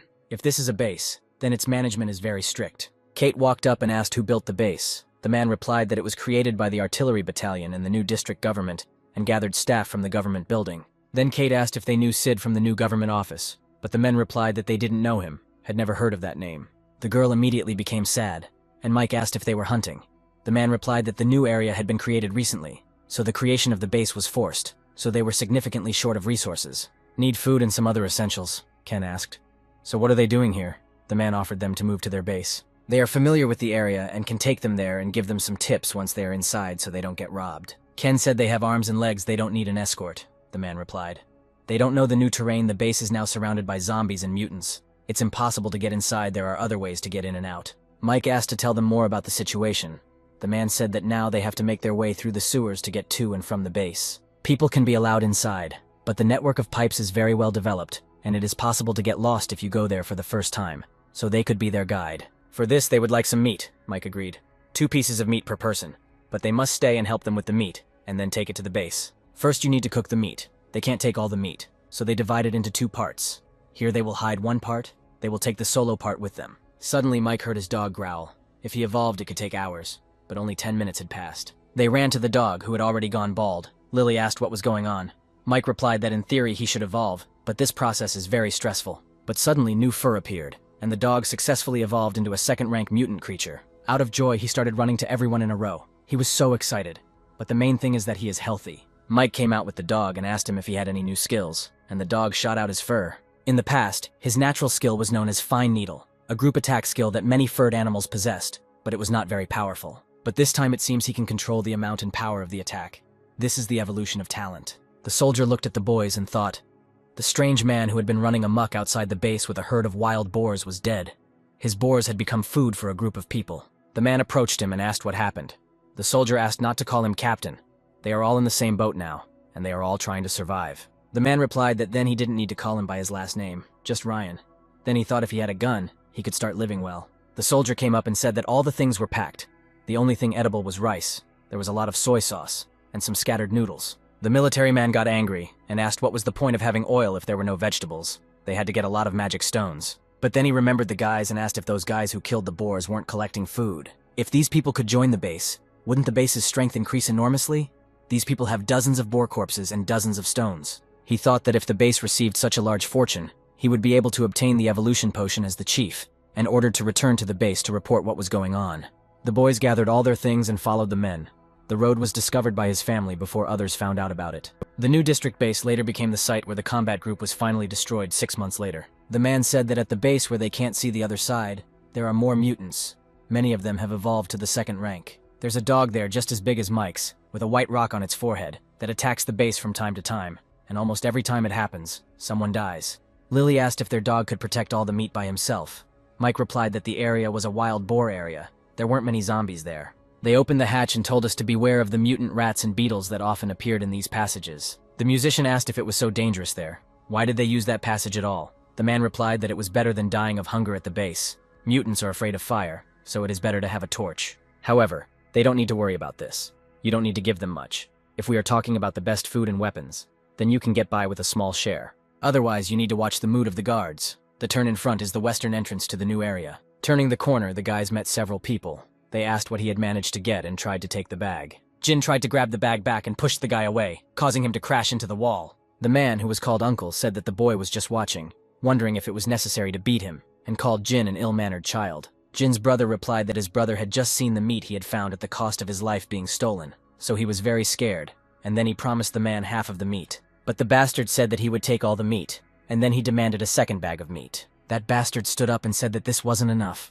They couldn't let those two get away with it. They ordered the boys to throw down their things too and give them to them. Lily said that she had enough, and ordered them to return the meat and get out. The freak started to show off that he would kill her and ran at her with a club, but Lily calmly hit him in the stomach with her knee, then kicked him in the face. The other two freaks also wanted to kill Lily, but she dealt with them all and the guys moved on. Mike advised them to adapt in the future, as things like this will happen all the time. At least half the battle in this world is to protect your own. It may seem like someone else is just robbing something, but these things may well become your life in the future, so there is no difference between robbery and murder. Not to mention being seriously injured or even killed, Mike said, adding that Lily did a great job. To avoid trouble, Mike suggested that everyone leave all their weapons in his care. The guys took out their swords, and Mike put them in the crystal. The guys finally got to the base. Jin said that they just arrived and they have nowhere to stay. Why don't they go with them? They can accommodate them. But Kate said that she was not going to go. Kate was going to look for her husband. She hugged Millie and asked her to be careful. She whispered to Millie to leave Mike when she could. He was too cold-blooded, then told him she didn't agree with what he had been doing all this time. But he kept his word, and it was over between them. With these words, she left. Mike told Jean that he needed to buy some supplies and everyday necessities, and asked where he could buy them. Jin said that it was easy to find daily necessities here, and there was a small market not far from here, on the border with the southern district. Mike asked if there was any ammo there. Jean replied that he wouldn't find any for sale, but he had heard of a black market where ammo was sometimes sold. This surprised Mike, because the new area had only just appeared. He asked if Jean had ever encountered someone selling strange things, certificates, potions, and so on. Jin replied that he hadn't seen anything like that, but he thought he heard someone say that someone in the eastern part of the base was selling a recipe for something at a high price. Mike asked them to help him find the man, and as payment, he would give them 5 more pounds of meat, even if they couldn't find him in the end. Jin volunteered to help and told his brother to split up. First he would take them to the market, then home. They would see each other there. Penny saw girls selling themselves for food and asked to help them, Mike said as her friend. He explains to them for the last time. If they give them food, they must give food to other women like them, and if they give food to those women, they will be forced to give food to all the people in that market. Mike asked if she was willing to kill. It's not about killing one person. They need to kill a lot of people. She pays for the food, and yet she has to kill for safety. The man said that recently people were being killed every day, mostly because they had food in their hands. Mike saw 2 men and asked who they were. Jean's brother replied that they were bandits and they had evolved. A man approached a girl and ordered her to raise her head. The girl was in a terrible state and said that she would do more of this. But the bastard just started to drag her by the hair, while the poor girl screamed for the freak to let her go. But of course no one helped her. because people become real monsters in a bad situation. Mike said that evolved humans can torture to death, and these two must have done something similar. The man cursed the two animals and said that if they had not controlled all three roulettes, they would not have been allowed to behave like that. Upon hearing about the roulettes, Mike immediately became excited and asked where the roulette was. Mike squeezed the man's hand so hard, and he said that everyone at the base knew that there were 3 tape measures here, and many had seen them before they were protected. In any case, the stones on the roulette are the same as on the foreheads of the zombies outside. There are gray and white ones. Apparently this is a second-rank roulette. Mike thought that in his past life, he left the city when he became a first-rank evolved human, so he didn't know about this roulette. The guy almost missed the important thing. The food they eat now has no vegetables, and even developed people have problems with the body if they stay in this state for a long time. So after thinking about it, Mike took Ken and the two of them went out to buy some seeds, carried everything up to the roof, and Ken asked how they were going to grow their vegetables now. And then Mike began to use his professional gardening skill. He thought that he needed to feel as if the spiritual energy had become a part of his body, rooted in the ground. Every time Mike touches a cabbage seed, it becomes a knot in his mind, and every time he touches it, he lights up. He had planted the seeds less than 10 minutes ago, and they had already sprouted, but of course in that time his mental energy had been depleted by half. But it was worth it because it meant he would no longer have vitamin deficiencies and would never have to worry about food again. When the gardener profession rises to a high level, it means that Mike can feed a large number of people and have a power that others cannot. They all had dinner together, and the man was wolfing down his dinner. Ken said that it felt like he hadn't eaten for a couple of years, without even trying real food. The last words inspired the man. Suddenly Gene returned. He was somehow gloomy. He told Mike that he knew where to look for the man with the scroll. He was in the eastern part of the base. We see Kate. She finally found her husband. He was eating dry noodles. Kate was worried and asked how he managed to suffer so much. The man replied that she should not worry about her husband's affairs. Then he said that it was so delicious, he had not noticed it before. Kate thought that he had previously held a very high position and had no time for these semi-finished products, fortunately. Millie left her some meat and a bottle of potion. Suddenly her husband fell down shouting, "My heart!" Kate ran to him, and then some guy kicked the door open and showed up to them. Then Kate's husband started to grovel at him. He said that it was his wife who came to visit him, so he forgot. Now he would wash his clothes. Kate asked what he was talking about. Her husband told her to fuck off and added that he would explain all this later, and the uninvited guest silently stared at Kate. Then he left, Kate thought. She had a bad feeling about this. She had to find Millie and the others as soon as possible to see if she could get a weapon for protection. The woman asked the bastard if he had seen that loser's wife, if she was as beautiful as they said. Today she saw her when she was looking for her husband, and realized that he might like her. The man said that she was very beautiful. He had heard about a beautiful wife before, but he never thought that she could be more beautiful than the rumors. Paul stood up and said he would not rush. He asked the second man what was the reason for everything they had now. He was a temporary worker, and he is a technician. Why can they now enjoy life here when 2 girls give them massages? Because they have evolved. They have more powers than others. They can kill zombies, mine stones, and spin the roulette. He doesn't know what situation the base is in now. It's surrounded by zombies on the outside. Who knows what day the zombies will break through? So what if they both evolved? Will they be able to handle thousands of zombies? So they need to continue to get stronger. Baldy asked what this had to do with the loser's beautiful wife. Paul replied, Director Vincent and Chief Jim are both developed to first star. So why can they run the base and they can't? It's because they have skills. They have people with weapons. They are very strong. They have the best chance of surviving in case of danger. Magic stones obtained from hunting are also under their control, and whenever the base finds something good, they are the first to get it. 5 kilometers from the base, on the mountain, a place guarded by zombies and monsters was discovered. The base is ready for a raid there. Chief Jim has an unusual love for women of a certain age. If they give him the loser's wife, he will be delighted. If they can capture that roulette, he will owe them a weapon if not skill scrolls. The bald man suggested stealing it right away, but Paul replied that it was too late. They would steal it tomorrow and send it straight to Chef Jim. Mike and Jeannie came to that man. Jeannie said that this man's name is Lei, and he is not an evolved human, but he used to be a national level shooter and he is very good at it. There are several people on his hands. They are also not developed, but with strong firepower, so he will most likely ask for a potion. There are many people who are interested in this scroll, such as the 2 base leaders, but the price was too high, so the negotiations failed. Lei's strength is not weak. More than 200 people and more than 100 guns. They are considered the strongest private unit in the base. So it would be impossible to capture the scroll. The guys finally came to the gates of Lei's base. There was a line of people at the gate. Jin said that Lei was probably the only leader of the forces at the new area base who was recruiting ordinary people. The guys entered the building and saw a man sitting on a chair. Next to him were 2 soldiers with machine guns. Lei immediately understood why they came and said that if they could afford it, the scroll was theirs. Mike asked to see the product and they showed it to him on the laptop. Mike's eyes lit up and he asked to name his price. Lei said that he had not seen Mike before and asked if he was a stranger here. The guy replied that he had recently arrived at the base. Lei stated his price, 5 bottles of the first star evolution potion, and his scroll. No wonder they haven't been able to sell it yet. It's overpriced, Mike said. The man replied that it was because his product was good. Then Mike for some reason decided to make fun of him and asked if the scroll was so good. Why didn't he use it himself? This of course angered Lei. Because the recipe is too complicated. He can't get all the ingredients himself, so he has to sell it, Mike said. Lei said if they couldn't afford it, they should leave. Mike offered 100 first-rank magic stones. Lei didn't appreciate it and ordered his men to escort them out of here. Then Mike said that he owned one of the roulettes at the base, the man asked with displeasure. So what? Mike threw a bag of stones to Lei and said that this amount of magic stones would be enough for him to spin the roulette wheel. Lei thought about it and asked Mike to follow him. They came to the roulette, a wheel that only requires 6 first-rank stones to spin, since the best prizes had already been won by them. There is nothing special about the roulette except for the 1-star evolution potion. The reason why Chef Jim and the director let Lei control the roulette is obvious. The whole point is that the scroll was received and the roulette is no different from any other first level. The wheel spun and Lei thought why this guy was so lucky and he wasn't. He couldn't even get the evolution potion. Lei knew that there was something dangerous about Mike. His position seemed random, but he accidentally hid next to his partner, blocking his view. Mike got 3 potions, and Lei was in a desperate situation, so he agreed to 3 potions. But Mike cheated. He said that he could only give them 1 potion and 1 good weapon. Lei got angry and asked if he was kidding. If the guy thought he didn't have a good gun, then Mike took a gun out of his backpack. Then Mike shot at the wall and a huge hole appeared there. Lei certainly didn't expect that, because it was, as he thought, a simple gun. Mike said again, the evolution potion, plus this weapon, if he thinks it's good, let him take it. If not, then the deal won't happen. Lei immediately replied that he agreed. The guys ate, and for the first time in a long time they ate greens. Mike took out the evolution potion and gave it to the musician. He thanked Mike with tears in his eyes. Then Mike got up and said that he was going to his room to rest, and let them eat. They wouldn't try anything like this for a long time. In the room, Mike took out a scroll. At this stage, under these conditions, it is not surprising that Lei, neither the director nor the chef Yahello were interested in this recipe.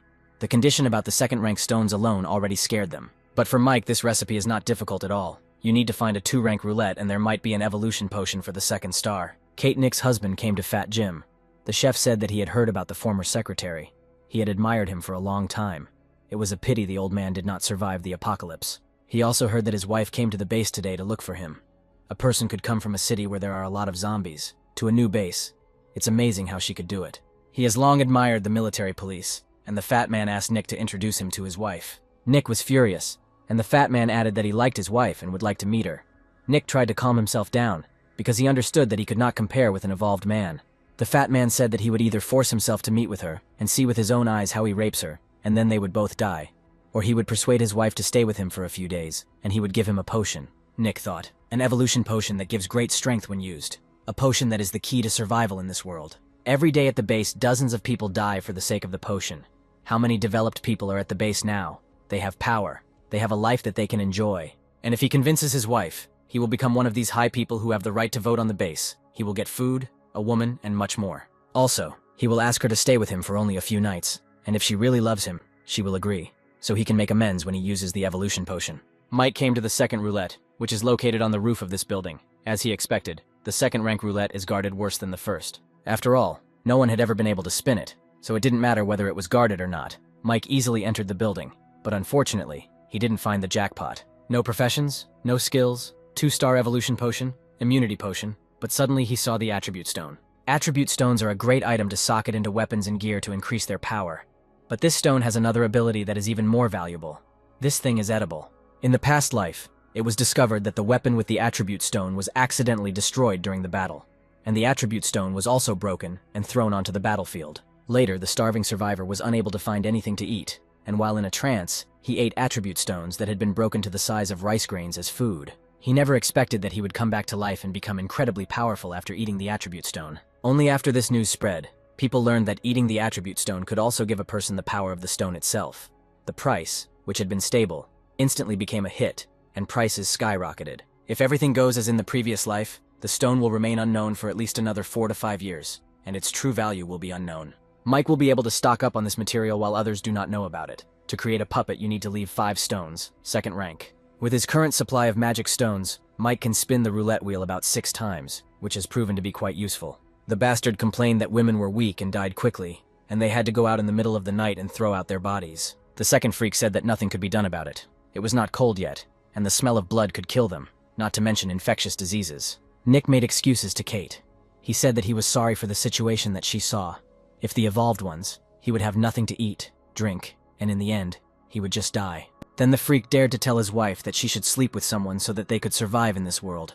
The boss told him that he would help him become developed, and he promises that when he becomes a developed person, he will stop treating her twice as well. He will forget what will happen today. He will not despise her, and he will try to make her develop too. Kate, of course, couldn't stand this nonsense and asked how he dared to despise her. What she did wrong. Why on earth should he do this? Damn it! He makes her do something so disgusting and says he doesn't mind, Kate screamed. Kate said frankly that he was a bastard, a disgusting bastard, and she would rather go anywhere than stay with him because he made her sick. Nick tried to stop her, but then the fat man came and said that it seemed that his persuasion was not very effective. In the end, he had to do it himself. Kate ran up and tried to kick him, but the bastard grabbed her and threw her onto the bed with one hand. The bastard husband grabbed her hands and shouted at the fat man that he would hold her, and that he should not forget about the evolution potion that he promised him. Kate didn't expect such betrayal. She hit the bastard and, jumping up, took 2 evolution potions out of her bag, asking if this was all he needed. He dared to sell his wife for this. Kate burst into tears and told her ex-husband to look at himself. What a worthless person he had become. The bastard asked why she didn't tell him that she had the potion. She doesn't want to give it to him, so why is she talking about it now? The freak dared to talk about honor when he himself was on the same level as shit. He shouted that before she didn't give a damn about him, and now she was hiding a treasure from him. Kate had already accepted the fact that her ex-husband was a piece of shit and opened the bottle. The fat man ran towards her, screaming that she wouldn't get away with it. But suddenly he noticed a glow and realized that someone was spinning a second-rank roulette wheel and jumped out of the window. He shouted to his men to all run to the roof, whoever was spinning the roulette wheel. They had to catch him. Suddenly voices were heard from everywhere, and Mike realized that he had been burned. But at least he had finally received the attribute stone. Now Mike has the attribute stone, the last magic stones, the last chance to spin the roulette. Soldiers burst onto the roof and surrounded Mike. They pointed guns at him and ordered him to move away from the roulette. But then Mike received a level 2 evolution potion. Mike quickly grabbed the potion and jumped off the roof. He stabbed his knife into the buildings and slid down, but the fat man wasn't going to leave him alone. The fat man ordered to search all the buildings and find the guy. Mike thought that he should take advantage of the fact that the chef and the director's people had not yet all gathered to get out of here. The soldiers found Mike and started shooting at him, but Mike was faster. He cut down every bastard in an instant. They couldn't even do anything. Now Mike just needs to find a secluded place, use the obtained second-rank evolution potion. Once he becomes a 2-star, everything will be over. Mike ran into the woods and the soldiers ran after him, and in the meantime, it was time for payback. Kate hit the bastard in the stomach and he crashed into the wall. Kate remembered how Millie gave her these evolution potions, and said that Mike asked her to give it to her, and to drink it if necessary. How ironic that a man who had nothing to do with her, who had made a deal with her, gave her such a treasure for nothing, Kate thought. But the man she married, who was supposed to look after her, sold her to another man for an evolution potion. When she compares them, she realizes how terrible her husband is, so she opens the bottle and drinks the whole potion. The bastard decided to change tactics since she had already drunk the potion and approached her. Kate slapped him in the face and said that she would kill him if he dared to talk to her again. The freak asked what she was going to do. Kate replied that she suddenly realized that some people were more worthy of her attention than he was. Mike hid because the enemies were everywhere and there was no way to escape them. If he only had 10 minutes, he could use the potion. The soldiers were already running next to Mike. The guy started to stir, that they had found him again. If he didn't run away, he would be in trouble when the scattered enemy completed the encirclement. Mike pulled out a summon card. It is a popular post-apocalyptic card that increases instant combat power. It can instantly increase the survivor's strength. Mike had no choice but to use this important card. He threw it on the ground, and immediately a huge Cerberus appeared. The monster was fiery. It immediately attacked 2 soldiers, and they burned at the same moment. Their bodies were charred and lay on the ground. The soldiers started shooting at the monster, but the Cerberus easily managed to dodge the bullets. Mike continued to run away, but still several soldiers were watching him. Then he started using the primordial charms. They brought the tree to life, then the car, and it turned into Bumblebee.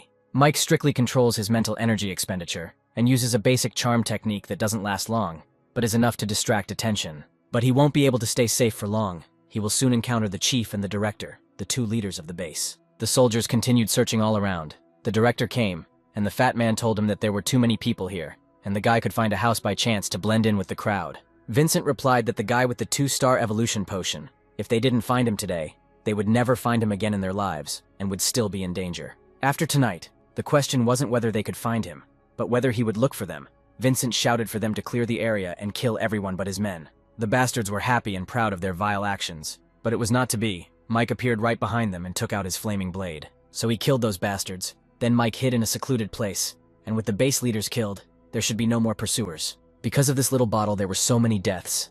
Mike drank this potion and immediately felt this pain. He fell to the floor, but the main thing is that his plan worked. Soon before the end of the world, he was able to become a 2-star hunter.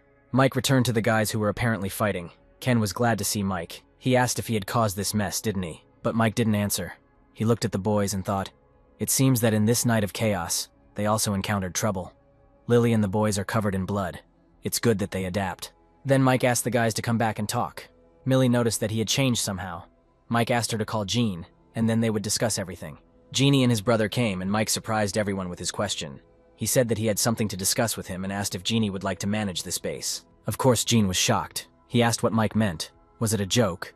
Then Mike said that 2 base leaders were going to kill him. Mike approached Gene closely and said that he needed a secure base and needed to find a new owner he could trust. He asked again if Gene would like to be it. Gene replied that he wasn't even an evolved human. Mike said that he could make one, and he didn't have many reliable people. Then Gene said that he had no experience in management. Mike replied that now in the world of a zombie apocalypse, experience is not needed. Now only experience in killing is needed. Gene asked why Mike chose him. Mike replied because he wanted to. He liked him, and that's why he chose Gene. And then Gene finally agreed. He asked what he needed him to do for him after he became the owner of this place. Mike replied that there were 3 things he wanted Gene to help him with. But it is worth waiting until the entire base is under his control. Now he will go to one person, and with his support, everything will go more than smoothly. Lei and his soldiers were fighting. The man with glasses said that if this continues, the base will collapse. There are so many zombies that they will soon kill each other. But Lei himself knew this very well. He thought about what he could do. He needed to keep the area safe. And then Mike appeared. Lei wondered when the guy had managed to get so close to him, and he realized that today's commotion was because of him.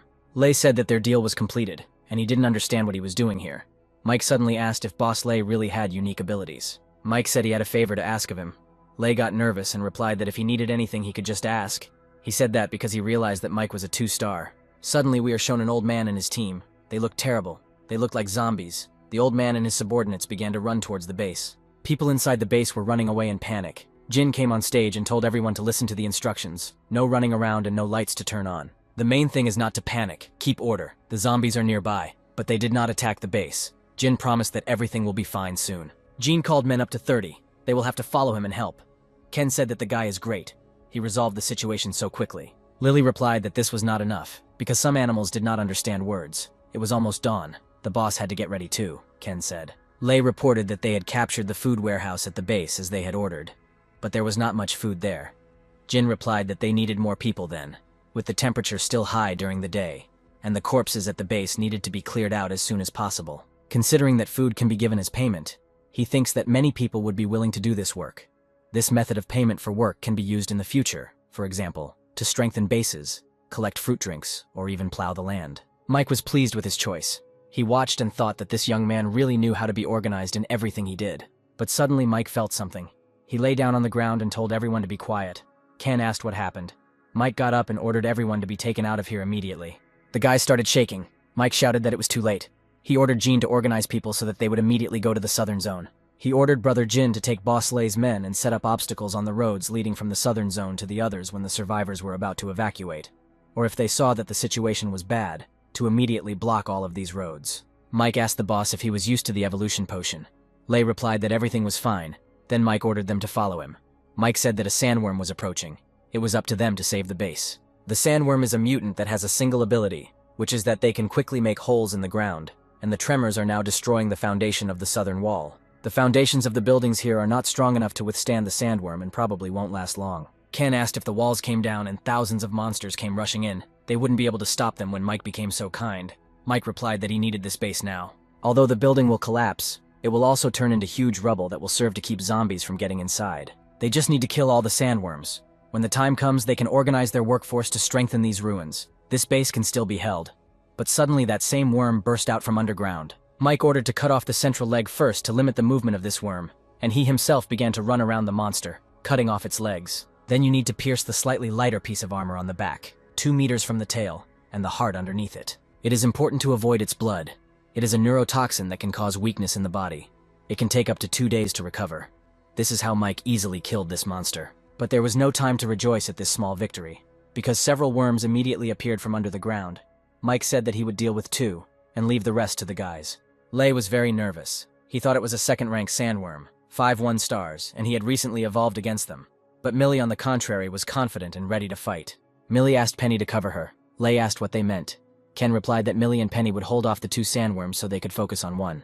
Then Millie said that she heard that the boss was a good shot and asked if he had a gun. Lei said that he did. Then Millie ordered everyone to move out. Lei was impressed that she was able to let him know what to do with just a few phrases, and without embarrassing him in front of everyone.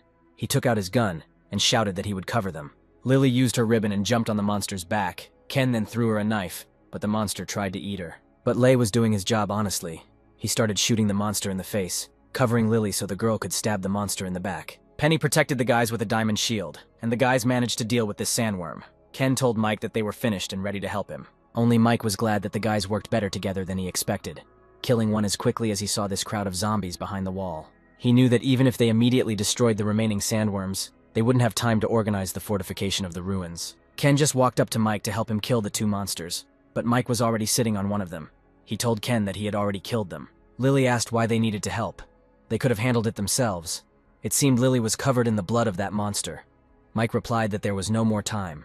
The boys climbed the wall and saw the crowd of zombies themselves. Millie asked how they appeared so quickly, as if everything was planned. Ken pointed to the side and said, "There were so many worms attacking the same place. The zombies had been gathering here for a long time. Otherwise, there wouldn't be so many of them."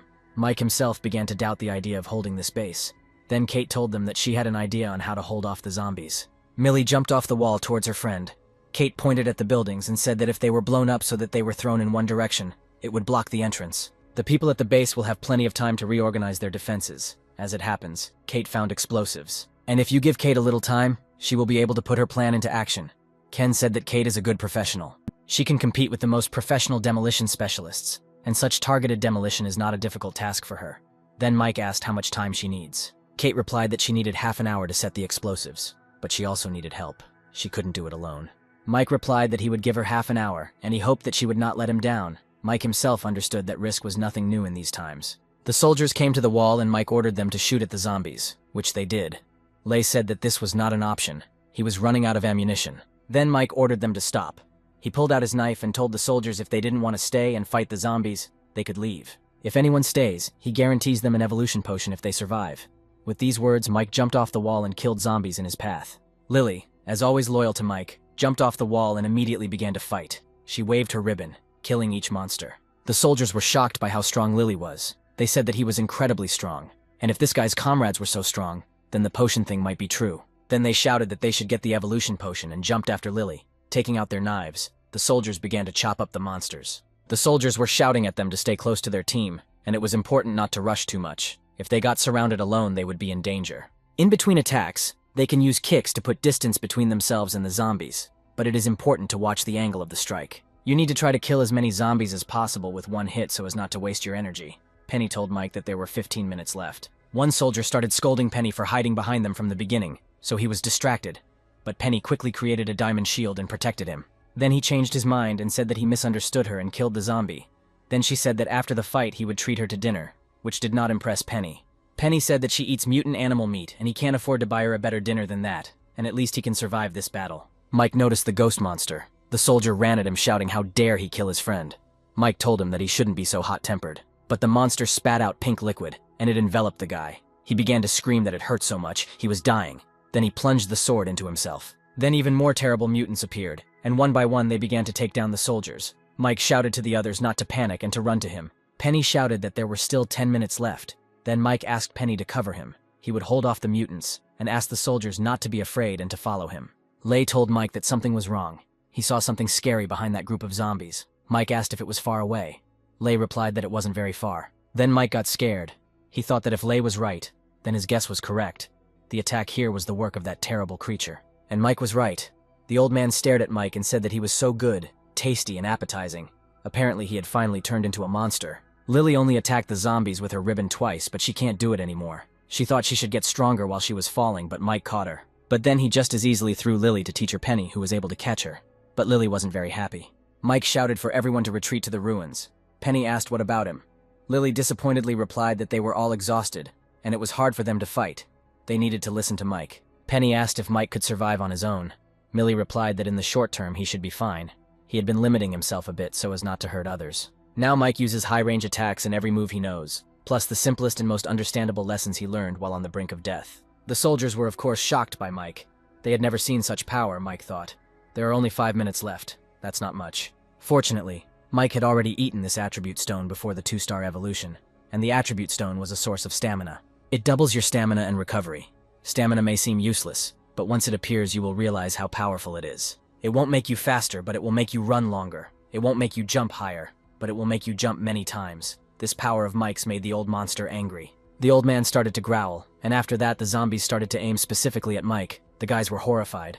Lei asked why the monsters suddenly went crazy. The zombies literally surrounded Mike. He was not even visible. Lei shouted at him to run away, but then decided that Mike was gone and was about to leave. However, Mike was not going to give up. He used his flame blade and burned the zombie ball. Jin at this time ordered people to put bags of sand so that they could drag it to the wall. They also poured oil on the wall. Dawn came, Ken said.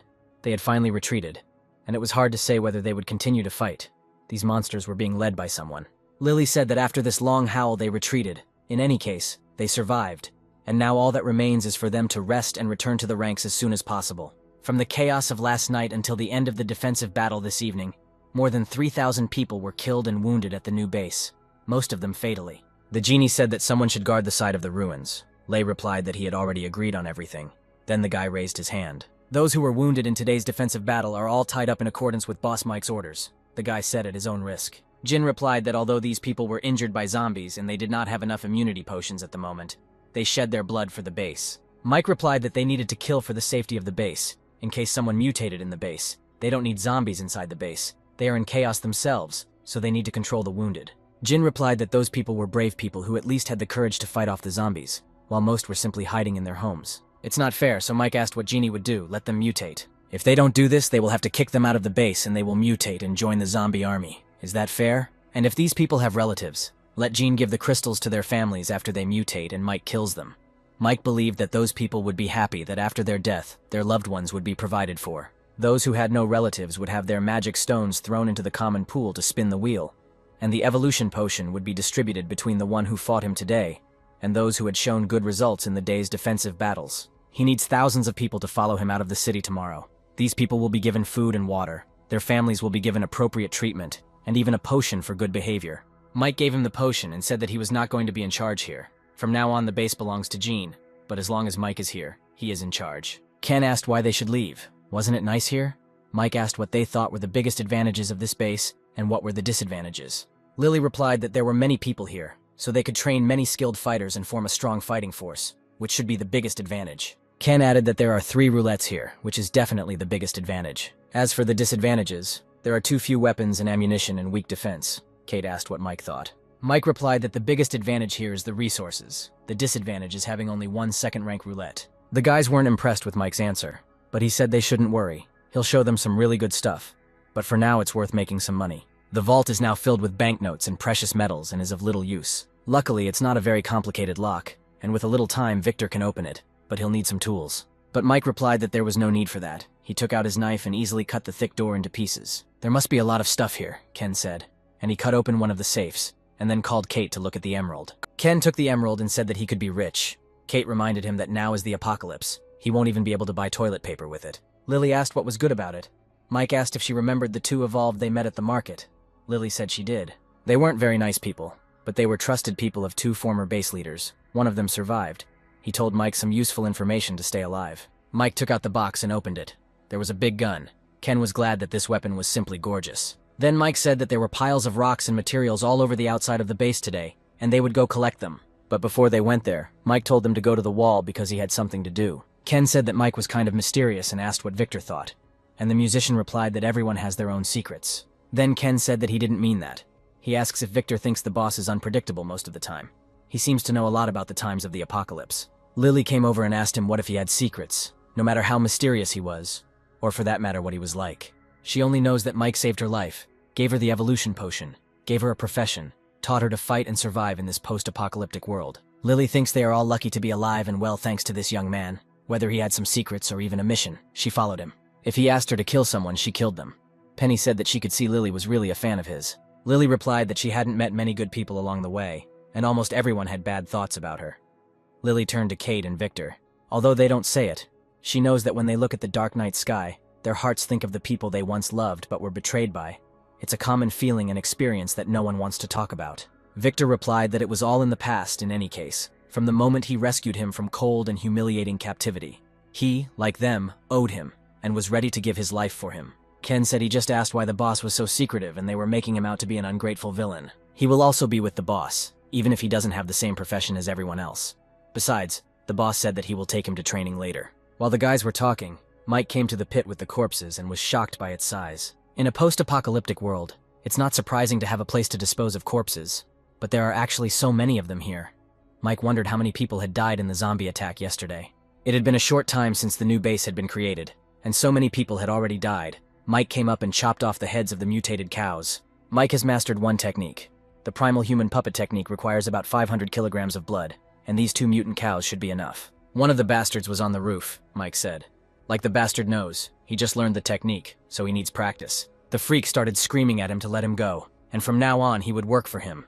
Mike said he would ask those cold corpses in their pits if they would forgive him. Now it's his turn.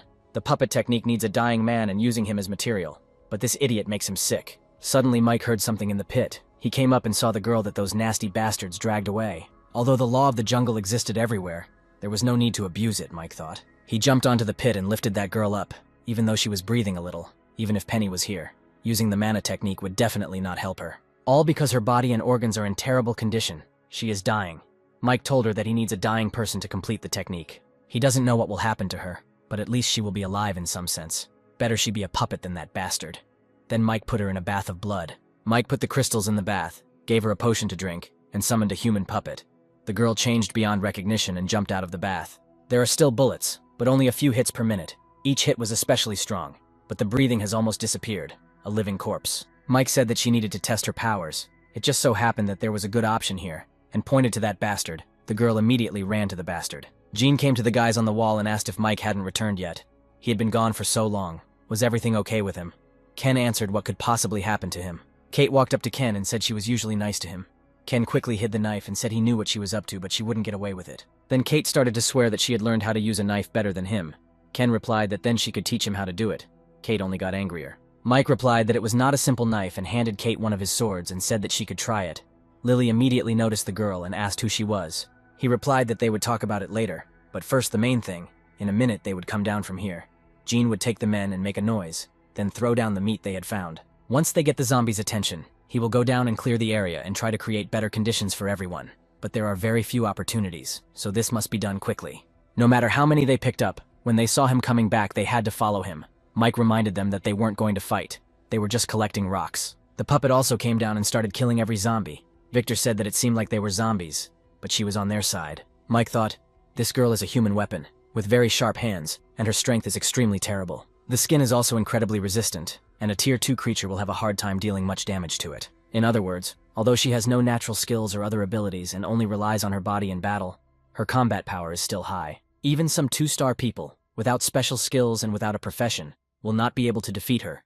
Mike said that the zombies are getting bigger, and it is time to leave. The guys gathered at the table. Millie said that from the first rank magic stones that they collected, they managed to knock out a box of evolution potions. They managed to collect a few second-tier magic stones, and after 3 spins, nothing good came out, so they didn't spin the wheel anymore. Jin entered the office.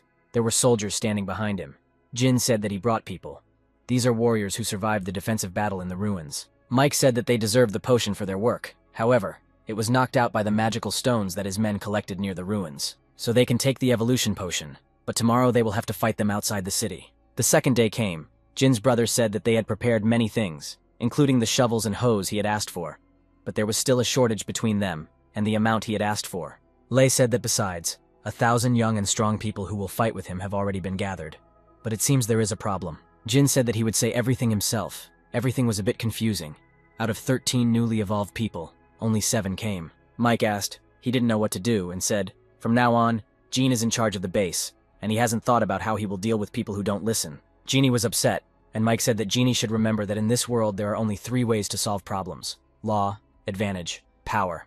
In the last days there were no laws or reasons, so the first was of no importance, so that leaves the next 2. The advantages, they used them yesterday. They gave them the potion and got their promise, but now they broke it, so there is only one solution left. This is power. Jean is the future master of this place, and he will show all its inhabitants what will happen to those who do not obey him, Mike said. Mike asked Ken and Kate to go with him.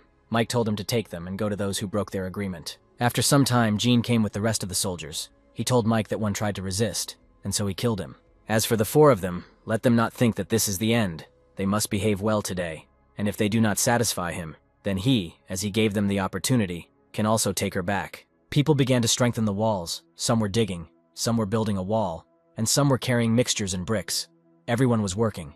Mike was watching them from the roof. The fortifications were almost ready, faster than Mike expected. Millie asked if they weren't here to attract monsters. Why were they just sitting there? Mike replied that he was looking for someone. The girls asked what he meant. Mike said that they would see everything for themselves now. If Mike is right, there is only one being that can control the hordes of corpses and monsters that are attacking the city together at this point. In a past life, people called these creatures brainworms. They are not very strong individually. They are just fast, stealthy, and cunning. And their bodies change color, perfectly blending with the environment. But if a person is not careful, it can kill him.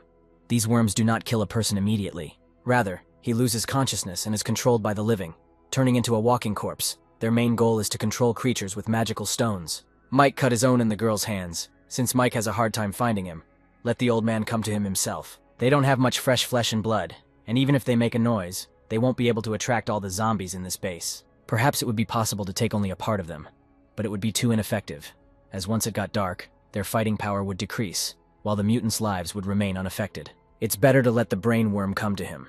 It's the one that controls the zombies and mutated creatures that attack the new district base. The boys gathered. The monsters returned and began to attack the base again. Mike and the girls ran to the others. The first line of defense is under Lily's command. He advised not to rush. It is better to wait until the ditch in front of it is filled, and then retreat back to the intended position. Having finished speaking, Mike left. Lily shouted to the men to show their courage. Let them kill these vile creatures on the head. There is no need to be weaklings. If they survive today, they may have a completely different life ahead of them. The men were inspired and ran into the crowd. The brainworm seen earlier has appeared in this area. It doesn't attack the base without reason. It must have a target. For a worm that does nothing but feed and evolve, it probably targets Mike since he is the most evolved person in the new base. If he wants to develop, he is the most suitable means. Mike asked the dog if he likes worms. The dog began to growl towards the forest, and Mike ran in that direction. Perhaps no one in the world knows about the existence of brainworms yet. No one knows that this is not only a terrible creature, but also very useful, like the attribute stones. Brainworms are edible. Mike finally found the worm general. Next to him was a black magic stone, 3rd rank, a mutant with 100 arms. It is not surprising that this brainworm knew about his arrival and did not leave, but waited here. Now he can control a 3-rank mutant. Mike took out his fire sword and attacked the monster, but the monster did not die. This is the first time that the professional skill of the moon cut hit the enemy, and did not kill him in a few seconds. It was expected, since he was a 3rd-rank monster, but Mike also understood that this would happen. The 3rd-rank 100-armed zombie is indeed very strong. If Mike met him in his normal state, he would not be able to defeat him. But now Mike knows there is one thing he must do. Mike orders the dog to attack the one behind. The monster, of course, tried to stop the dog, because he is essentially the guard of this worm, but the dog shot its spikes at the monster. Mike jumped on the 100-armed monster and tried to cut his eye, but suddenly a stone flew at him. He turned around and saw a zombie sitting on the back of a mutant bear. This is a powerful monster. Many people do not know how it evolved. A humanoid zombie known as a little devil, which is extremely strong and good at throwing. The demon's bear form has excellent melee combat qualities, and its claws are capable of tasting steel. The brainworms are actually intelligent creatures that can come up with a plan. There are still a bunch of mutants under his leadership deep in the forest. Mike told the dog to wrap it up, then jumped on the monster and pulled out his crystal. The guy used his primary spells and summoned a strange monster, which immediately attacked the 100-armed monster. The monster couldn't move, Mike asked. He doesn't understand why he can't move. This metal golem is made of osmium. Osmium is the densest of all metals, weighing up to 22 kilograms per cubic decimeter. The piece of metallic osmium he extracted from the plant was over 50 cubic decimeters in volume, meaning it weighed a ton. So Mike managed to kill the 3rd-rank monster. The second monster ran at Mike, but Mike's monster stopped the bear cub. And the girl killed the general. Mike didn't know if brainworms could parasitize on human dolls, but there was no point in arguing. The brainworm came out and immediately started running away. Mike ran after it, but the worm attacked Mike. Then the worm summoned an army of zombies. Mike ordered the girls to get these monsters away from him. The boys were fighting the zombies, but suddenly they all turned around and ran in the other direction. Brother Gina said it must have been Boss Mike. He used some method to make them back off. Lily said that they should follow them and kill them to make it easier for Mike. Whoever misses such an opportunity is a fool. And surprisingly, people ran after her. Mike was followed by zombies and mutants, and the brainworm reached the edge and was afraid to jump from it. Mike took out a fire extinguisher. He used it on the monster and said that his manipulation abilities were indeed very strong, but his body was as weak as it could be. He is also afraid of substances such as sodium ammonium phosphate after infection. They not only become immobile, but also lose their ability to parasitize. Mike asked out of pure curiosity if he was interested in how he knew this. But the monster suddenly replied that yes, this thing really can communicate with Mike using the voice of reason. The monsters had already caught up with Mike, and he threatened the monster to order them to let go. Otherwise he would kill him. The monster quickly obeyed him. All the gathered zombies stopped in front of Mike, listening to the worm's order, and Mike ordered his own to kill all the zombies. Suddenly Mike saw a mutant girl swallow a crystal. Apparently this is the path of evolution of an iron corpse. Mike ordered the monster to get into the box, and the dog and the Iron Lady killed all the zombies. Then Mike said that they could come back. The boys also achieved success. They collected the crystals and put them in a box, and it seems they didn't even count how many of these crystals they had. Kate said the people they brought out today were inexperienced and not brave enough, and then things got messy, and on average they killed a little. But considering the number of kills from traps and such, they should have more than 10,000 magic stones. Penny replied that she was very close and told everyone that there were over 15,000 stones here. Ken was impressed and asked how much potion they could get for it. Penny didn't know how many second-rank magic stones there were, because Mike had them, and the happy guy sat opposite and said that there were also a lot of second-rank stones. Mike ordered to leave 10,000 and take the rest on the roulette wheel. Ken convinced Mike that he had great luck. If he's lucky, Jin will be able to get about 100 evolution potions from these stones. 50 remain with him, and he will decide how to distribute them, Mike said. Even if Jean couldn't control all of the base's evolutionary power, he should control most of it, Mike advised Jean. Tonight he also has to organize a team and be ready to go out tomorrow to continue killing zombies. Jin reported that of the people they sent out today, there were about 300 dead. Most of the evolved ones were dead too. Mike replied that they needed one more day. He would give him part of what they had received and they were leaving. Jean asked if he was leaving already. Mike replied that he should gather his people so that they could rest. Early tomorrow morning the boys climbed the wall and Mike opened the box. He told the worm that he knew perfectly well that he could hear him, and ordered him to gather zombies for them. The zombies immediately appeared at the walls and then froze. Mike told the people to go kill them. The zombies won't touch them. The people left, and the worm said that he did everything Mike asked him to do, and asked to let him go. Mike replied that the worm didn't do one more thing. He took out his knife and stabbed the monster, saying that he heard the worm tasted like chicken.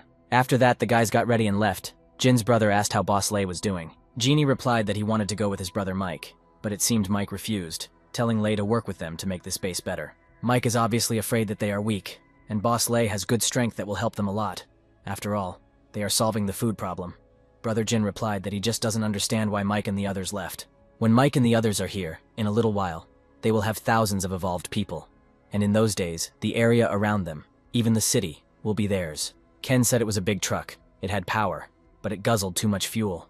If they didn't find a gas station along the way, it would be a useless piece of metal in a few hours. Mike replied that if they ran out of fuel, they would just walk. Ken asked where they were going now, and the guy answered that they were going to a big city. Ken was surprised and asked, to a city in a neighboring province, almost 1,000 kilometers away. Kate asked why they should go there. Mike said because they could develop there peacefully for at least 2 years. But it looks like they're heading in the wrong direction. In this direction, they're heading to another city, Kate said. Mike replied that they would have to go there first to find someone. Then he said if the boys had the person they were looking for, let them say so. They might find him along the way. Millie said she didn't know where her parents were. Penny sadly said that before the zombie apocalypse, her parents were teaching abroad. Ken replied that he wasn't worried about his. They were wonderful, and would come back when they had the chance. Lily replied that she didn't know if the rest of her family would be able to survive this wave of the apocalypse. They had little chance of surviving. The guys arrived at the base closer tonight. They watched him. Ken said that the walls were so strong, and also the sentry posts. It seems there are quite a lot of them inside. Mike said that humanity has adapted to the post-apocalyptic world much faster than they could have imagined. Kate replied that they hadn't adapted as quickly as their team. Ken asked why they didn't go there. At least they wouldn't have to sleep on the street. Mike replied that he was just looking for someone. They didn't need to make a scene. Ken replied that if Mike said that, then he was planning to do something else. Then Mike said that Ken talks too much, so Kate will go into town with him tomorrow. He needs help in this building. In the morning, Mike and Kate came to the entrance of the base, and Kate looked simply stunning. She let her hair down and put on makeup. She quietly asked Mike what benefit she had from her sacrifice this time. She said it was over. She was in his room. She would fight for him. She would die for him, and she wouldn't blame anyone. But she didn't want to have sex with anyone. Mike replied that he was asking her to be the bait. When it was time to attract, the target would just appear. He wasn't telling her to do anything like that. It was just a way to avoid problems. Kate replied that he didn't call a spade, and if he saw what he dressed her in, she wasn't asking for too much. But if it came to that, she wanted to be the third person to receive the 2-star potion. Mike asked what if he just refused, and Kate replied that she would come back later and tell everyone that he brought her here alone because he wanted to take advantage of her. The guys approached the entrance, and Mike thought that jokes aside, her request was not excessive. If they were to use only personal strength to decide who was most qualified to obtain the 2-star potion, then the first choice among the guys would definitely be Millie. But Kate was taught by a master in the art of swordsmanship, and with the help of the same border moon, Kate would have become much better. Suddenly, someone in the crowd began to shout. 3 huge trucks appeared. Soldiers were inside these trucks. They also had bags, and they were filled with magic stones. People kept talking about the soldiers, and they themselves understood that these people were bad, but they still wanted to go to the city to be safe. Kate and Mike entered the city, and the soldiers immediately took notice of Kate. They admired her beauty and said that they needed to convey a message to the master. The guys split up. Kate said they would go that way and asked Mike to find her later. Mike advised her not to go too far. Kate immediately noticed her pursuers. They ran after her, but Kate told one of them that they were very slow. The man said that she was different from the others. She didn't scream at all. Kate replied that she lured them out, but he still didn't come out. That's when Mike showed up, punched one bastard, then the rest before they could do anything. The bastard immediately wet himself and started crying. All the coolness was gone. He asked Mike if he was a 2-star hunter. He asked Mike not to kill him. Mike asked the bastard where he was keeping Sean. He ordered him to give him an answer immediately. The coward said that he was in the basement of the Southern Grain Storage Facility. "We see 2 soldiers and a woman," the soldier asked. "She came again." The woman replied that they can't let him die. The boss hasn't played enough yet. They were discussing the prisoners when suddenly Mike and Kate entered the building. The soldiers immediately shouted at them to get lost. Mike told Kate that they were at her location. The woman screamed who he was and what he was doing here. Mike immediately grabbed her by the throat and broke her neck. Mike walked further and saw a man lying on the hay. He was all beaten up. His whole body was covered in bruises, and it seemed he had lost consciousness. In his past life, Mike's main profession was an archer, and he had to work from afar, and Sean is a big man. He was the bravest of them all. During the 5 years they were together, Sean protected Mike from many deadly attacks, but was killed on a mission 2 months before his rebirth. So after his reincarnation, Mike always thought that if the time of the events that Sean told him about was correct, then he could be sent to prison for hurting someone. Mike picked him up and walked out. Kate, of course, killed those bastards. She asked if this was the man he was looking for. Mike replied that this guy could protect them. The current leader of this base came and saw the corpses of his soldiers. The girl behind him started laughing and said that it must be Sean's friends coming to help. The old man got angry and hit the girl. He shouted that in just a moment 6 of his people died, and if she had not killed Sean's woman, this would not have happened. The strange guy said that the nurse's autopsy was closed. Judging by the marks on her neck, she was strangled by a man's hand. Based on body temperature and blood clotting, the time of death of the 2 people killed with guns on the street should not be far from the time of death of the nurse. They both delivered strong and fast blows at the same time. The girl has the same strength as the evolved warrior of the 2 stars. The coward whispered to his father, "Why shouldn't he dump this guy? If something happens, he will help. As if this wimp can do anything." The old freak ordered his spawn to get lost and declare martial law, and also the character needs to be kept in a state of high combat readiness. Sean finally woke up and Mike was already next to him, smiling so sweetly for the first time. Sean said that he saw him before he lost consciousness. The man then asked Mike why he saved him. Mike replied that he was going to a dangerous place, and he needed someone to take the damage. Although they were brothers in their past life, they are still strangers in this life. If that is the case, then it is best to exchange mutual interests first. Shock asked if he was going to die. Mike replied that with him he would definitely survive and extended his hand to him. Sean shook it and agreed to go with him. The guys were in the forest not far from the base. Mike asked if Sean was happy with the shield. Sean replied that it was excellent. It was impossible for a giant shield bearer not to have his own shield, so Mike made him one. Sean easily lifted the shield and showed his power. Lily was surprised that he held the huge shield so easily. Strength key 40, endurance plus 40, self-healing shield, regenerates over time. Although the addition of osmium metal gives this shield a high level of durability, more important is the ability to self-heal, which gives ghost gold. It was right to take the risk then to get the phantom gold. This ability alone made this shield even better than Sean's previous shield. Sean pointed to the tape measure and asked if this was what Mike was looking for. Mike came over and said yes. Guys found a demonic tape measure. There are many different types of roulette wheels, most of which fall into the regular class. Golden Roulette, known as Gambling Demon Roulette, is a huge risk and huge reward game. Mike asked Penny to stand next to him, but she didn't need to protect him. Her focus should be on Sean. Mike told the musician to go with his people and wait for them 500 meters to the east, and no matter what happened, not to come any closer. Sean will be in the lead, with the Iron Lady at his side. The rest will stand guard between Mike and Sean, and if any of the enemies are checked through the lines, that will be their job. They must be prepared for anything. Today they will meet creatures they have never seen before, and since he might not be able to fight for a long time, they will be on their own. They have a dangerous day today. Mike put the stone in the roulette. The results are received. These are cells. After receiving the cell will be opened, and Mike will receive a pet with a special skill. The yolk, which had a deep connection with its owner before the end of the world, retained this connection even after the mutation. Battle pets acquired from a cage are subject to the rules for battle pets, and when the owner dies, the pet also dies. This type of battle pet is primarily designed for combat and has its own independent evolution system. They can not only fight on their own, but also play a supporting role, and may even have other abilities unrelated to combat. In his previous life, he met a powerful man whose battle pet was a mermaid who had no combat power, but had powerful medical abilities. A huge bolt of lightning flew out from the cage, and then a huge fire lion, 3rd rank, appeared from it. Then Mike put in a few more crystals, the roulette wheel spun, and the beetle sign came out, and a terrible-looking spider, also of the 3rd rank, crawled out from under the ground. The flame lion defends itself with its flames, which can be very unpleasant to hit. The black spider spews acid, which is very caustic, and it is covered in black bone blades that can fly out at any moment. Mike began to use his primary charms and summoned several protectors. Then he himself ran to attack the monsters. He of course used his fire sword. He attacked the spider. Mike said he did all he could. From now on, they were on their own. Summoning the creature 3 times in a row using the primordial charm technique required at least 600 mental energy. Next, a 2nd rank magic stone, when the same picture appears in one of the 3 cells on this roulette as in the first cell. The spinner can correct the drawing with the help of a magic crystal 1 level higher than the initial one. When Mike spins the roulette again, nothing should change. He will only get rewards when there are 4 identical drawings. It will lock the drawing of one creature until the end of the game until he gets a reward. Demonic roulette that allows creatures from the pictures to appear and attack. The more a person spins the wheel, the more monsters will appear, and mostly they'll be a level or 2 higher. And if you skip every square for a turn, 3 high-level monsters will appear. If the creature can attack the roulette, then everything will reset. Mike looked at the guys who were fighting with all their might with 2 3-rank monsters. Ken asked why they were trapped. If Mike didn't spin the wheel, he would get stuck. Why wouldn't he let them spin it? Because of this, the wheel also requires a level higher than the level of the activated magic crystal for the one spinning it. Not only does he need to spin the roulette wheel no more than twice to get all 4 squares to appear with the same pattern. The first time you set the desired pattern, you need a magic stone 1 rank higher than the starting stone, and the second time you need a stone 2 ranks higher. If Mike hadn't killed the 100-armed zombie and gotten the 3rd-class crystal, he wouldn't even think about spinning this wheel. Another insect. Fortunately, this mantis is a 2nd rank one, so it doesn't affect the situation much. Then a 3rd-tier mutant showed up. Things were bad. Mike hit the roulette because he was too upset. He didn't know how much longer he could hold out. The skeleton is heavily armored, the stone is black, and the strength is at the level of a 3rd-rank creature. This 3rd circle is very bad, a real bad luck. Mike ordered Kate to shoot the 3rd-rank bug.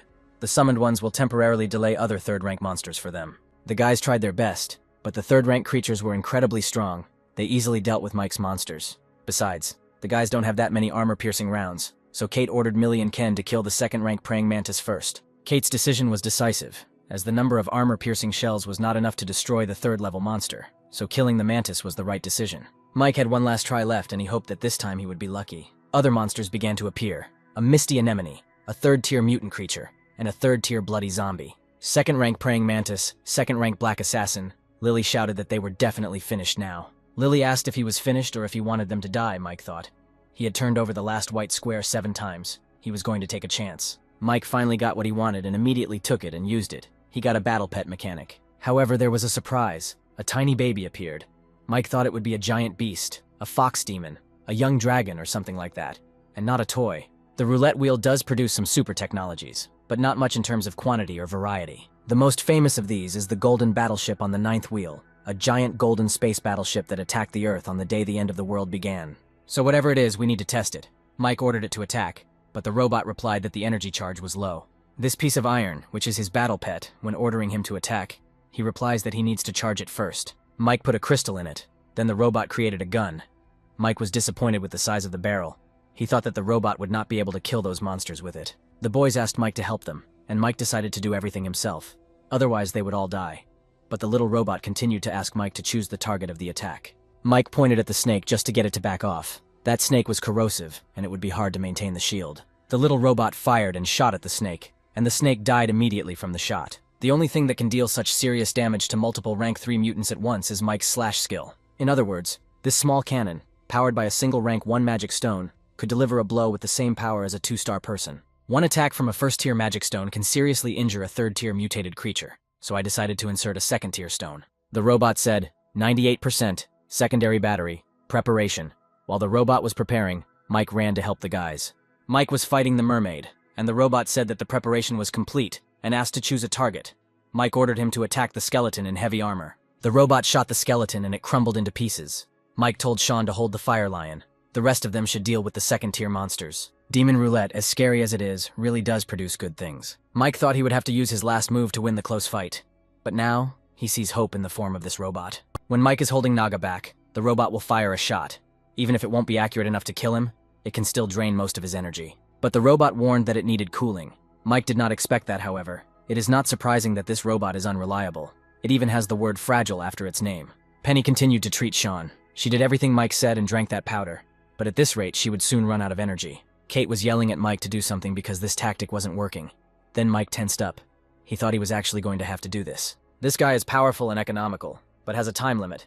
Now Mike doesn't know how long it will take to cool down. In this case, Mike decided to act according to the original plan, but Mike looked uncertain. It seemed he was afraid. The guy continued to kill one monster after another, but still looked very worried. Mike ordered to shorten the formation. Then Mike went to the roulette. Lily asked if he wanted to spin it again.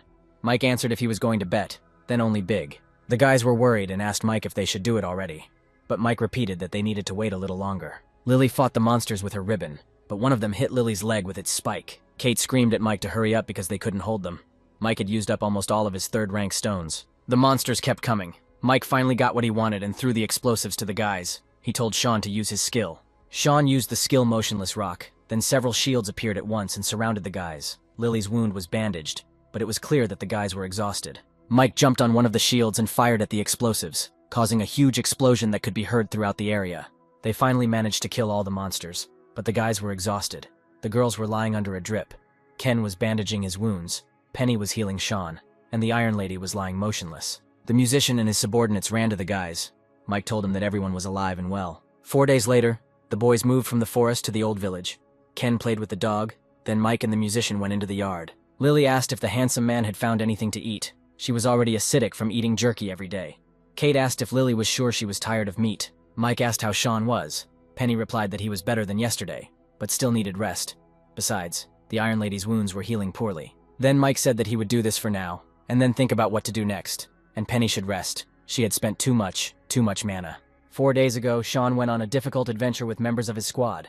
The culprit was explosives left after the targeted demolition of 2 buildings at the base in the new area.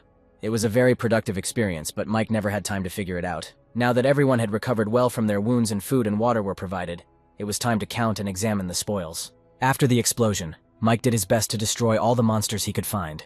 To compensate for this, the number of mutated second-tier creatures increased significantly, so the number of stones is quite normal. The real treasure is the third-rank magic stones. There are so few third-rank creatures now, he could do another 15 spins. Maybe if he's lucky he can get a 3-star potion, then there are materials obtained from monsters. In a past life, survivors called it the Soul Pearl, the heart of a heavily armored swordsman's skeleton. Soul Pearls are of little use to normal evolveds, but they can be very useful for certain professions, and are used as a trigger to create certain equipment. Thanks to his skills as a craftsman, Mike has at least a general idea of the value of this item, which is called the Gate of Sacrifice. In simple terms, the user gives something as a sacrifice, and then the sacrificial gate returns something to the user based on what was given.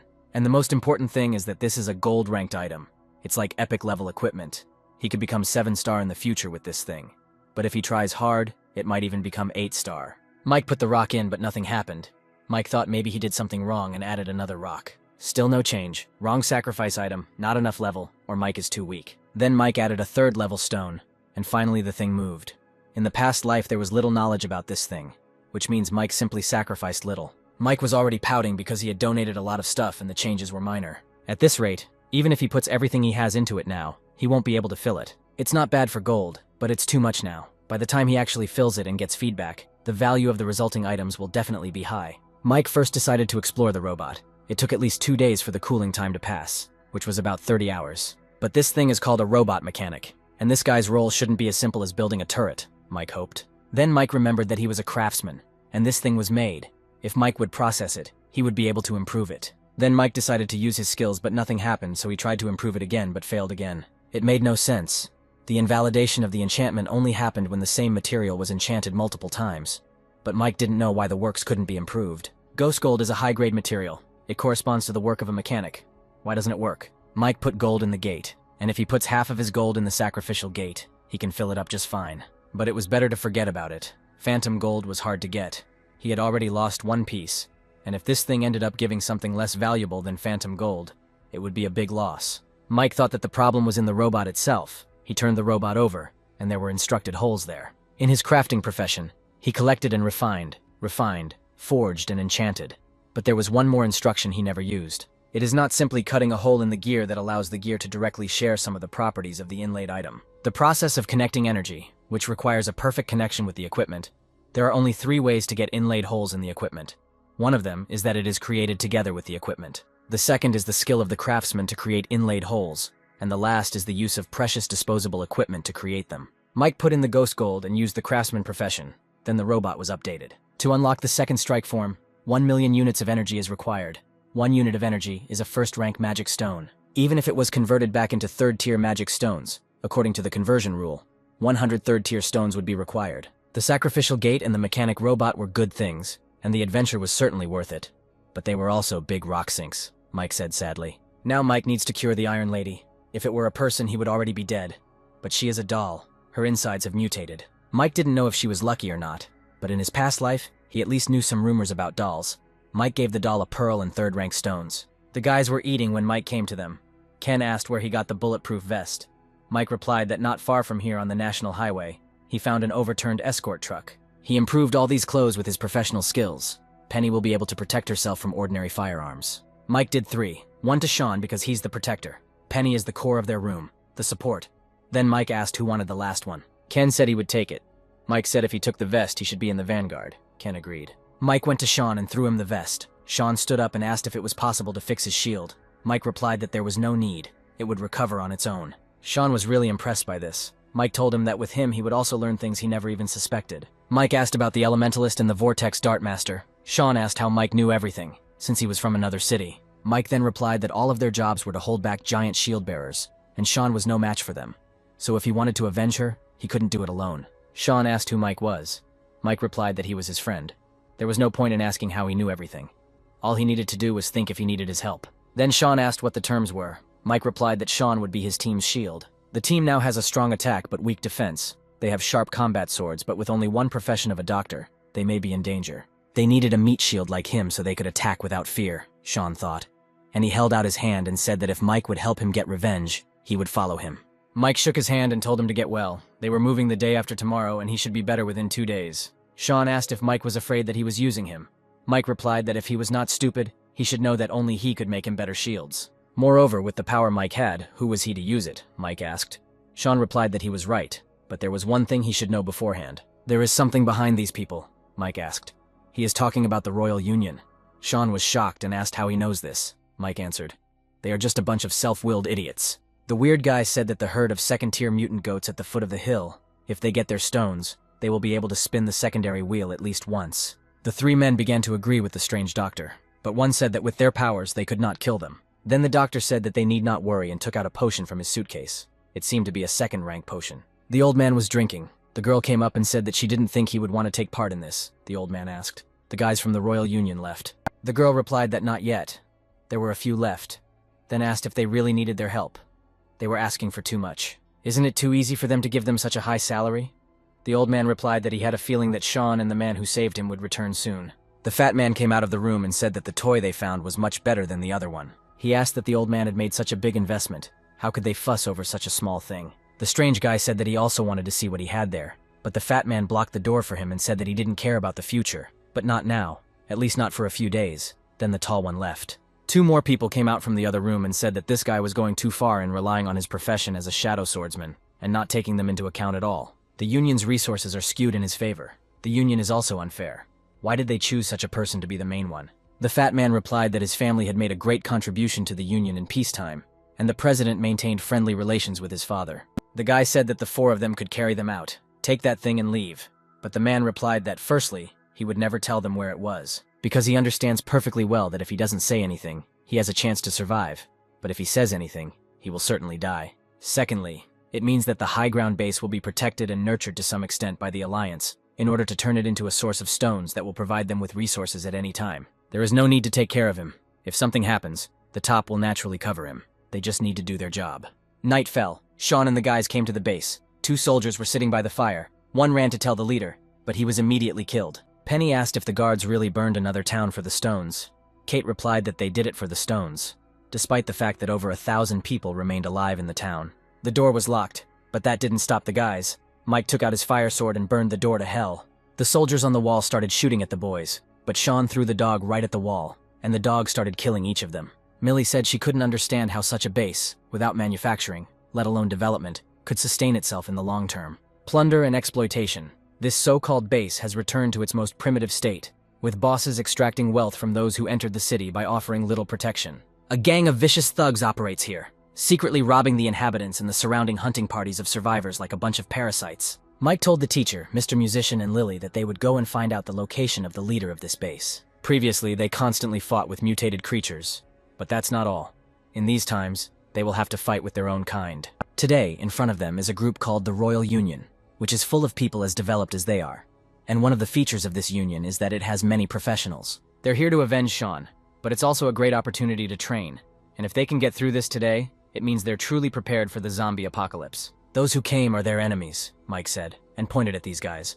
They are also old acquaintances of Mike from a past life. Doc, a professional shadow swordsman, and Mike had a run-in at a bar on base in a past life. Ginny and Chen are brother and sister. They had some kind of perverted relationship, but they died relatively early in the battle between the Royal Union and the warring faction at that time.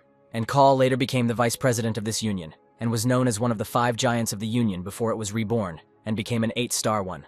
In his past life, Sean took revenge and destroyed the squad with their help.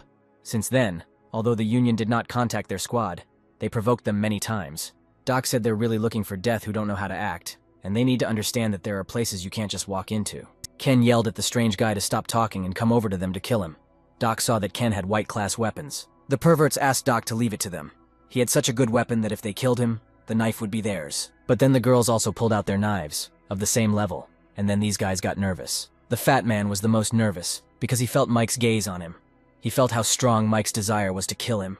The fat man realized that Mike was warning him with his withering gaze. He says that if he doesn't move, he'll let Doc and his men have a fair fight 3-on-3, and if he moves any further, he'll die. The strange guy aimed at Kate. He used his ability, and Kate did not lose sight of his knife, but Mike told her. And so Kate was able to kill this asshole. Mike said to himself that the strange guy died fairly, because in his past life Mike had to suffer at his hands. The fat man told the twins to keep an eye out for enemies and use their professional skills when necessary, which the twins did.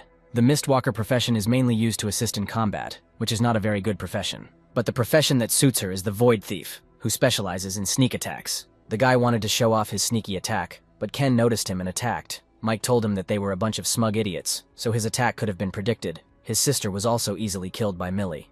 Only the fat man remained.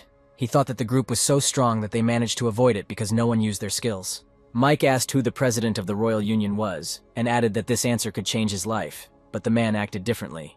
The man tried to kill Mike with his Iron Hands ability, but Mike easily grabbed his hands and broke them, then kicked him, and ordered Ken to collect the dead people's things. Then Sean ran up to them and asked if they killed them all.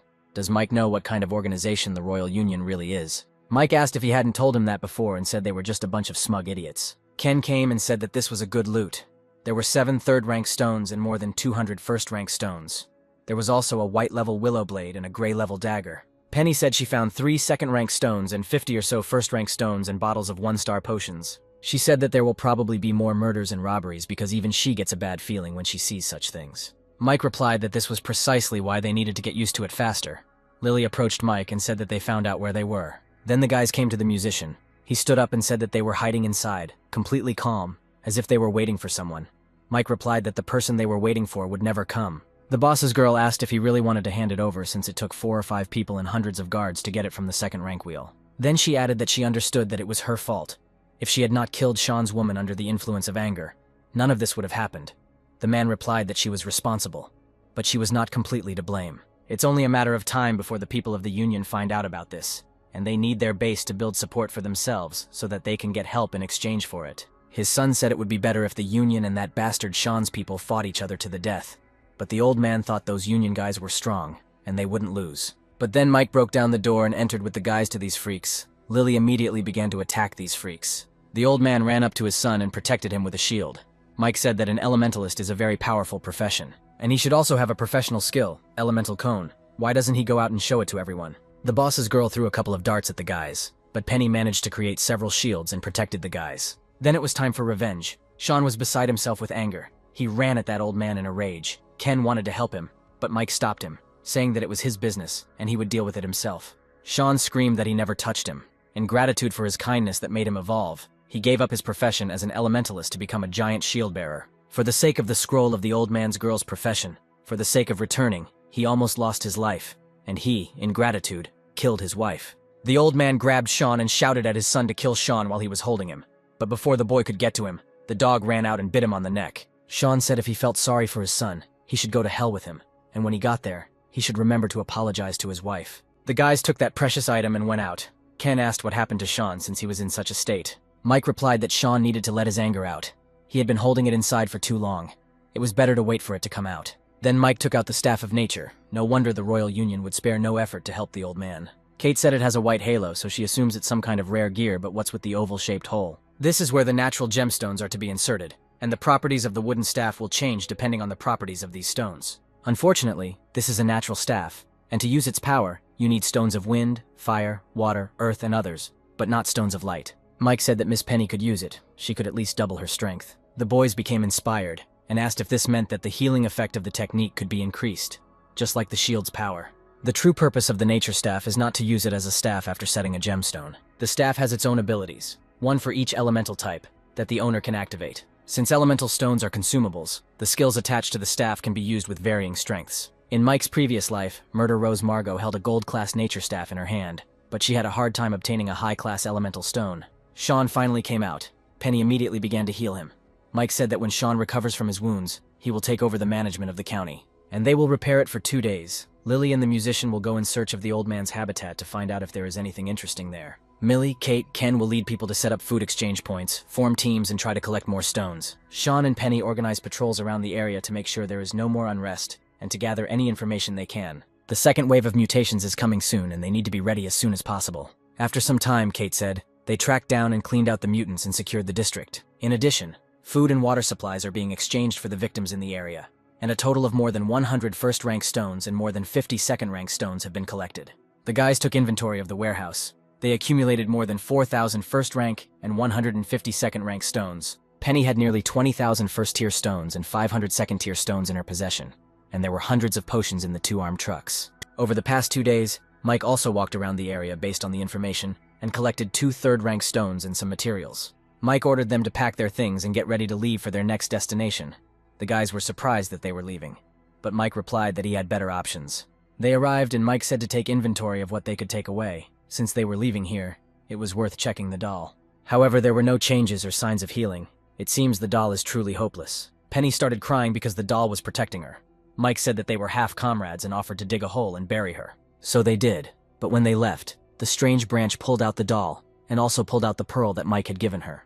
And immediately a zombie appeared. A worm jumped out of it and screamed that it needed a body. The worm jumped on the doll and tried to get inside her head, but the doll didn't care at all. She grabbed the worm and prepared to eat it. Suddenly, the lady who had been hunting Mike for a while appeared, and seeing that the doll was about to eat the worm, she and her cat attacked her. The lady hit the doll and the worm fell out of her mouth. Then both girls ran after this brain worm. They fought for this worm. Each grabbed it and they pulled it so hard that they tore it in two, looked at each other, then calmly went their separate ways. Suddenly, far from the doll, Mike felt for just a moment as if he had re-established contact with the iron corpse, then decided that it was nonsense. Mike said that now that they were here, it was time to ditch the car. Millie said that the roads should be in good condition, and she asked why they should leave the car. Mike answered, because there is a land of crystals ahead. At the beginning of the apocalypse, precious stones fell from the sky, left behind by the bombardment of thousands of meteorites. But Mike, to dispel suspicion, said that these were just suggestions. Since there are parts of dangerous territories, the only thing that can be confirmed is that the crystal lands are dangerous. Kate asked if they were dangerous and they should go around them. Mike replied that it was a large area, and if they went around it would take a long time. Ken immediately supported Mike. Then Mike praised him for the first time, and told everyone to go to bed, because tomorrow morning they would go to the lands of crystals. The boys went to bed and Mike looked at the hill, which on the outside is red. This is the property of the blood crystal, if he remembers correctly. There is a mountain of stones there. In the morning they came to the diamond lands. Ken asked what kind of creature could mutate and become so big if it was a dinosaur. Mike replied that the monsters on these lands can level up by feeding on the rocks here. Gems are an important resource. They are needed by craftsmen, alchemists, and so on.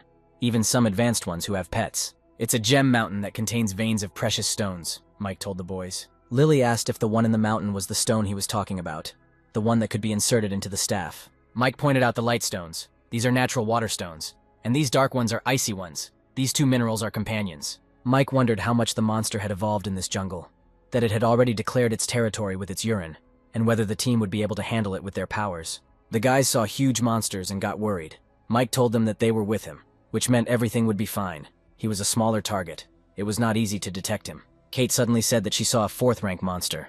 There was also an army of monsters consisting of more than 200 2nd rank monsters. Mike replied that he would carry a dog with him, which had a keen sense of smell and hearing, and with it no one would be able to sneak up on him. He had chosen the villa as his base, and now that it was close to his destination, it was necessary to obtain information about the area before his return. What forces are there, monsters? Are there groups of zombies, and even if it is possible, then let them look for a roulette. But you can't go inside, Mike said. Sean said he would go with him, but Mike replied that he had to protect Mr. Musician, and that he could take care of himself. Mike found the ginseng melon. At any stage after emergence, the young plants or stems on the ground will attack in various ways if approached. If you're not careful, you'll get hurt, and if you run into them, you might lose your life right away and become fertilizer for those sprouts. Because these plants are developed, these peanuts have stones.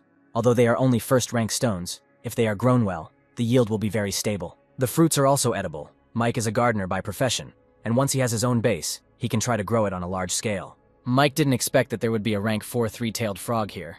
This creature is not worth messing with. He was reborn, and now he has developed to 2-star level, and has gained many professions and abilities that he didn't have before. But he shouldn't challenge the 4th rank. The frog was lying in his cave and licking the stones, when suddenly Yoke ran up to him in the cave and began to tease him. This frog is a 4-legged rank, but it cannot be famous for its speed or long-distance running. It cannot catch up with the dog. After 3 days of surveillance, he was able to determine the frog's reaction time, running speed, attack characteristics, and even the maximum distance it could withstand. 1 minute, he will chase the dog for up to 1 minute, after which he will decide that he cannot catch it and will turn back. There was a baby in the cave, and Mike said it was up to her mother how quickly she would start looking for him. The dog came. Mike watched the frog for a long time to postpone drilling in search of these stones. He found a creature of the 4th rank, a fire salamander, and stole its baby to set on the frog.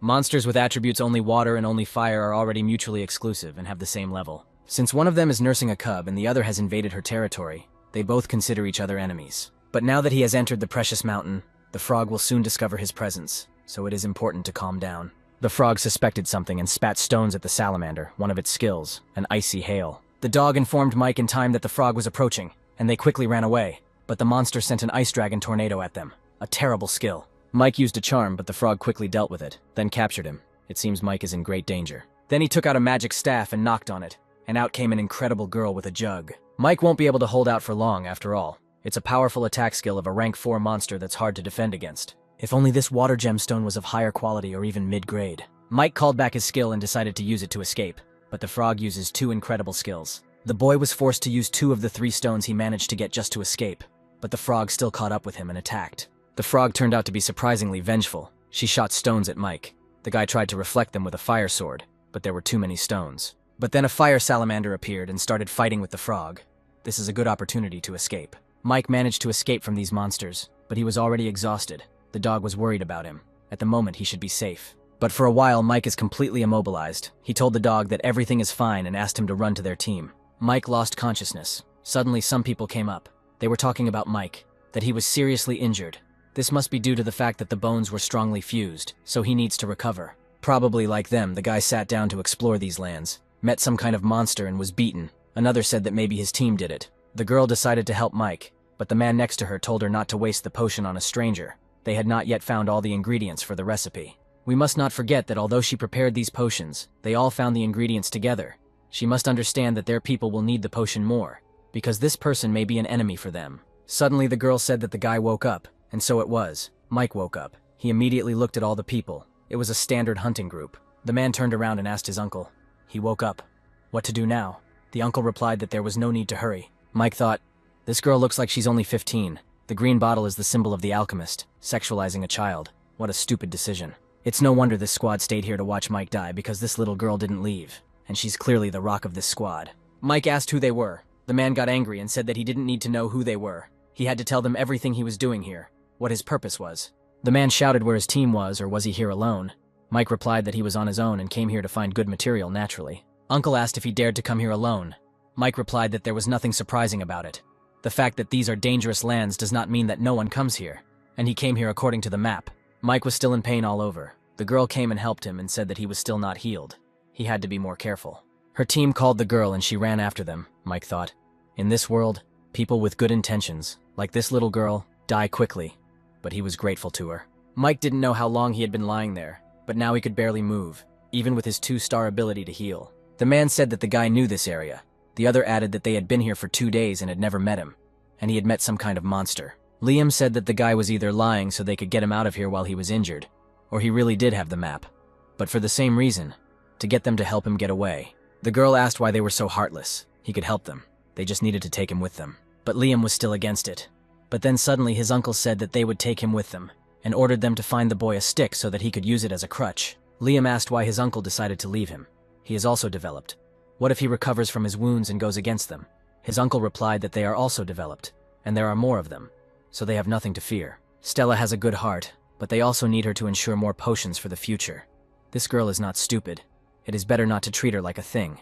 Otherwise, there will be trouble. Also, he must have a map. It will take him a long time to recover.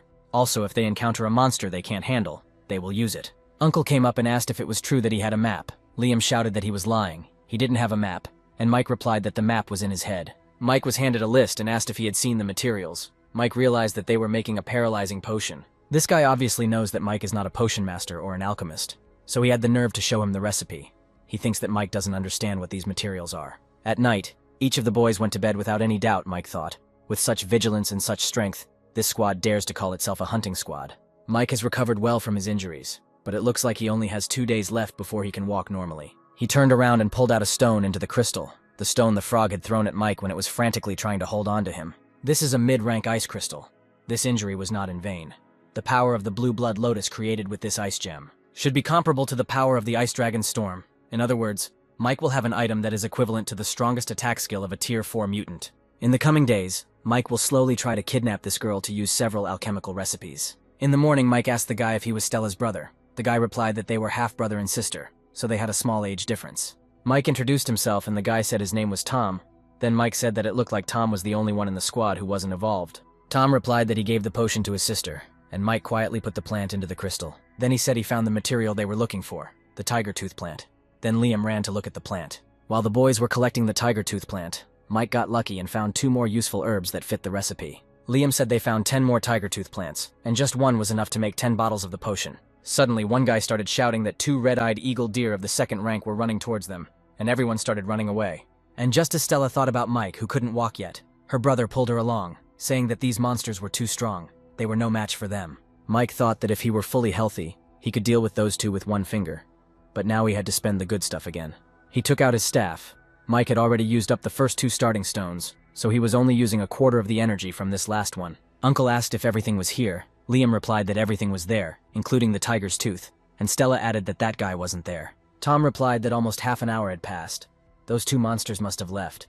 Why don't they come back to collect the rest of the materials? They returned and found Mike at lunch. Of course they were shocked, because Mike was not only alive, but he single-handedly killed those monsters. Uncle irritably asked Mike where the deer's magic stones were, and Mike calmly showed them the stones and said that they would not get them. For some reason, this surprised them, although, as Mike said, they don't have rights to stones. The guys started shouting that Mike is disabled, who can barely walk. The freaks started to threaten him, but Stella stood between them and asked them to stop.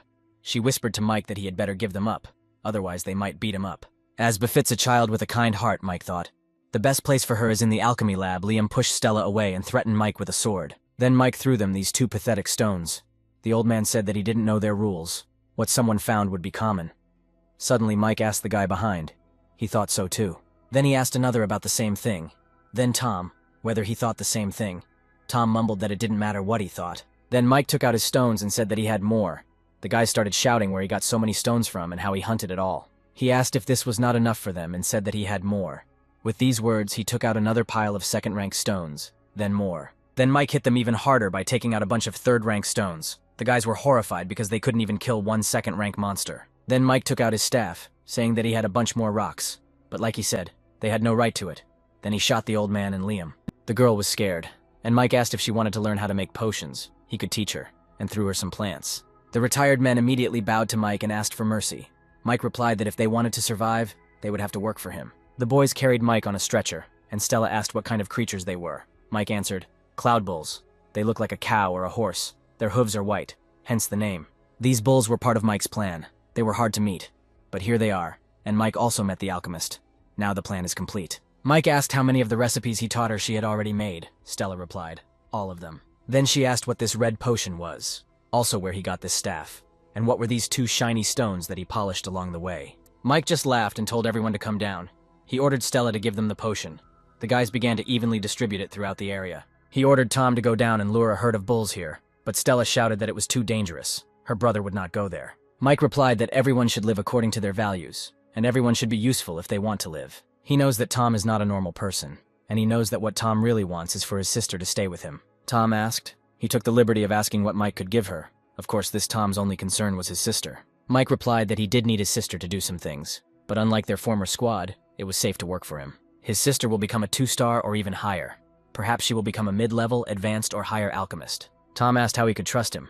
Mike replied that Tom didn't have to. He just had to live and watch, Tom asked in surprise. So Mike said that he would live. If we are talking about a deadly, dangerous task, then these three are better suited than Tom. Of course there are dangers, but such is this world. Then Tom agreed to go there, but if anything happened to him, he would have to take care of his sister. Mike threw him a potion as an advance. Tom drank it immediately, which surprised Tom. He thought that Mike was probably testing him. The three came and said they were done. Mike ordered them to protect Stella and let her go back. He told Tom he could start when he was ready. Then it was all about the ripening of these plants, sprayed with a red potion. Mike went inside the plants and used his farmer skill, growth. After a while, Tom came running, and a crowd of bulls was chasing him. He shouted to Mike that they were already here, and Mike replied that he saw them. Suddenly, the monsters all stopped at once and started eating the grass sprayed with that red potion. Stella asked why they loved it so much. The recipe is simple and not that widely used. It wasn't a secret until Mike's revival. But this recipe is something that only appears in the rank 3 hand.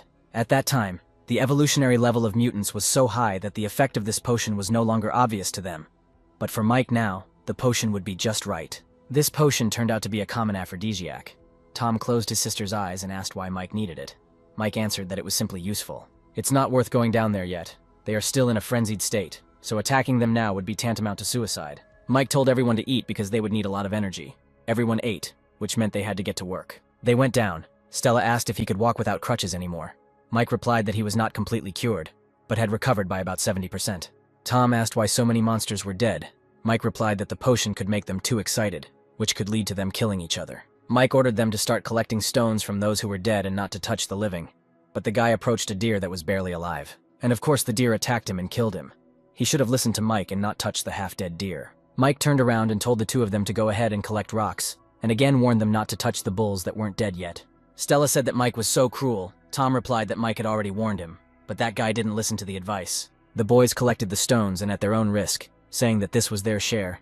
Mike told them to choose some recently dead bulls. Drag them to the entrance of the valley, then cut their veins and let the blood flow as fast as possible. They did everything and came to Mike, but suddenly Mike killed that guy and took out the stones that he hid. Mike calmly put the crystals down and said that they needed to set up an ambush. The boys hid. Suddenly a huge, beautiful bird appeared in the sky. The tempting smell of blood confuses the 4th-rank bird. We are shown Mike's team. A group of bandits came to them and ordered them to throw stones and get out of there. The bastard recognized Lily. Then the other one shouted for them to leave the stones and the girl, and for the rest to get lost. Ken said, "It turns out Lily is popular." Lily didn't like it. She shouted at him to solve this problem, and he let the enemies get so close. The musician said that Ken wasn't lazy. He drove so many zombies here. The boys continued to joke and laugh, which angered the old man, and he began to shout that he would kill them so that they would not dare laugh at him. But before the old man could finish speaking, Sean came running and hit these guys with his shield. Ken also joined him, so they quickly dealt with them. Lily said that over the past few days, she had collected almost 1,500 first-rank stones and several dozen second-rank stones. Millie said that they needed to hurry to the others. Ken said that Miss Penny and the others were already waiting on the side of the Crystal Lands, when suddenly a light appeared in the sky. Mike was fighting dangerous monsters at this time. He ordered the guys to collect all the magic stones as quickly as possible. The snakes Mike killed are ideal for hunting. The glandular sacs in their bodies are soaked and then aerated to evaporate all the water. Taking this together with strong alcohol can increase resistance to various types of poisons. And they aren't known for their speed or defense either. Using bull's blood to surround this valley was the right decision. Mike suddenly felt as if something was approaching and told the boys to go back up the hill and take cover. 3 days, more than 500 second-rank and 7 third-rank stones and some materials. The harvest is not bad. Unfortunately, Mike missed the 4th-rank mystical bird. These 3 are nothing compared to those he trained. But the guys are far away now. Here comes a pack of fanged beasts. They are the most organized and disciplined monsters Mike has seen in this place. It's a pity that their group isn't big enough to handle 3rd-tier monsters. He'll have to use mid-tier stones, but that's not cost-effective. Mike decided to end the hunt there, but suddenly a rumble was heard. It was Yoke. Apparently he had returned for Mike. He thought it was a dead end to ask him to call for reinforcements, since it would be a difficult task for a second-rank mutant to cross these lands and find the guys. But not only that, but also the time it would take for the squad members to enter these lands and find him, for salvation. However, the guys are here, and they decided to fight these monsters, which surprised Mike, because there are no such impulsive people on his team. Under normal circumstances, they would never have made such a decision. But now they were in a hurry. Why on earth, thought Mike, and ran to the team. They went down and Mike yelled at Sean to open one door for them to come in. He told the guys they looked like they had a good day. Mike asked who could tell him why they decided to fight these monsters. Then Ken threw him a card, a sealed card. When the card is activated, it can seal a mutant of the card's level. After sealing, the mutant will turn into a battle pet. But battle pets have their own separate life. Mutants sealed in the card have their original memories erased. They only do what their masters order them to do. Mike was delighted and said that it was a great thing, and asked where they got it. The guys proudly replied that they stole it. Then Mike told the boys that these monsters were very disciplined. They split into two parts, and one intended to attack their rear in a roundabout way. Ken asked how they were going to defeat these monsters. Mike asked if they hadn't thought about this when they were rushing to the valley. But Ken replied that they thought the card would be used to seal a Tier 3 mutant, and that would be Mike's prize. Mike was surprised that they thought of him first, but since they were all here, the chances of winning were actually better. Then Mike jumped on the shield and called the original spell. His monster grabbed the mutant by the legs. Then Mike jumped on him and sealed him in the card. The monsters lost their leader and were confused. Mike took advantage of this. Jumping, he used his fire sword and burned all the remaining monsters. But then another group of monsters came running. Mike ordered the newbies to stay in formation. He told Lily and Sean to take care of them. And the rest joined him to meet the enemy. Mike took out the baby, and after the crystals, he took out his huge gun. The guys started fighting. Mike took his monster out of the map, and it started fighting with his own, which surprised the monsters. Ken thought that the boss was getting better and better, and with this robot, he didn't need the slave cards that much. He could handle this group of monsters on his own. Stella asked if Mike was that strong. Tom said that they fought and almost died for the second-rank stones, and ran away when they saw the second-rank zombies. Luckily for them, the sisters' good intentions did not fail, because this team was sure to go far, Tom thought. After the battle, the newbies were collecting materials. Mike told them that tusks and claws are also very good materials, so they should be collected. Mike asked the boys if they wanted to go for a ride. Ken asked what they wanted, and Lily asked if he had found a car. When the bull eggs hatch, they will grow up and become their transport. They seem cute. Mike pointed to the side and said that they were there. They had already dealt with all the monsters in the area, so the remaining monsters would not pose much of a threat. The two happily ran off to get the eggs, and Kate told Mike that they had made a map of the city. They didn't touch the villas because Mike didn't allow them, but there were a lot of people there. They were divided into 3 factions. The numbers are not confirmed yet. But in the vicinity, the largest forces that could pose a threat to them, the team is based in a village to the east. The leader's name was Kai. He was a 2-star. There should be a second-rank roulette in the village. There were more than 500 people under his command. 10 of them were developed. A large cement factory where 70 people are locked up, calling themselves Tiger Riders. They are not old, but their reputation is very loud in the area. There is also a prison. This place is known for its perverts. The prisoners became the masters. They collected a lot of weapons and transport. The boss there is now a black dragon, a very influential person. Previously, he studied Thai boxing and traveled to Korea to see Taekwondo masters. After studying, he was involved in smuggling at the border, then in bloodshed. He's a 2-star and a professional, rumored to be a summoner, Mike corrected the girls. Not a summoner, but a ghost hunter. The boys returned to the city, dragged all the bull's eggs. They cooked something to eat, and sat down to discuss plans. The most important thing they should pay attention to is that at the moment he led his people in the direction of the villas, wanting to take up more space. So much time has passed since the beginning of the apocalypse that any person with a brain knows that roulette is a resource, and the main thing is to occupy the roulette. Lily said his family is here too. The family is a minority power with a high degree of cohesion. After the apocalypse began, they occupied an island in the very center of the lake, where the reservoir and the lake provided them with the best protection. Kate said the last faction was the village. It was a force organized based on the villagers. The number of people is the largest of the 5 surrounding. There are already 5,000 people, and at the entrance to the village there is a first-rank roulette. The village chief, known as Uncle Mitch 2-star, is said to have traded the potion for a profession scroll with the hungry tiger boss. When Millie went to investigate, she discovered something very strange.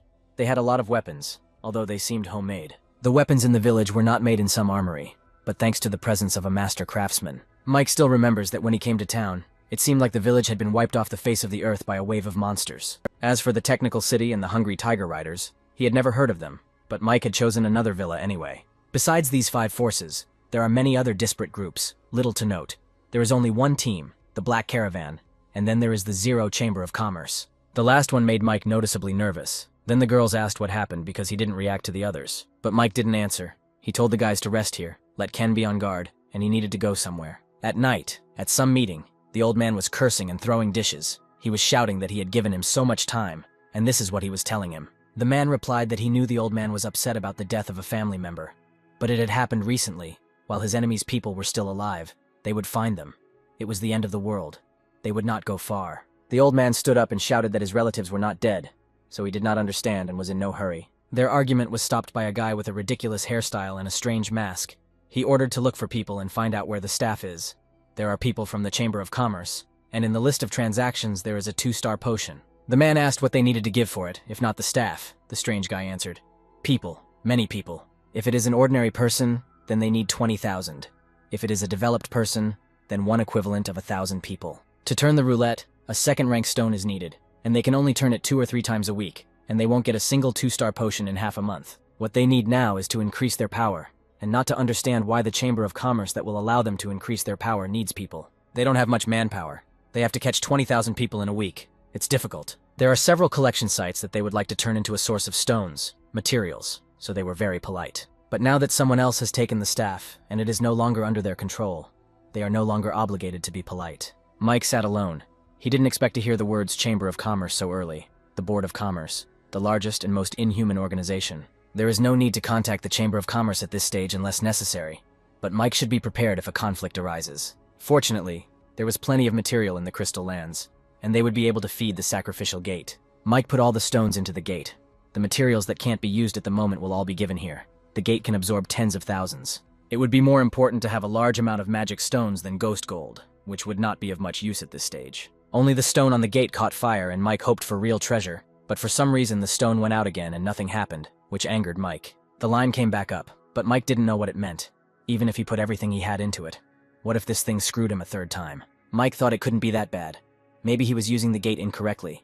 Then he pressed the stone, and suddenly everything caught fire. Everything is bad. The light flew up, and on such a dark night, such a bright light can definitely be seen everywhere. So Mike ordered everyone to pack up and leave. The gates continued to burn. Then he finally gave Mike some kind of C-class box, a small one. Lily lifted them onto the truck and said that there was a small town ahead of them, and if they crossed it, they would get to the mountain villas. Mike suggested taking a break and getting something to eat. There was definitely a high chance of encountering zombies in the city. The boys each went about their business, and Mike began to examine his prize. The box was marked small, which indicates that the gem at the sacrificial gate can be filled several times. The more times it is filled, the better the item will be.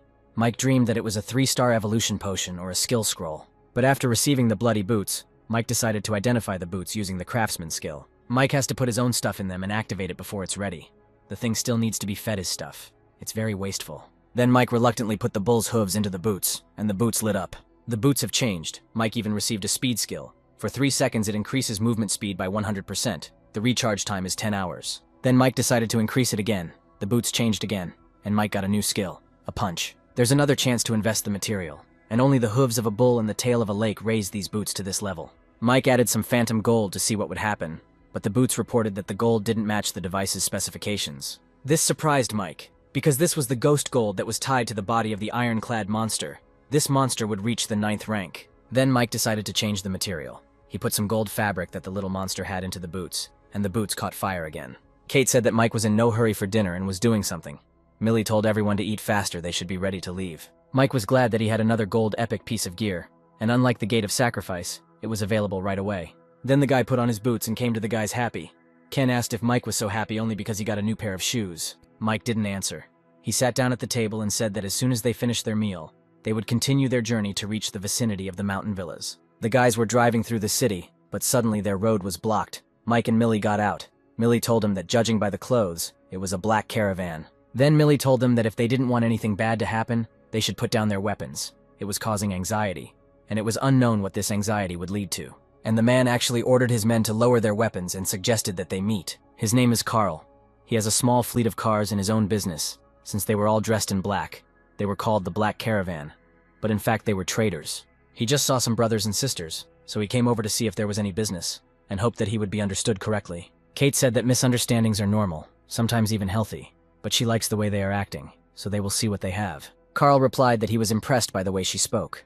There was little good, only food, water, basic necessities, and so on. Then Mike decided to use his boots. He ran past all the people at lightning speed, grabbed the explosives from Carl's truck and returned. He gave the explosives to Carl and said that if Carl wanted to cooperate, he had to be sincere. Mike said they don't have unintelligibility, but they have a habit of speaking in absolute safety. Carl was shocked. He didn't understand how Mike did it. Carl replied that it was his mistake. Not everyone has it easy in this world. Then ordered his to put the explosives back in place. Mike said he needed 3 things. If he had them, then we could negotiate. First, bullets. Second, food. Third, information. Carl replied, bullets are hard to come by. He has a few. Food is their main staple. But as for information, he doesn't know what Mike wants to know. Mike said that whatever he found useful, he could use it in exchange, and Mike would pay according to the value of the information. And there are also significant differences between grain and food. Carl was surprised that Mike wanted food, in a world where you can kill for a loaf of bread. They brought Carl a bag of cartridges, 90 cartridges, for 50 stones, Carl said. And Mike calmly agreed. Mike didn't bargain. Then Carl asked if he wanted another batch of guns. Mike asked how many there were. Carl replied that there were not many of them, about 10. But the quality of the cartridges was guaranteed. There were more than 300 of them. Mike said they were good quality and asked for a price. Carl hesitantly asked for 200 stones, and Mike agreed. Everyone was amazed that Mike so easily agreed to such a large sum. Carl asked if he wanted flour, rice, salt, but Mike naturally refused and threw him a bag of stones. Carl said that it seemed he gave him more. Mike said that there were 500 stones. For this, let him tell Mike the location of the arsenal. Then the two said that they were their enemies and took out the guns. But Carl told his men not to be nervous and asked Mike how he knew about it. Mike didn't answer him. He said that with these 500 stones, if he was lucky, he would have another developed person on his team, which is worth more than the arsenal. Carl thought how he could have guessed that he had found an arsenal. He bought 10 pistols, 300 rounds of ammunition, without bargaining. Then he said, 1,000 stones and he will tell not only about the arsenal, but also one message about the location of the grain warehouse. Mike agreed, but he also needed specific information about the surrounding forces. The deal was done, and before Mike left, he said that if Carl still wanted to do business, he should bring food to the mountain villas. His men asked why he didn't capture these people. Carl replied that they all knew that he used to work as a bounty hunter and he had no dignity. Only accuracy in assessing people, and now he wants to say a few words to them. When they encounter this team in the future, let them not do anything bad.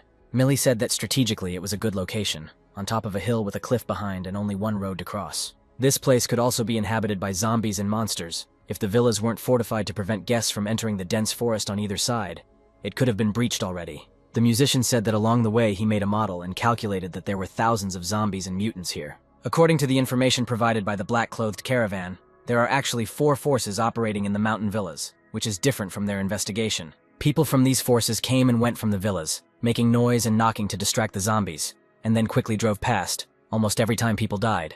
Of course, there are reasons, but in the end, this is information from a past life, and this time it is difficult to say for sure that everything will be the same. The woman screamed that this was not enough. The bald man replied that this was very good. Who does not know what is happening outside now? This is what he and his brothers paid for with their lives, so why do they think it's not enough? The girl shouted that he was a bastard who didn't keep his word, but the man only laughed with his fools. They began to offer to give them less food. The girls began to cry, and one of them said that she felt sorry for them, because sooner or later karma would punish them. The man got angry and shouted. He asks to exchange the only thing they have for food and drink, and they want karma to punish him. He called them blockheads dreaming of stardom before the end of the world, and there was no need to talk nonsense about them being in the same company. They better watch how others treat women. If he hadn't stopped her, she would still be here to bargain with him. Then she would have been killed. The apocalypse has come. If they don't want this, then they can leave. Let him do what he's told. Otherwise, next time there will be even less food. The woman was angry, but unfortunately she couldn't do anything. They took the bags and left. The man asked if they would just leave them like that. The bald man replied, "No way. You shouldn't mess with foreigners. Vinny in the office and the old man in the warehouse. On the other hand, there are many of them, but most of them are a bunch of weaklings. But at least there are 3 developed people in the group." The girls returned to the others, and everyone was happy to see them.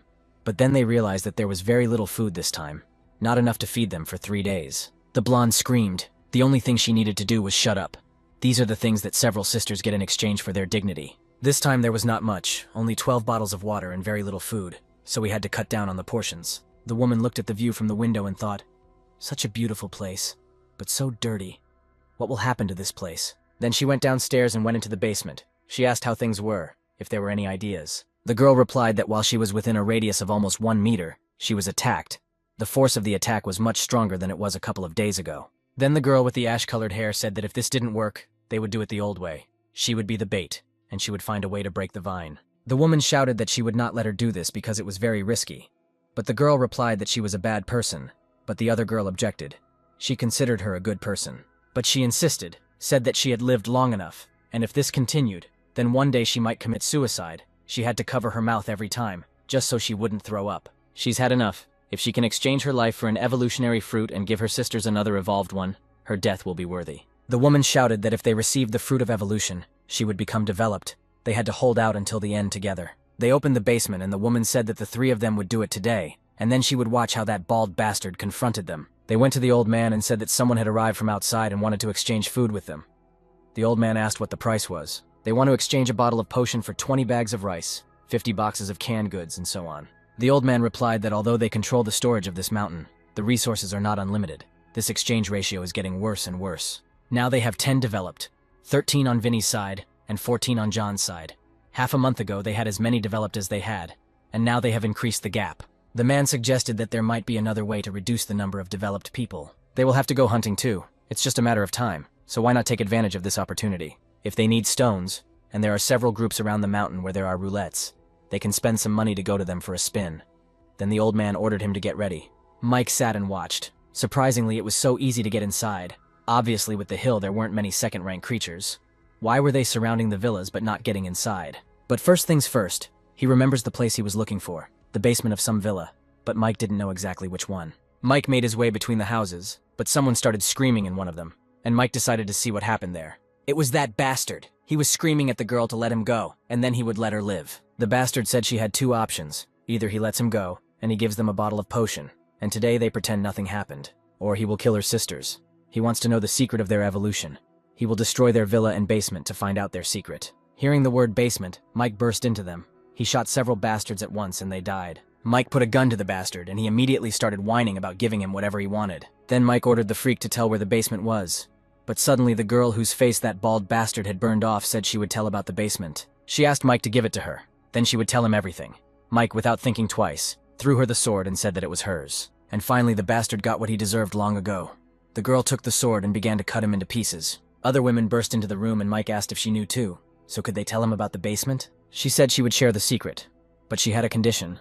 Mike replied that they were not in a position to set conditions for him. The woman replied that they are not afraid of dying. They have a difficult life, and death is a relief for them. She doesn't know him, but she has what he needs. She will give it, but she has conditions. Otherwise he can just kill them all. It's better than living like this. Mike still agreed to the condition. In the house they started killing one bastard after another. What joy! Mike was waiting for them outside. Their conditions were that all the men in this house would die. The girl approached Mike and asked why he helped her. Mike replied, "Didn't she just say that she was ready for anything?" Then she pointed to her face in a cheerful way, and said that she thought he didn't like her as she was, and that she seemed to be dying. Mike said that she was indeed dying, but if she came with him, she would survive. He needed someone who would be completely subservient to him, who would be covered in the blood of his enemies. The one who would stand in the darkness and hold back his future enemies? The one who would give him his soul? Mike asked if she was ready to become such a person. The girl agreed and they shook hands. Then the woman came out after the successful murders and said that she would take him to the basement. They came to the basement, and there was a ghost tree. You can never tell from its appearance to what extent it has developed, because it covers and hides a magical stone, and on its branches grow fragrant fruits that beckon to be enjoyed. The survivors who eat these fruits will be developed. At first people were almost delighted because of this tree. However, the so-called evolution lasts only a month, after which the body becomes a carrier of seeds. They germinate and take root in the human body. The user becomes its fertilizer, gradually turning into a human tree. A completely new tree is watered from the human body. Mike asked if they were the only three who had eaten the fruit. How long had it been? The woman replied that it had been more than half a month. She was the first one to take it. Luckily, if it had taken longer, it would have been impossible to save her, thought Mike. And suddenly the dog appeared. Together with Mike, the dog entered the basement to this monstrous tree, which immediately decided to attack Mike. Mike used his boots and instantly found himself in front of the tree. With his sword, he cut a couple of its branches, and the dog grabbed these branches. "This tree will still have a use," Mike shouted and ran further into the depths of the basement. Mike remembered that those who occupied this basement became 9 star hunters, and that's why there were 4 different roulettes in the basement at once. There is a 2nd rank, 3rd rank, 4th and 5th rank roulette, a real jackpot. Together with the 3 first rank roulettes scattered all over the outside, there are a total of 7 roulettes in the mountain villas. That is why in his previous life, the enemy took this place as the base for his training, and became a 9 star in the future. The girl said that the guy had been there for so long. Maybe something bad had happened. But suddenly one girl ran up and said that Vinny's people were coming here with a lot of people. The girls went out and met these identical soldiers. The guy asked where the bald guy was. Rhonda replied that it was none of his business where he was, but he should just get out of there. The guy said that today they came here to seize their villas, and ordered his men to get ready. But suddenly that girl killed one of Vinny's subordinates. She crept up unnoticed and made a hole in his body. She literally ripped out that man's heart and said that the master said if they didn't resist, they wouldn't have to die. The men ran towards her, but she also fought with such a large crowd of people with ease, with her bare hands. One of them used his iron hand skill, but the girl easily broke the stones and then that man. Then the men fell on their knees and bowed, saying that they surrendered. As she had just said, they would not resist. Mike watched the girl from the hill and said that this woman was right for him. Carl walked up to Grandpa Mitch and said he had just found a new customer and offered to smoke. Mitch said there were only a few people here who could afford his stuff, and there was a new buyer. Carl replied that they had met a group of people who were going to mountain villas. Then Mitch asked what he said last time. Carl looked at the tube and thought, the last time he saw it, it was at a gray level, but now it had been upgraded to white. Carl replied that he had only a few men and few weapons. They would be of little use, so he would not interfere. The old man said that if he didn't go this time and buy from him, the price would never be cheaper. Carl stood up and said that he would think about it. In the car, Carl's subordinates asked if they would go there. He had heard a lot of good things there. Carl asked, they can't just go to John's base. They shouldn't think that this old man has good intentions. It's not that easy to get in there. Mike and the guys got together. Ken said they agreed to study the situation in the mountain, but he just captured the mountain. Rhonda said there are about 300 people on John's side now, and less than 200 on Lou's side. She doesn't know exactly how many there are now, but there are 57 of them. The girl came to Mike and said that John's people were getting ready to act. Kate thought that the woman had received the third 2-star potion, although she remembered Mike had promised Kate this potion. Lily asked what Mike was thinking when he gave the third 2-star potion to her, one for Pina. Is that still okay? Millie asked. Is she jealous? She replied that he must have had a reason for doing it that way. She was just curious. Mike asked how many people were coming here. Agnes answered 200. Then Mike said that he had taken too many people. Agnes immediately left, answering that she understood him. He told Rhonda that she should write to him about all her people who are here.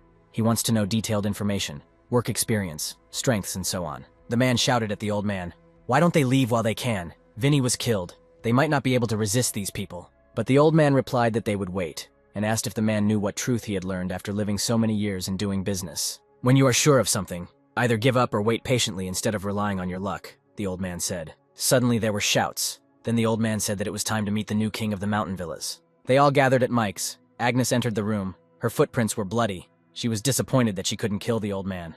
Penny said she had 2 serious gunshot wounds and 5 broken bones. The bullets were still there and needed to be taken out so she could resuscitate Agnes. Mike left Rhonda in charge and went to pull the bullets out of Agnes, but Mike added that he was also going to cut out all that burnt flesh from her face. Agnes calmly agreed. Penny was of course shocked. It is not surprising that in a very short time she won Mike's trust. She does what the other members of their squad can't do, Mike finished, and Penny began to heal Agnes. The light apostle profession is very strong, and after it developed to 2 stars, it used up the profession enhancement scrolls. Although she did not advance to the next level of Apostle of Light, she gained a new skill, the goal of softness, heals locally, not as a whole. Penny finished and said that tomorrow she would do another procedure and then Agnes would be as good as new. Mike returned to the meeting room and the old man said that he wanted to stay. His family was gone anyway.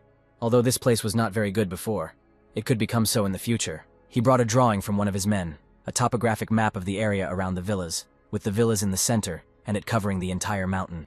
If they want to control this place, this map will allow them to make a clearer and more precise plan. Mike replied, not bad, and there was a big fight coming up soon. His men needed to be ready. He went out to the crowd and said, in fact, he didn't need to say anything, just like how others had treated them before. But he doesn't think that this is enough to survive in such a world. They need to realize their potential and do what they are afraid to do. He needs exactly such comrades, and not the living dead who sit and wait for a little dirty food to be thrown to them every day. They will need to go outside, fight zombies, mutants, clean up the villas. This is the beginning of a new life for them, and those who do well will be rewarded.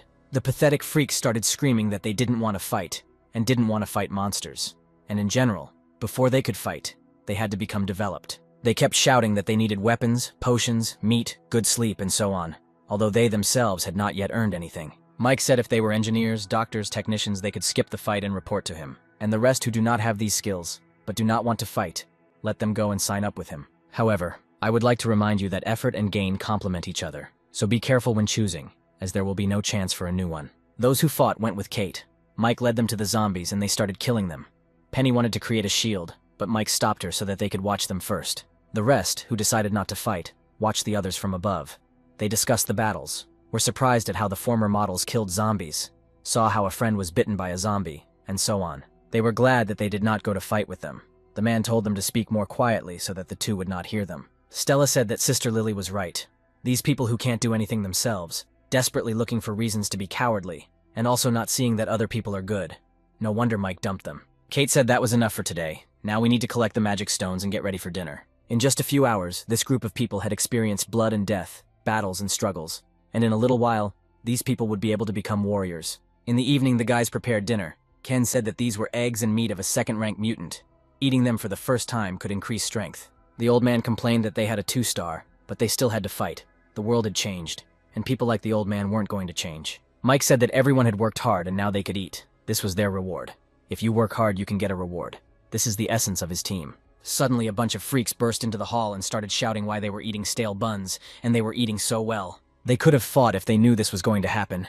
They needed to eat these dishes too. They kept screaming and screaming. Kate said there was nothing wrong with the new base now. At least it wouldn't breed such idiots. Mike made one strong argument. He shot that guy and ordered them to collect the bodies and burn them. If they run away, they will die. Agnes came and said that there was a caravan near the villa. The leader said that his name was Carl, and he had important news for Mike. Carl watched as the bodies were burned. Surprisingly, in such a short time, this group occupied the mountain villas and also began to clear the mountains. Mike greeted him and they sat down at the table. Carl said that the boss and other groups of people were gathering in one place. In fact, this is the place Mike already guessed about, the armory. Currently, the armory contains a group of green-skinned monsters, very ferocious and individually strong, almost like a 1-star man. They eat people, they eat zombies, but they don't eat magic stones, so the stones remain visible. Mike asked if he was sure the armory had been taken over by a crowd of monsters with no eyes, sharp teeth and claws, and no stones on their foreheads. Yes, each of these monsters can pose a great danger to 1-stars, so despite the fact that there are many weapons there, few dare to go there. This time, the other groups were also determined. The more people, the more strength to defeat the group of monsters. The boys got nervous because for the first time they saw Mike's serious expression, and then they realized that the situation was really serious. If they capture this place, they will be able to get not only weapons, but also a lot of stones, so it's almost like killing 2 birds with 1 stone. Carl said that he is new here, but he sees how strong Mike is. If he is ready to fight, he guarantees him that he can join this expedition and get his share. Mike replied that he would think about it. Since Carl was a rare guest, they should give him a good reception. Kate asked if he was afraid of those monsters. Mike replied that these creatures could be called demons. They are very strong. The demon monster was generally defined as a type of monster that appeared after a series of mysterious processes in which people were exposed to radioactive substances. Monsters don't have stones indicating their level, so you can just look at their height to see how strong they are. Monsters have no skills. They are a race that uses their body to the maximum. If a person is not well developed, then he is finished. What's even scarier is that these monsters can reproduce. They capture women and even zombies and impregnate them. Although there is no benefit in killing this species, but due to the characteristics of the monster, it will reproduce. The existence of this kind of creature is the greatest threat to humanity. It had been more than a month since the apocalypse began, although there had been large-scale organized rescue operations. But even before they left the previous city, had anyone seen the missiles? But have they ever wondered why it is humane not to use these weapons of mass destruction at the moment when they are attacked? Chances are, even if they have the ability, they are too cautious to use it because the missiles can detect zombies. But Mike replied that one of those things in the sky, when it attacked that day, the ship blew up all the human weapons. Monsters are horrible creatures that appeared when humans were exposed to radioactive substances, and they are very strong, and there are many of them in the armory. If there are only 100 of them, they have a chance to clear them out if they work together. But they are just setting up a base, and at the moment, the base is the priority. Even if Mike knew that monsters were the enemies of all mankind, he was not stupid enough to fight them himself. On the other side of the golf course, they will collect cars. When the flowers bloom, it will be cleared to grow food. Ken will now be in charge of the fighter training program, and can use all his free time outside of zombie battles for training. Kate and Millie are to set up sentries, the main places that need to be set up. The rest they can do at their own discretion. Lily and Sean, their mission is to attract people to mountain villas, get a map of the surrounding area, and protect the one who made it. The man asked if there were fools who were collecting metal, and they answered that it was the Black Caravan, because they were the ones who brought the news that many of the people living here now know. It seemed like there was a new group of people from the mountain villa area who specialized in collecting abandoned cars, and he heard that someone had traded a car for a bun the size of a fist. Anyway, junk is everywhere now. You just need to find a car you can drive and sell it. Carl was asked if the information was reliable. Carl replied that when the apocalypse began, he exchanged things with him for food. He would not lie to him. They really need people in the mountain villas. It's best if they have skills, then they will be paid well. If not, they won't die of hunger anyway. Only a few days have passed, and his people are already 4 people less. There are fewer and fewer of them. Mountain villas are the way out. Carl asked them to think about it. Then the uncle replied that she would take his advice and go there to try her luck. The man asked Carl what the people from the mountain villas were doing, why they needed them. They also needed people. Why didn't Carl recruit them? Carl replied that sending these people there wouldn't change the weather, Mike had big plans, and they were on a level below him. All they have to do is do something for them, get a reward, and then they'll just watch and see what they get up to. The professor thought that after being trapped for so long, he needed to find food. Otherwise, he wouldn't last even 3 days. It's time to fight for your life. If you don't risk finding something, then tomorrow your strength will run out, and then there will be less hope of finding food. But as soon as the professor entered the store, the man hit him and he fell. He had no stones. Then the man hit him again. Then he stood up and said that he couldn't let him go just like that. He needed to get blood to lure the zombies. But suddenly the professor stood up. The professor took a small knife and cut the man's throat, and told him not to blame him, because he himself made him do it. Mike suddenly appeared from behind and clapped for him, saying that it looked like he wasn't needed here anymore. Then Mike said he knew the man was a surgeon and asked me to follow him. There was work for him. The girls asked how Sister Rhonda was feeling. Penny replied that the operation was a success. The false seedling in her body was successfully removed. Mike told the doctor to rest. He had to undergo 2 similar operations in the coming days. He asked Penny to stay here in case something happened, and he would go to the villas and check the situation. In another, Kate screamed, the tyrant who acted alone. His retribution had come. She would punish him. Mike told her to think about her age before talking like that. Kate got angry. Then Mike said he would help her and asked what happened. Kate replied that the advertising for the Black Caravan was very good. Over 300 people had come here in the last 3 days. In fact, the base can be built slowly. In such a hurry, many problems will arise, the most important one being food. Initially, there was a lot of food in the warehouse, plus they exchanged some for Carl. Keeping the same number of people, it was possible not to go hungry for 2 months. Mike asked what the problem was. Kate shouted that it was a big problem. What would he do when the food ran out? If people start exchanging more, there will be less food. This is only the immediate problem. There are other similar ones, such as the life of survivors, cleanliness, safety, and so on. There are a lot of problems. Mike asked if there wasn't some work clothes in the storage room. Let these people rub them and change. You need to put some first-rank meat in your food to improve your constitution. Let them also clean up around the villas. They will start building walls soon. We can't stop buying cars. This is the material from which he will make knives. Let them hurry up with training with Ken. Suddenly Lily came running and said that a group of people had arrived at the entrance who wanted to deal with them. There were a lot of them, and they were armed. Mike decided to meet them and asked if they said which side they were on. Lily replied that they didn't answer, but it seems they were from prison. The bald man swore. Mike went out and thought that he had never heard of such a person in his past life, which meant he was small fry. Then the bald man came down and said, "He has 40 cars of junk, 150 people. How much will he pay for it?" Mike replied, 100 kilograms of rice, 50 liters of water. But the bald man didn't like it. He started shouting in discontent. But Mike brushed his hand away from himself, and the bald man realized that Mike was stronger than him. He thought that he had people, and besides, he needed to get as much food as possible so as not to embarrass himself in front of the leader. He said they wanted 300 kilograms of rice, no water, 100 canned meats, oil, salt, and vinegar. The man wanted to object, but Mike stopped him and said that since they asked for it, he would do it. Mike told the girls to bring food. The bandits took everything and left. The guys approached Mike and asked why he didn't just kill them. Mike asked them to calm down and reminded them that the most important thing now was to build a base, instead of entering the war. Then he asked everyone to start working. The musician said that they were still too young to understand what he was trying to do. That man has more than 500 men under his command, while they only have 50. If they win now, they will win in battle, not in war. Mike replied that when everything else in their plan went smoothly, sooner or later he would give that bald guy a great show. A week later, outside the city, people gathered, Uncle Mitch and his men, and bikers who call themselves the Hungry Tigers. Suddenly another group of people on horses arrived, and the man, seeing everyone, said that they had arrived early. Mitch came to greet Lou, and the biker approached the girl and sweetly said that he hadn't seen his sister Lena for a long time. He asked if she wanted to come to him. He had a lot of new things. Lou said he wanted to introduce them to Ben from the Chamber of Commerce, which the guys weren't happy about and said that wasn't the plan. Then Lou replied that this gentleman was just an observer. He would not take a step, nor take part in the division of the results of the battle. Mitch still doubted, but still suggested proceeding to capture the military base. Ken informed Mike that the groups were heading to the military base.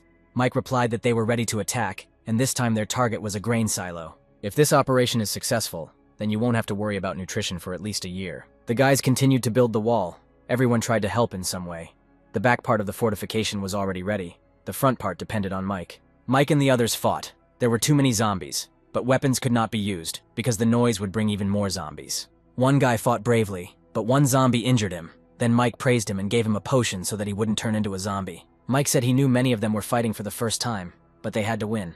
They had no room for error. Those who do well like him will get the potion after the battle. He is Mike. He will never break his promise. The girls were driving a car and luring zombies with pieces of meat. There were troops near the weapons depot. The sounds of gunfire attract monsters. It's just like Mike to sacrifice strangers. Millie decided she was just doing the job to calm herself down. Suddenly, Agnes jumped out of the car and told the girls to leave first. Rhonda didn't want to let her go, but Millie reminded her that Agnes was a 2-star hunter. She ran to 2 weirdos who had prosthetics. They started calling Agnes ugly and that she wasn't worth living. They asked if she was the one who brought those zombies here, but Agnes didn't answer. She immediately started attacking them. But suddenly these weirdos started using their skill, the Siamese shadow explosive technique. Agnes hit one of them, but there was an explosion and she was sent flying. They said she wouldn't even be in the top 50 in the Chamber of Commerce. With them in the top 20, it seems Mike was right to be worried about the Chamber of Commerce. The word explosion in their names didn't bother Agnes at all. She hit one again, and that man exploded and Agnes fell again. Although Agnes is strong, she has no profession, no skills, and no plan. She hit the man again and he exploded again, but she still got up and hit him again. This time she hit the real one. Then the man got nervous and thought that if she hadn't been a 2-star, she would have burst in long ago from the very beginning. She was ready for the fact that they would blow her up. The man ran at her with a knife, shouting that it didn't matter that she had broken their skill. He would still kill her. But Agnes grabbed him and tore out his heart, saying that she didn't have to be better than him. She was just stronger. Mike and the guys continued to fight, but the zombies became more and more numerous, and then the people began to despair. But Mike told them that everything would be fine and ordered them to stand behind him. He took out his fire knife, and with one swing destroyed all the monsters. Ken approached the storage to get some food, but suddenly something jumped out. But the main thing is that Mike managed to repel the attack. "This is a mutant from Black Clay." Ken complained that he felt numbness in his limbs. Mike replied that he should go to Penny so that she could cure him. Mike went into the vault and there was a mutant there, very strong, and compared to the others, he causes a lot of problems for the survivors. These black muds are not only very sticky, but also contain psychotropic toxins, so that the prey loses its ability to resist, and the mutant consumes the victim alive. A 3-star monster. Mike really didn't expect to encounter such a level of mutant when entering the grain storage facility. Inside the vault, Mike can't use his fire sword or everything will be lost, and the monsters kept climbing into the vault. The monsters seemed to be protecting that dirty monster. Mike decided to use his boots. But even so, Mike was still bitten a couple of times by monsters. Then he used the power of the boots, and it worked. Life energy is replenished. Mike finally finished. The storage was loaded with monsters. The guys came, and Mike ordered to gather people so that they would quickly collect the grain. Millie said that they carried out his orders, then returned. Mike asked where Agnes was. Millie replied that Agnes saw something suspicious and told them to leave. Agnes was running away from some strange guy who guessed that her comrades were now in the grain storage facility. The strange man said that he was the 5th of the 9 sacred thrones of the Chamber of Commerce, and he would give her a chance to become one of his warriors. Then he would spare her companions. The boys continued to carry grain into the trucks, and the zombies continued to advance. Ken was informed that 2 3-star monsters were approaching. Mike asked, "Is everyone here already? Lily and her team with more than a dozen people? Cover their backs?" Ken answered. Mike then called the baby's robot and told Ken to tell the others to prepare to retreat. They cut the wooden bridge that they crossed to the other side. Then the robot destroyed all the monsters with his cannon.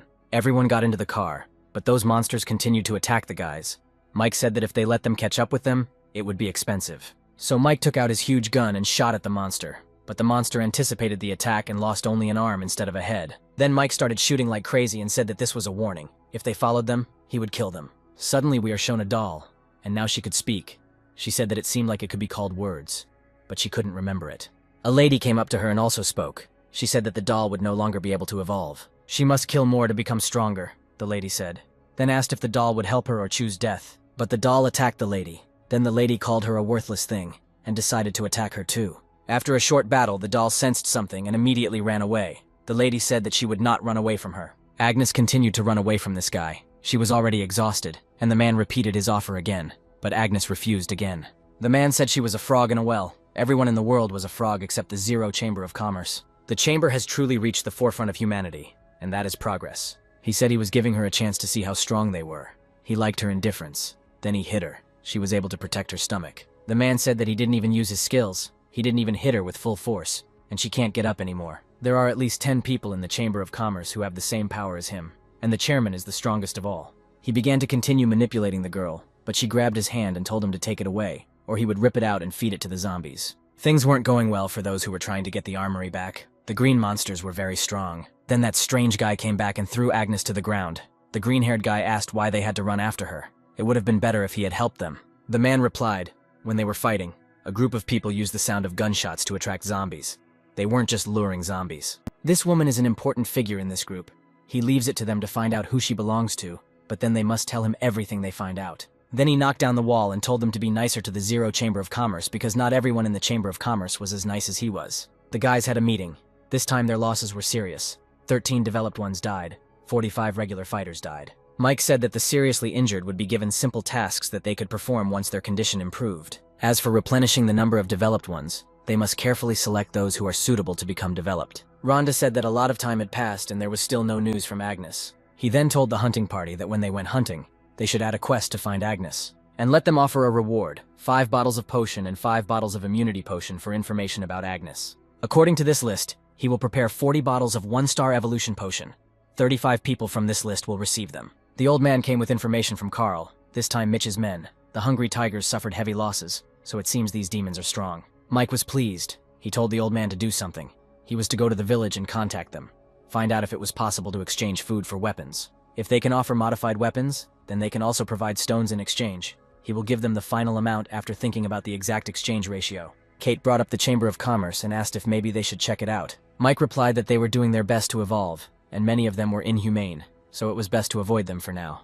2 days later, yesterday, they received information that an armed detachment was heading towards the mountain forts. The hunters also discovered a horde of zombies. They will soon reach the mountain of villas in 7 days. Today at noon, Uncle Lou conveyed that she did not intend to agree to the offer of food in exchange for weapons. They detained their boys and offered an exchange, their lives in exchange for grain. In addition, the leader of the city's techno team wrote a letter threatening them. Also, Agnes's location has been revealed. She has fallen into the hands of the Lou family, on an island lake, seriously injured and could die at any second. Tom said they could prioritize these issues and then tackle them one at a time. The first problem that will be coming soon is the gang from the prison. They better get rid of them. Then you need to save the hostages. As for the threat from the techno city, you can just ignore them. The most dangerous thing is the problem with zombies. We need to divert their course, otherwise they will have problems. Also, their guys are still weak to fight. Mike praised Tom and asked if there was any information about the prison group. There are 51 star hunters in their group. There is also a 2-star. There are also dozens of weapons and an unknown amount of ammunition. Carla recently earned 10 evolution potions from them for information. Almost everyone in his group is developed. Then Mike pulled out the potions and said to select those who were ready to go into battle with him. Then give them the potion. The musician and his assistants will stay here. Tom and his sister will also stay. While they are gone, the base is in their hands. If someone attacks, let them defend themselves. If not, then it's better to let them run away. It's not worth the risk. The rest will go with him. Their battle has begun. Carl said that Mike had a lot of problems. Mike replied that they would just take his ammunition and explosives and not touch anything else. Now that he and his people are 1-star, he can take care of himself. And when this is all over, Mike will repay him with a 2-star potion. Mike came to a strange man and immediately tried to kill him, but that man surrounded himself with a shield. But Mike wasn't going to give up so quickly. He used his fire skill and tore the shield apart, but the man managed to dodge the attack. The man got angry and shouted that he would kill him. Suddenly, he hit himself several times, and in an instant he grew up. Apparently, he drank the blood of a low-grade giant. The advantage of giant blood is strength. But Mike had a plan. The man was too careless. He had little experience. Mike wounded the man, but his men came running out at the screams, so Mike grabbed the bandit and ran away with him. The people couldn't shoot Mike because he had their boss in his hands, so they decided to go after him and found their boss sitting by a rock. As soon as they approached him, he told them to run away, but they didn't have time. The explosives exploded earlier, and Mike rode away on a motorcycle. One problem solved. Now, Ken needs to deal with the village, and Mike's next target is the Lou family from the island where Agnes is located. The boys had already arrived at Old Man Mitch's, who realized he had screwed up when he saw that they had 3 more 2-star pets of the same level. Besides that, they have about 50 developed fighters, not counting those he detained and those who remained in the villa. Also, each of them has a white rank weapon. Their group is very strong. Mitch said he was unhappy with their behavior, and if they didn't leave, they would take it as a provocation. Kate said their boss had ordered their men to be released and given 20 upgraded pistols as compensation. The old man replied that he would give 10 pistols and let their people go. Kate was unhappy. He then added that for the next 6 months they would not interfere with each other. Kate said that this was not bad, but the conditions needed to be changed. The boss said that if they agreed to let the people go, not only would they not oppress each other in the future, but they would also become better trading partners. Mitch had no choice but to agree to their terms. He ordered hostages and 10 guns to be brought. The boys took their guns and their men. Kate told Mitch not to forget to bring good news. At this time, Agnes was still being tortured, but she still did not say anything. The martyr said that she could remain silent. They already knew that she was from the villas. He ordered to tell how many developed ones she had at the base, how many weapons and how many 2-star ones, and what professions they had. Agnes sent him, and the bastard began to beat her harder. He was almost beating her, but she managed to remain silent. If he can't do even this little thing, he won't get the 2-star potion next time. Suddenly a man burst in and shouted that there was a man on the lake who said he was looking for this woman. The old man said that the guy dared to come alone. He was able to swim across the lake. This guy was helped not only by courage, but also by luck. After all, there are water mutants in the lake. They called Mike a fool because he was risking his life for this woman. The old man ordered his son to deal with the guy, who began to mock his brother because he could not get a word out of Agnes. While they were arguing, Mike burst into the office and said that he was looking for one person. The man walked up to him and started yelling at him to get rid of that shitty expression on his face and promised to kill him just like he did her. Mike just said, "So she's here." Then he took out a gun and shot the man, then the other one. The other stood up and started shooting at Mike, but he apparently stole the shield from that boss and used it, so not a single bullet hit Mike. Then the main one got angry and stood up and used his ability, but Mike called out the primary skill and the water girl broke through his attack. The old man's daughter seemed to have broken through his shield, but Mike was already behind him and had a gun pointed at his head. Mike ordered them to let his man go, but the old man replied that this would not happen. The daughter screamed that if he did not let her father go, he would die. But Mike replied that he was not going to die here, but if they did not let her go, they would all die here. The old man said that he did not deny that the boy was strong, but if he really wanted to kill him, they would all fight to the death. Mike knows he's not lying. Mike has played all his cards. If he dares to kill him, his family may cease to exist, but the guy will die here too. But this did not convince Mike in any way. Then the old man became nervous and wondered whether he should let her go. The daughter was told that the master was now being held hostage. The brothers were dead, and only she could make a decision. Then the girl ordered to bring her here, and so they did. The girl told Mike that now he had to let her father go. Mike refused. He ordered to hold her and follow him. When they safely swam across the lake, he would release their master. The girl started to complain, but Mike replied that he would not trust the enemy. He was not that naive. He's in a hurry, so either he kills her father and gets out of here himself, or she agrees to his deal. The girl reluctantly agreed and they swam across the lake. The master asked if he was going to kill him. Mike just grinned and left. The old man realized that this facial expression indicated absolute confidence that even if he attacked him, the guy would win anyway. The smell of Agnes's blood attracted a lot of zombies, but she used it to her advantage. The healing skill is really strong. Mike told her that she would have to endure at least 3 more hours to regain all her strength. But Agnes knelt down and said she knew the master was in trouble and she was willing to help. Then Mike said that she was returning to the base on a motorcycle and asked to organize a convoy to this warehouse to transport things. And those shoes, when she is completely healed, she will give them to Mike. Agnes got on the motorcycle. She promised to cut off the guy's hand and feed it to the dogs. Mike replied that soon they would feed the Chamber of Commerce people to the dogs. By killing those bandits in the forest, you can temporarily get rid of the British prison's thirst for an attack on his villa. Even if the prison wanted to strike back, they wouldn't be able to do so quickly. So that leaves the last problem: the zombies. Mike came to the armory. Even if the information is wrong and there are not many of them, with the current strength of the mountain villa, it is impossible to resist. When zombies and mutants come in waves, no matter what level they are, in that situation, even if Mike was a 4-star, he would run away. But Mike won't turn down a villa that could give him 7 stars, so it's time to get down to business. The little baby was sleeping. Mike came up and stuck his sword into him. Even his blade had a hard time piercing their skin. Then the same monsters came running, only of medium height.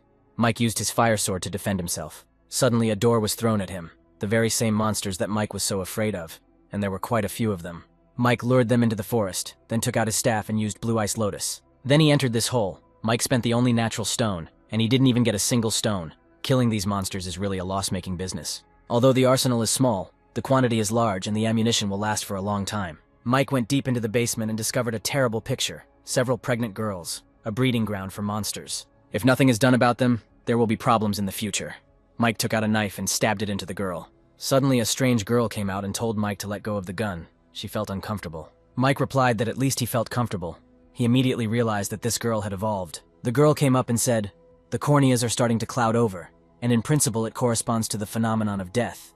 It seems that nothing can be seen from this zombie." Mike felt nervous. This woman's strength clearly didn't pose a threat to him, but looking at her, he felt goosebumps on his skin. He asked what she was doing here and how she knew so much. The girl replied that he had a very keen sense of smell. She only looked at him, but he noticed her. Besides, he's not some trained killer if he's so skilled at killing people that it's become instinctive. The girl said that she had a heavenly gaze profession, and she had some special abilities, so she saw his fights just now. She said that she knew he had a lot of questions in his head, so she would explain everything, and then he would answer her question. She was previously a forensic pathologist and honorary doctoral supervisor at 2 of the world's top 10 universities. And of course, she was called a cold-blooded animal, a woman who smelled of corpses, and a person who would go to hell. Since her research involves dead people or mutations, she will inevitably do something unethical, even bloody and evil in the eyes of others. The discovery of these monsters was successful, as there were clear traces of radiation on their bodies. In addition, these monsters use human and zombie females for reproduction, which cannot but be frightening. Mike asked her name. The girl reluctantly gave her name Lucy, which surprised Mike because she is a famous scientist. She could be called a villain. Lucy said that from his expression she can see that he has already heard about her. She is the creator and the embodiment of absolute evil. even in the eyes of many of the murderers who survived the apocalypse. Not only did Lucy forcibly combine humans and mutants into horrible monsters, but she was also extremely cruel to humans, causing a lot of bad news. She approached the girl, but Mike said that even newborn monsters could not be defeated by a one-star person. Lucy replied that he would kill her anyway, so she wanted to see the offspring before she died. Mike pushed her away and killed the girl. Lucy said that he was wasting a good sample and research subject. Then he said that in the future she would understand that in some exceptional cases all survivors come to an agreement. This girl is just crazy about science. So Mike said that he would provide her with the appropriate conditions so that she could go with him. She asked if he wanted to make her his subordinate, but she didn't think he had what it took to make her follow him. Then Mike threw her a potion, and the girl immediately agreed to go with him. The guys came to Mike, and Ken admired the fact that Mike dealt with these monsters on his own. While the guys were admiring Mike, as Mike himself and that crazy woman came out, Mike was glad that everyone returned safely. The old man came up and shook Mike's hand and said that he didn't need to say anything more. From now on, his life belonged to Mike. Mike replied that they would never sacrifice any of their comrades, and hesitantly introduced the doctor. She is also a renowned biomedical specialist, well known in the field, and she will be working with them. Lucy haughtily said that the guys should collect some samples for research. Of course, no one listened to her. Then Mike said that they needed to distribute the tasks. Kate and Ken would take the rest to load the trucks, pack everything in the arsenal, and take it away. The rest go to help Lucy. Her research is very important for their future. Only then did the guys agree. 3 days later, the boys had another meeting, and during these 3 days they managed to create 4 lines of defense from the foot of the mountain to the top. The 5th and final line of defense was the main gate of the base. In addition, they built 4 concrete pillboxes in front of the base gate. Ideally, this is where the zombie wave will be eliminated. The musician ordered them to set traps everywhere. Apart from the main entrance, they certainly won't play a decisive role, but the total damage should be significant. On Ken's part, he tried to force the evolved to hunt and the normal humans to attack the zombies, but the flow of zombies was too great. At least they managed to train the privates they brought out into the field so that they could confidently hold a gun. They also learned to shoot and follow orders. Lily and Sean have taken in some of the survivors from that wave and are now integrating them into the combat unit. Mike praised everyone for their work. Carl asked loudly if the 2-star potion would be given out after the battle with the zombie wave was over. He hadn't said that before. Mike replied, when it's over, so it's over. It will be after the zombie wave is over. Then Carl asked for some bullets. He has no supplies now. There are no bullets in the pistols, so going outside is always uneasy. Mike of course asked what Carl would give him in return. Carl asked him not to behave like that. He was an old friend who supported him. But he still handed him the piece of paper, saying that he could pay with this. Mike asked what it was. An invitation. There are a few other groups on the mountain that come and go, and they don't do much good.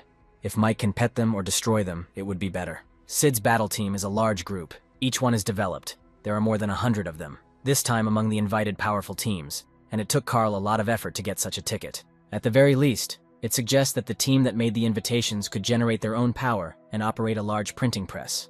The event is taking place in the city center, which means the battle group intends to inspect the forces participating in it. Mike replied that he would take the ticket as payment and let Kate tell him the details later, but for now he could rest. Those who can take part in this event will get their hands on some good things, so they will grow quickly. It is worth watching.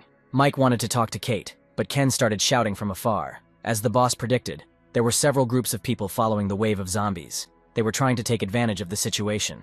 This is a normal occurrence in times like these, as many factions prefer to keep an eye on the zombies and sometimes destroy them. They will watch and play praying mantis, profiting from the war while zombies attack someone. But there are very few smart people. It is worth getting rid of these flies so that they do not bother them. Several people were watching the zombies, and the man asked if they had received any warnings from any group. Received from the mountain villas. The man asked Kai what kind of mountain villas these were, because this was his territory. Kai replied that this was not his territory. The jailers were in charge here. He asked the girl what she thought. She replied that she was bored. They have been following this wave for some time, and now someone asks them to give up, and they give up. Why pretend like there's a meeting or something going on here? Isn't it boring? He thinks the mountain villas are just making noise. He can wait until they come back tomorrow and get together to scare them. Kai replied that it was a good idea, and asked what the second man thought. He was unsure. Alex replied that she was not interested either. She got up and left. Mike was very surprised when he saw this girl. He didn't expect to see her here. At the time, they were both 4 stars. They met at a bar and got acquainted. He maintained a relationship with her for a long time. Later, he was on a building that took more than a month. And when he returned, he found out that she had been in a shootout. Her people had died and fled, and she had to turn to a powerful force to save her life. Years later, Alex killed her enemy. Then when she was discovered, she fled to a dangerous area, and Mike never saw her again. No one ever came out of this place alive. This woman had too many principles and habits of a peaceful era, which killed her. Now they are strangers to each other. Ken asked if they would fight him. Kate objected. Because they had a small group, they didn't have the full strength of their base. But suddenly Mike replied that they would fight. You need to be able to fight. Will they recognize the one with glasses among the 4 leaders? If they are going to fight, they should start fighting Kai. They have little to lose. They have someone to fight the zombies with, and they can warn the other forces after the fight. Mike said there was a job for her to do, and if he did it right, he would be rewarded. Kai was in his tent, counting his stones. He collected about 200 stones, and was convinced that following the wave of zombies was profitable. Just as he began to plan the hunt for tomorrow, he heard the cries of his people. They said that they were under attack. Kai ran out and took out his weapon. He asked who dared to attack them. Then Kate ran out and attacked Kai. Apparently she had completed Mike's tasks. Mike and Alex were watching everything on the mountain. She asked if it was his guys who defeated them. Mike replied, "The Knights of the Hungry Tiger," the boss of which is Kai's enemy. Then Mike asked if she was ready to talk about cooperation. Suddenly a truck pulled up. Kate and Agnes got out of the car, and some man, he extended his hand to Mike, greeting him. Mike shook his hand and said that he had just spoken with Ms. Alex about cooperation, and invited him to listen. Alex asked how he wanted them to work together. What would it give her? Mike replied his target was this wave of zombies. They could help in defense. In fact, they don't need to worry because the villa is his. He will lead the people to defend themselves, and they see that the situation is bad. There are certain risks, and once his villa fails, they will not be able to get any benefit. If they can guarantee the number of evolved participating in the battle, then after the battle he will give everyone 10 bottles of the potion. In addition, for every 10 developed, he will give 1 more bottle of 1-star potion, and for every 30 weapons, 1 more bottle of potion. The guy replied that he could agree to these conditions, but he didn't need so many potions. 5 bottles would be enough. But the weapon that Mike took from Kai after his death, he needs now. So Mike took out the weapon, and he gave it to the guy, who took it and said that he would do everything possible for him. Alex asked how confident he was that he could destroy the stream of zombies. If he was even half confident, then she agreed.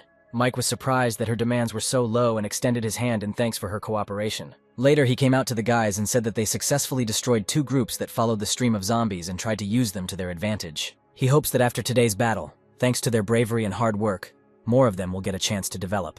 Everyone drank the potion, and Mike said that today they needed a group of people who could fight and asked if they were ready to fight.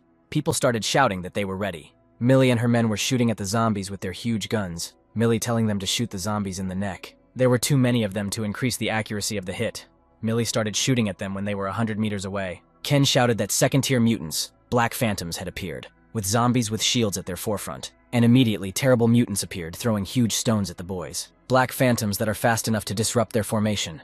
Then mutants with shields that can cover their own. And then giants that can strike from a long distance. All kinds of mutants working so well with each other, it's weird. The giants started throwing stones covered with thorns. Mike got scared. These were explosion demons. People came up and offered to run away. That guy started shouting that he would fulfill his promise even if his life was at stake. In fact, he was afraid too.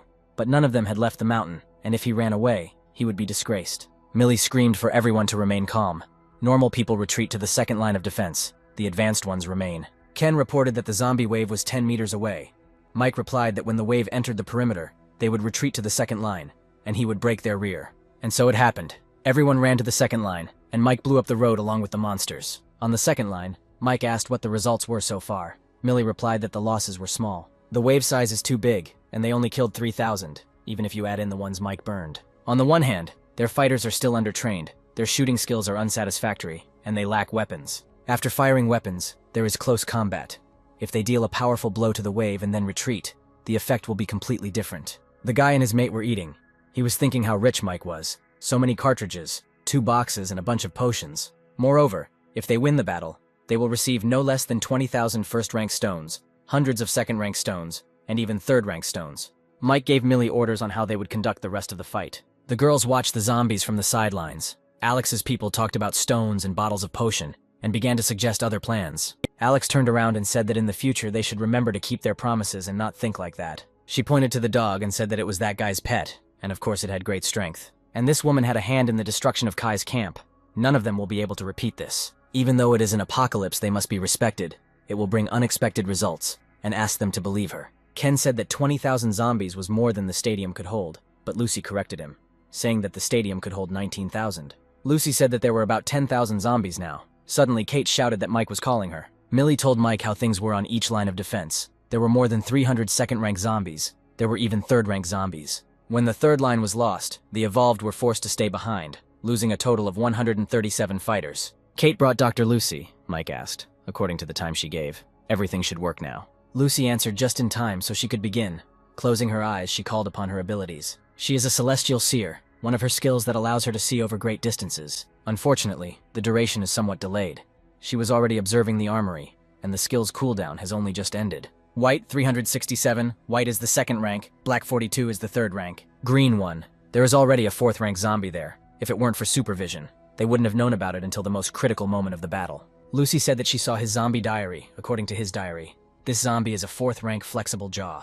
The monster's 2 tentacles are very flexible and strong, and during combat they will continue to fly in circles above their head to wrap around the opponent's neck. He also has a skill, Golden Body, which will make his entire body turn into gold, and his defense will instantly increase to an extreme level. The musician said that now it was clear how they had made it all this way. The wave of zombies had set off all the traps, and apparently they would be here soon. Mike offered to fight. He would take care of the fourth rank zombies and let them do what he said. Millie said they were managing to suppress them with fire so far, but if this continued, they would soon run out of ammo. Alex reported that her men were flanking the zombie wave, and Mike thanked her for keeping her word. Suddenly, Agnes brought the dog in her arms. Mike became nervous and asked what happened to him, but Millie turned it around and pointed to the creepy monster, the exorcist and his dogs. Mad Dog Power is one of the natural abilities of an exorcist that can increase the speed and strength of his comrades. He had no idea that there was such a rare monster in the zombie wave that when it evolved, it would become incredibly strong. Mike ordered to shoot at them, then handed over control to Kate. It turned out the dog began to evolve. He carried him to the shelter and handed him to Stella, saying that he was fine and needed to get some sleep. Lucy said that she is much stronger than many people, so she doesn't need to deal with logistics. The guys continued to fight the zombies with all their might. Everyone did everything they could. They shot at them, threw grenades, but there were still a lot of them. Suddenly, the monster that had been hiding in the crowd all this time appeared. The monster was giggling contentedly, sitting on the shoulder of the monster. The main figures of this wave, the most powerful monsters, began to appear. Mike aimed at the exorcist and the flexible jaw. But the lack of hands to protect the head is the biggest weakness of the exorcist. He has the skill of protection, using pets. Mike was able to kill this monster. Now it's time for the next monster. Only he remains. Lily and the girls were fighting this creepy, multi-armed monster. Lily took out her ribbon and started attacking it. She was able to make a small cut. Millie told her to tangle it up and she would collect the zombies. Millie ran and lured the zombies. Then Lily jumped really high and performed her new skill. The goiters died immediately, but the third-rank mutant was still standing on his feet. But suddenly something happened and he fell. It was Ken. Millie said to get everyone together and kill as many as possible. Mike won't be able to hold out for long. The whip that he perfected is very powerful. He even has a skill, the Blade of the Wandering Wind. Mike was still fighting that monster. Even he was having a hard time. Kate asked Mike to hold on. At the moment, there are less than 5,000 zombies left in the battle, and combat losses amounted to more than half. So the key to victory is now in Mike's hands. But then the monster thrust its tentacle into Mike. The monster continued to giggle, but then Mike grinned confidently and said that the monster had fallen into his trap. Then the little robot took out his huge gun and fired straight at the monster. But what Mike was so afraid of happened. The monster used his skill. His whole body became covered in gold. People started complaining that Mike had forgotten about them, and it seemed like they would die here. But the guy replied that he would die here but would kill the zombies. Alex's people also asked her to leave. The man said he would cover for her. They could go before it was too late. Alex asked if they thought they were fighting over those few bottles of potion. No. It was now a battle between humans and zombies. This is the protection of their race. In the future, there will be more and more such battles. You can't run away. She won't blame them if they want to leave. She will stay, if only for the sake of her race. If the level of evolution could determine everything, the end of the world would not be so difficult. So Mike continued to fight. He took out his summon card and a jumping beast came out of it. Suddenly, this monster started calling for reinforcements. All the zombies started running towards them. If he continues to attack and grab him by the neck or kills the rider, the situation will change dramatically. But then Agnes appeared. She was able to snatch the tentacle of this monster, thereby freeing Mike. Then she threw him a knife. Mike took this chance and used the fire sword skill. The zombies started to retreat, and all because Mike was able to kill this monster, they finally won this battle. Sometime later, Lucy said that it was important to collect the bodies of high-class zombies. It is necessary to conduct research on the samples, especially on the 3rd and 4th rank zombies. This time they suffered heavy losses. Now their team has less than 200 privates, and only about 40 developed. Some were left disabled. The guys continued to tell everything, but Mike replied that he understood everything. It was a victory, but not a successful one. Tom reported on the awards. They received more than 22,500 stones of the 1st rank, 385 of the 2nd, and 31 of the 3rd. After Mike killed that mutant, the zombies started to run away. The 3rd rank zombies were too strong. Unfortunately, the dozen or so 3rd-tier zombies that managed to escape took away the spinnable rocks. There are 2 more squads that are still in the villa and have not left. Their losses are more than half. Mike came to the leader of one group and asked if the guy wanted to see him. He was worried that he wouldn't pay back the debt. Sam replied, "Not at all. Besides, if he really didn't want to pay the debt, he wouldn't have come." Mike replied that he was not a very nice guy, but he was a man of his word, or maybe Sam wanted more payment. Sam suddenly asked if he could follow him. Mike thought that Sam was a spoiled person since childhood. But now he's ready to follow someone. Sam said he knows Mike doesn't believe him, and he didn't believe in Mike until that day. He would not listen to anyone or work for anyone. But today he saw a scene he had never seen in his life. For the first time he sacrificed his life to kill. For the first time he covered for his brothers. And for the first time he saw someone die for him. He has done many stupid things in the past because of his family's power and influence. Even after the apocalypse, he still believes that he is doing the right thing. But today, when he was cutting down zombies, he suddenly remembered those things that had happened before, and he hated himself. Today, he suddenly had a strong desire to fight side by side with him, and even if he died later, he would feel proud. He wants to be on his own. Instead of being a parasite, he wants to work for him. Then Mike put his hand on his shoulder and said that he would have to get a haircut.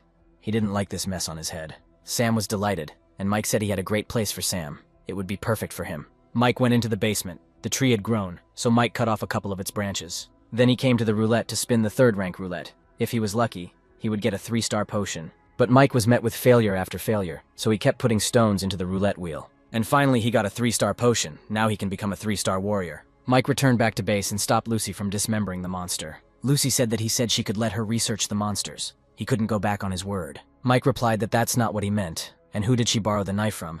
She replied that Kate borrowed it, and that meant he became a 3-star. Then Mike replied that she could take zombies of all 3 ranks, but she should leave the 4th-rank zombie. He promised that there would be many more opportunities in the future. Then Lucy asked if he would give her a 2-star potion. Mike replied that she could create the potion herself. Lucy replied that she was confident in herself, but who the hell was he? She studied the improved formula for the 1-star potion, but she didn't understand much. But one thing is for sure, it can't be developed in 2 months. Moreover, he has recipes for potions with 2 and 3 stars, Lucy asked. Helping him, she is not helping him destroy humanity. Then Mike responded angrily.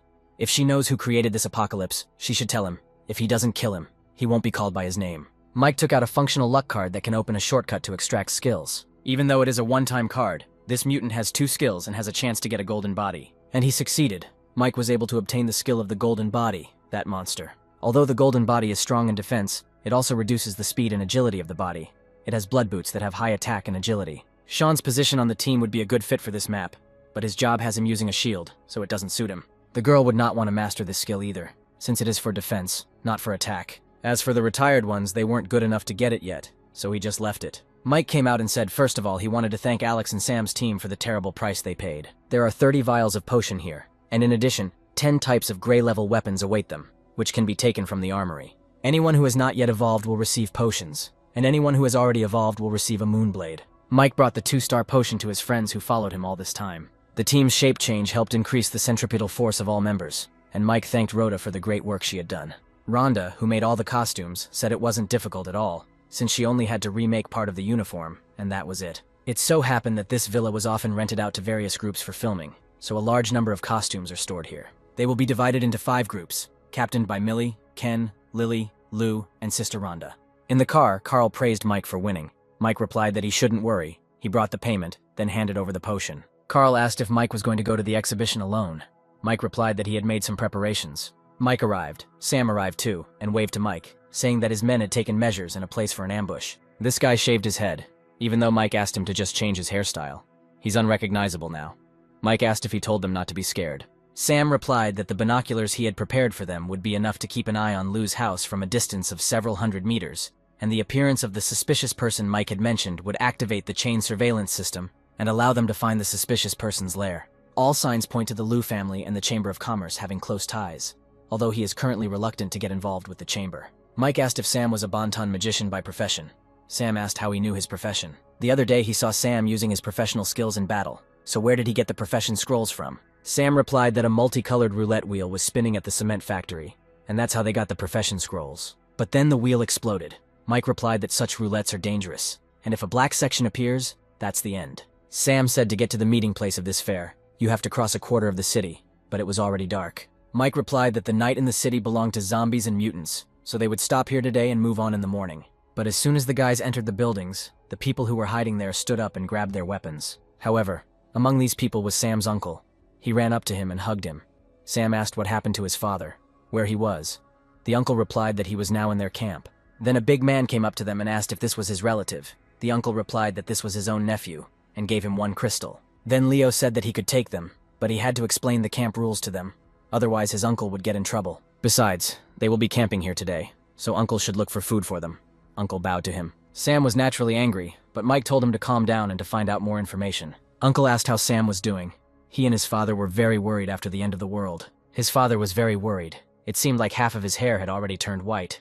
Sam replied that he was fine, alive and well. Mike told them not to go outside. It was too risky to go out at night when there were zombies. They could eat what they brought with them. The boys returned. Then Leo took their food and said that his uncle was a good man for sharing his food, and left. Sam got angry, but Mike asked him to calm down and follow him. They went to the roof to eat. Sam said that he could easily deal with them. Mike replied that they would follow them to the camp and find Sam's father. Then he could sort everything out. There was no need to enter into conflict with them yet. Then Mike asked Uncle Sam to tell him about the current situation in the city. Uncle agreed and began to tell that there were 4 most powerful groups in the city. The strongest is the Ren group, all members of which are developed. Their boss is a 3-star, and he is also a professional. This is almost the same as what Carl said, so it seems that the authenticity of this invitation card is reliable. Although the other 3 groups were not as strong as Ren, they were also very strong, and they all had 3 stars in their ranks. At first, for the sake of the 3-star potion, the entire city turned into a bloody storm in these 2 weeks. Whoever can find a 3rd-rank mutant will receive stones. Every time a rank 3 monster is found, it is a battle between humans, not monsters. If we talk about forces, then there are still people in the city who have compiled a rating. In first place is the Ren group, in second place is Meng, in third place is Leo. In the past, similar rankings have appeared in a variety of areas, especially as survivors gained more contacts. Morning came and the boys followed this group to the camp. The uncle said that he and Sam's father lived in the garage. He and his father take turns hunting, and if they're lucky, they can get 1 stone for a few days of food, which is not bad in this world. A fight broke out in the crowd and Sam's father was being beaten by 2 men. Sam, of course, couldn't take it anymore and ran up to them and hit one of them. Uncle came up and helped Sam's father, then asked Mike to help Sam, because he could die if he fought alone. Mike replied that there were only 2 1-stars and a few ordinary people. Everything would be fine. While Sam was fighting, one of the men took a gun and ordered the others to beat him to death. But Sam beat up everyone who attacked him, then shot the man with his skill and killed him. The father ran to his son and told him to run away before it was too late. Sam replied that they would leave together, but first they had to drink the potion. Suddenly a man came out of the crowd and pointing at the boys ordered the people to kill them. Mike asked if it was too much to ask to kill someone from his own camp for no reason. Before his men could reach the boys, Mike grabbed their boss's throat and squeezing it, asked if he thought he could kill him. Then a man from the crowd asked Mike to spare him and apologize for his son, promising compensation. He suggested that Mike come to him and discuss everything. Then Mike threw his son on the ground and agreed to talk. The man said that Mike was apparently a 3-star and it was their fault. Then he apologized again for his son. Then he said to give Sam's uncle and father a potion at his expense. This was his compensation for the fact that he had offended them today. While eating, Mike asked what had happened to him, and the man replied that one of the groups had done it. By a lucky chance, they got a bottle of 3-star potion. They think they have the right to participate in the exhibition, and came to collect their ticket. The man shouted that if the great elder brother were alive, he would not have let them get away with it. Mike asked who the great elder brother was. The man replied that it was his 2nd son who was called that. The other day, his people discovered a building over which flying monsters constantly fly, and in the corridors there are many strange plants. Each of which, in addition to the trunk, has a crown that is a gray capsule. It turned out that those flying monsters were born from these trees. There are mutants from the 1st to the 3rd rank. They went there to try their luck, but their elder brother died there. Then Mike said that Bill could apologize without giving him the potion. He could just lend him his team. The guys came to the building. Bill did not expect that this guy would be able to lead them here in the dark. Sam said to wait for the boss's signal, and when a bright green light appeared in the sky, he shouted that they were starting. Everyone lit their torches. A monster flew out of the building. Bill ordered to go across the road to that bank. The monsters that eat Bill's eldest son are called ghost swallows, a very peculiar kind of monster. They were even called a living plague. Where there is a nest of these monsters, there is usually a mother plant that produces a hallucinogenic gas. When life appears within the gas's radius, it uses the gas to summon swallows. Then the mother plant gives birth to these monsters. The swallow is small in size but fast, and has a suburban skill called sonic attack, which slows and stuns a person. However, their defense is very low. After the nest produces enough individuals to defend itself, it produces its own kind. There were more than 20 nests in this office building, and as the days passed, their number increased even more. As a 3-star, Mike can hold his breath for at least 5 minutes, and within that time, Mike must win. Mike came to his mother, and the monster immediately released the monsters. They flew to him, but Mike killed them with a fire sword. Bill's group didn't understand what ghost nests were and inhaled hallucinogenic gas, so even the 3-star died. The hallucinations took the form of girls. Mike fell for them at first, but then came to his senses. After killing them, he said that this poison could affect even him, and at such a high concentration, his true form was very close. Mike was able to kill the monster and said that it tried too hard to lure him into a trap, but girls are not that important to him, and besides, Millie would never do something like that.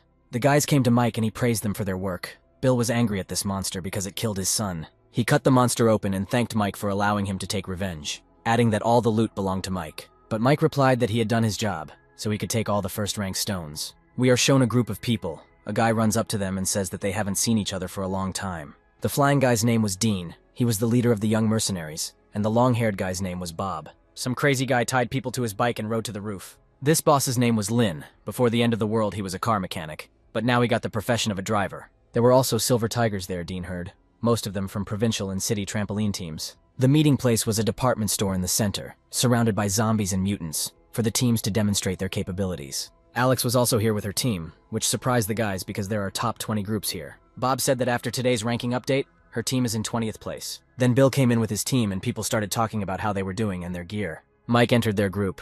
Alex wondered why Mike and Sam were here. Apparently they were up to something, but she was left behind. Suddenly Bob clapped his hands and opened some kind of portal and said that since everyone was gathered, they could go. Rainbow Gate. A certain amount of energy is required to activate it. The maximum teleportation distance does not exceed 2 kilometers. Bob said that people can exchange things. It is a great thing that will improve their strength and speed up evolution. There is no risk in this, and to prove it, he will go first. His people will remain last. Everyone came in, and Bob said the first thing was going to be a public auction. They were going to put a few items up for auction. The winner will be the one who offers the highest price, and stones will be used as currency. Each person will take turns putting items up for auction, independently determining the price, placing bids, and selling. After this part of the meeting, there is free trade time, so if they have something they need, they can buy it. Those who have lost others can propose terms of exchange, and as long as they are agreed upon, they can complete the deal. Of course, there are plenty of people who have their eye on the item and might put it up for auction, so he doesn't care. The first item, perhaps it will be very useful to someone. The starting price is 200 stones, or 2 bottles of potion. Mike said they would take the stone and they would make every possible bid for it. It's a natural firestone, it's too valuable. He bought it for only 2 bottles of potion. People don't know everything yet, so Mike took advantage of it. The next item, the secret key, Mike was not happy. He didn't think he would see it so soon. Although he knows what it is for, he cannot reveal its secrets.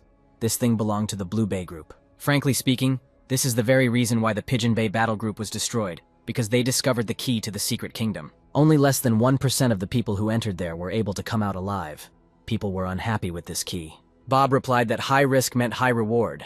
This thing was so dangerous that even he was hesitant to go in there. But what will happen after they pass these dangers? What will they get in this secret world? Not only does he sell this product, but it is not cheap, and anyone willing to take the risk will have to pay 2 bottles of 2-star potions. People were unhappy. They were arguing. But suddenly Mike raised his hand and asked if he could buy it for 1-star potion. Bob said he needed 2-star, but 1-star would do. But he needed at least 30 bottles. Mike agreed. The whole crowd was shocked. They looked around and asked where this guy was from. The third item is white class gear. That seems to be pretty much all there is. There aren't many good items at this point. Then it was time for free trade, so everyone came down and started offering their stuff. Mike came down and suddenly heard that the old man was selling a professional scroll for 1 bottle of 2-star potion. Bill asked if it wasn't Yun from the kingdom. The peaceful kingdom dropped out of the top 10 from 6th place this semester because of this scroll. The people were unhappy because he was selling the potion at a high price, so they all left. Mike asked if it was possible to exchange the scroll for 2nd-level stones. The old man asked for at least 100 stones. The man asked if that was all. The other replied that they had received an astrological report. They know the reason for the change in the location of the chamber. As the evolutionary level of these people increases, they become more difficult to control. They are at about the same evolutionary level as them, and they still kill them as easily as dogs. He knows the guy is upset that the area wasn't given to him.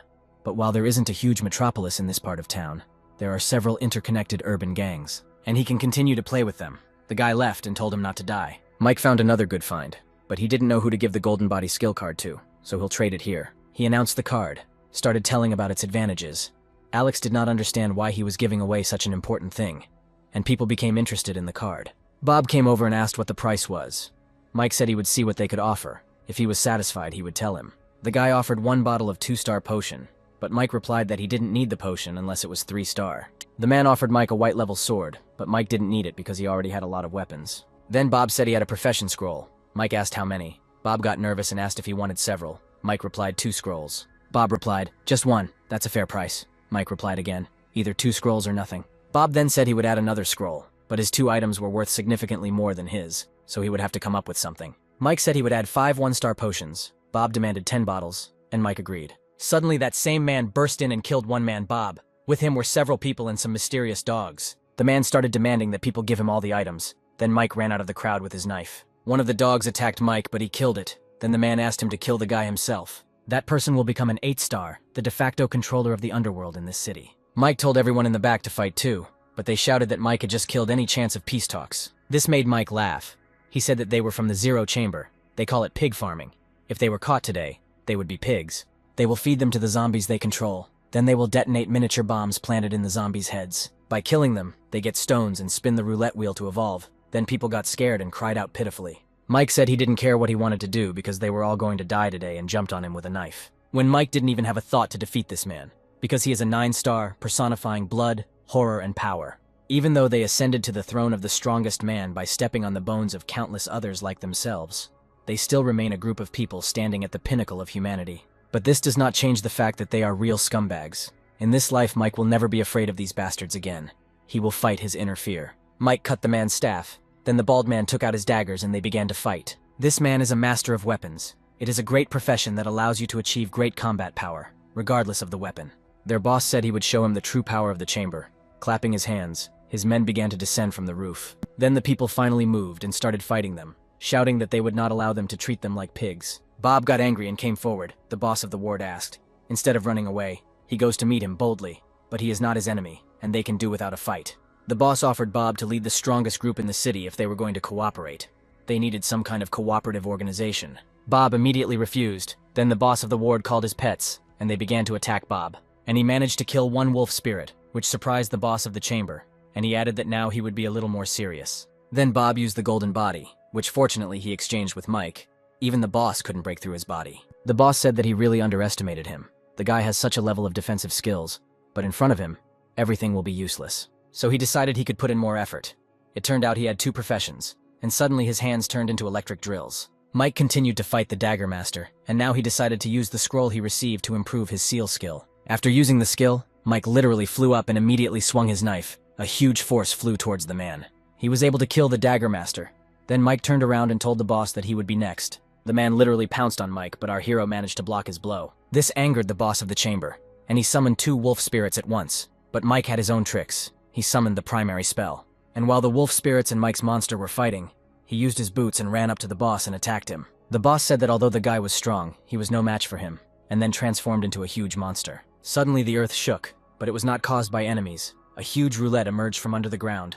The earthquake was caused by this roulette. Even the fight was postponed. At this critical moment, a roulette exchange appeared in the city. In the previous life, there was nothing like this. Then Mike put the fight aside and jumped out of the building, and the rest of the people ran after him. The boss shouted that he would kill Mike when he found him. Mike thought that the boss should be grateful that this tape measure saved his life. After a random spin of the roulette, not fixed items are selected, but a wide category, such as weapons, potions, etc. Once a certain category is defined, the wheel above the items in that category can be freely exchanged. The price you want to choose will be displayed. But every time the roulette wheel turns, a dark red liquid pours out of it. This liquid is deadly attractive, and those who eat it will receive enormous energy. In addition, this disc is huge and cannot be deployed secretly. One can say that every time it appears, it turns the surrounding space into a meat grinder. Therefore, the best chance is to use the roulette immediately after its appearance, when monsters have not yet appeared in the area. And Mike managed to run first. It's good that only one level 1 stone is required to activate the roulette. The roulette started spinning. He got to the drawing section. Mike selected all the categories he needed. Mike was able to get the blueprint for the 1,000-leaf armor. Then that same red liquid started coming out of the roulette. From all locations, monsters, people, and zombies watched this roulette. Even Mike's former doll, who is now friends with the Iron Lady. Mike was nervous. He needed to hurry up to spin the roulette wheel 2 more times, because he could already feel the crowd of monsters running towards him. The second scroll is a section that is the only section on the entire roulette where you can't see what's there. But such an opportunity could not be missed, so Mike took the risk, and the people were already very close to the roulette. So Mike called the primal charm to stop people from getting away from Mike with the roulette. The third spin gave him a bottle of bloodline blood. With his speed, he managed to slip through the gap in the circle before the powerful mutants appeared. So this time he probably had enough. Fashionable creatures, a large number of groups and organizations quickly fall into this funnel. The meat grinder has begun. Bill thought that most of the survivors and mutants would flock to the roulette. He wondered how his team would survive this storm. Suddenly, Alex and her team came to him. Apologizing, she said that she wanted to come here to wait for someone. Bill asked how long she had known Mike. Alex replied that it had not been long since they met.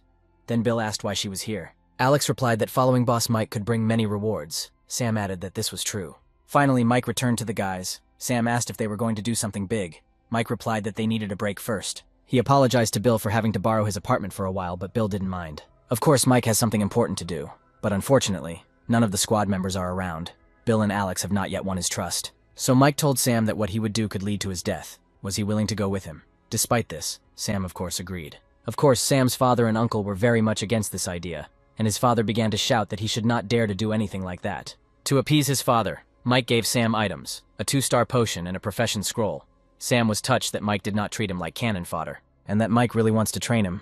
Mike put his hand on Sam's shoulder and said that Sam needs to get stronger. Mike approached Alex and asked what happened. She replied that she knew he would come to her, and if he wanted her help, let her give him a 3-star potion. And of course Mike refused. Even if he got this potion, it would take priority over his people. Then Alex asked if she would get priority if she became a member of his team. Mike asked if she was alone. The girl replied, "Of course not. We need to look at the situation with the loss of her team." Then Mike agreed. Alex suddenly said that she is an ugly girl. She does not attract people, so she only contacts people based on their interests. Mike was surprised that she considers herself ugly. Then she pointed to her scar and said it was ugly. This one would look great if it was on Mike. Suddenly, Mike let it slip that she had another scar above her belly button. It was beautiful. Alex became embarrassed and shouted how he knew that. Later, Mike gave each of the teams a weapon, and they began to praise him and say that they wouldn't mind following Mike. Bill and Alex placed the bags on the table and said that these were the first rank stones collected today. Alex said they had a good couple of days of practicing together, and they had accomplished more today than yesterday. Bill adding that it was thanks to Mike's guns. Mike asked what the situation was around the huge roulette. Bill replied that there were mountains of animals and a sea of corpses around it, closer to the center of the roulette. God knows what was happening. It looks like Mike needs to scout out the situation downtown himself. Relying solely on Bill's group is useless. The biker's men asked how things were outside. He replied that they knew perfectly well what was happening near the roulette. "There are zombies everywhere, monsters. They won't be able to spin this thing." "No way," people asked. "These monsters don't kill each other." The man replied that they were fighting and then stopped. The reason they stopped was because there were bosses among the monsters. In the east, an unprecedented flying monster appeared, with wings approximately 50 meters long and 20 meters tall. The dragon has a blue stone on its forehead, before the strongest monster had a green stone on its forehead. Besides this black dragon, the southern side is occupied by a pack of mutant rats. People asked how strong they could be. These are 4th-rank rats, almost as big as 7-year-old children, and they are intelligent. They walk upright, sit on their bottoms, and are very agile on top of everything. And there are at least a couple of hundred of the 3rd rank, more than 1,000 of the 2nd, and the 1st can't even be combined. The dragon, even being a 5th-level creature and having gathered many monsters under his command, did not dare to go against these rats.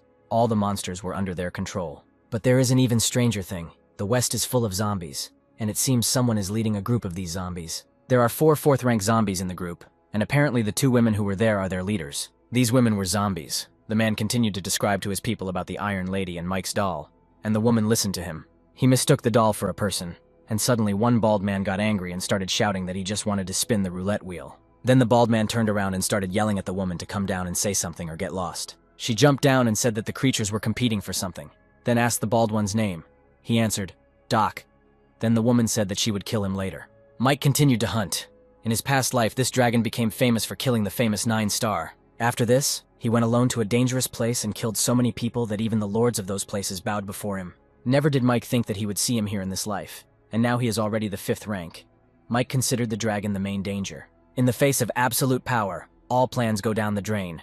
Fortunately, the roulette is indestructible and can only be used by a person. But if Mike can kill him, then in addition to the stones, his entire body will also become a treasure. Suddenly, people below started fighting monsters. Mike watched them and wondered what they were planning to do. Apparently, the forces in the city have temporarily united, but if there is chaos, they will be able to get to the roulette. But there is a dragon there now. The dragon was distracted and flew away. The rest of the people got to the roulette through the sewers. They have a good plan, but there are too few of them. But they were attacked by those same huge rats. In fact, they even managed to get a 3-star potion. Suddenly, Mike saw the doll. He was shocked because he could not cure her, but now she is alive and he has no spiritual connection with her. They exchanged glances and somehow shared memories with each other that gave both of them a headache. This was contrary to Mike's idea of such creatures as the Iron Corpse. Mike turned around and walked on. He decided to make another doll to understand what happened to that doll. Only after creating this doll, Mike immediately felt a connection with him. Suddenly, the doll appeared screaming that she hated him.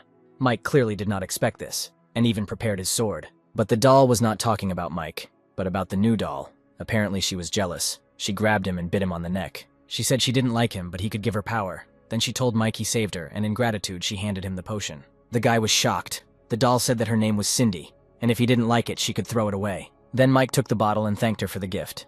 Then he asked her if she remembered what happened before. What state is she in now? Mike wondered. Cindy replied that she wanted a red liquid, tasty. Apparently that evolutionary blood dripping with every spin is taking its toll on her.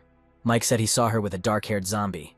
Cindy replied that she also wants the red thing and likes it. It seems that the doll and that lady felt the effects of the evolved blood on them, and therefore are eager to cooperate. The mutants allow people to spin the roulette, but when they do, they kill them. They are not afraid that people will find out about their schemes, because the roulette is so attractive. Not only do they get the highest quality human evolutions, but they also get blood.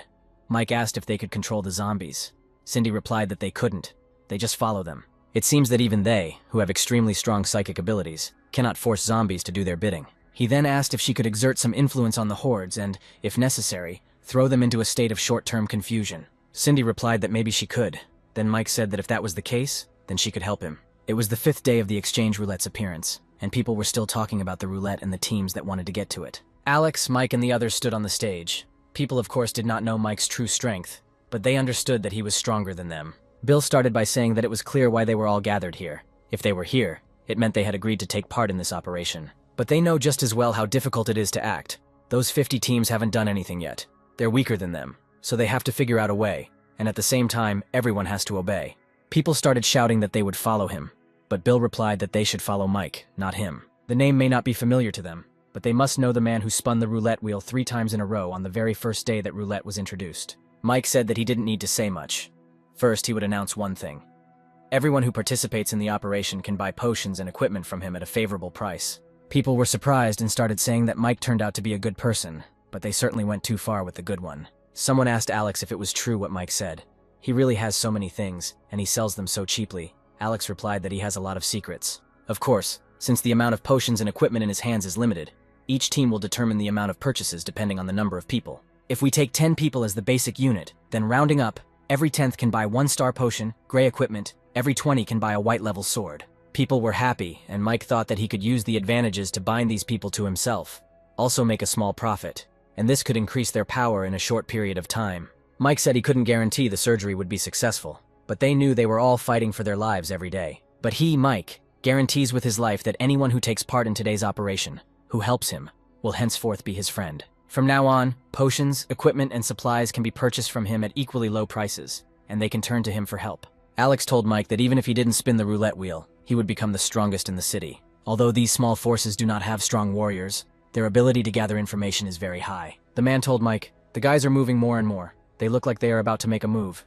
Maybe it would be better to wait until they make their move." Others thought so too, but Mike said they would make the first move, and then people got worried. These monsters and zombies care about the evolutionary blood that falls from the roulette.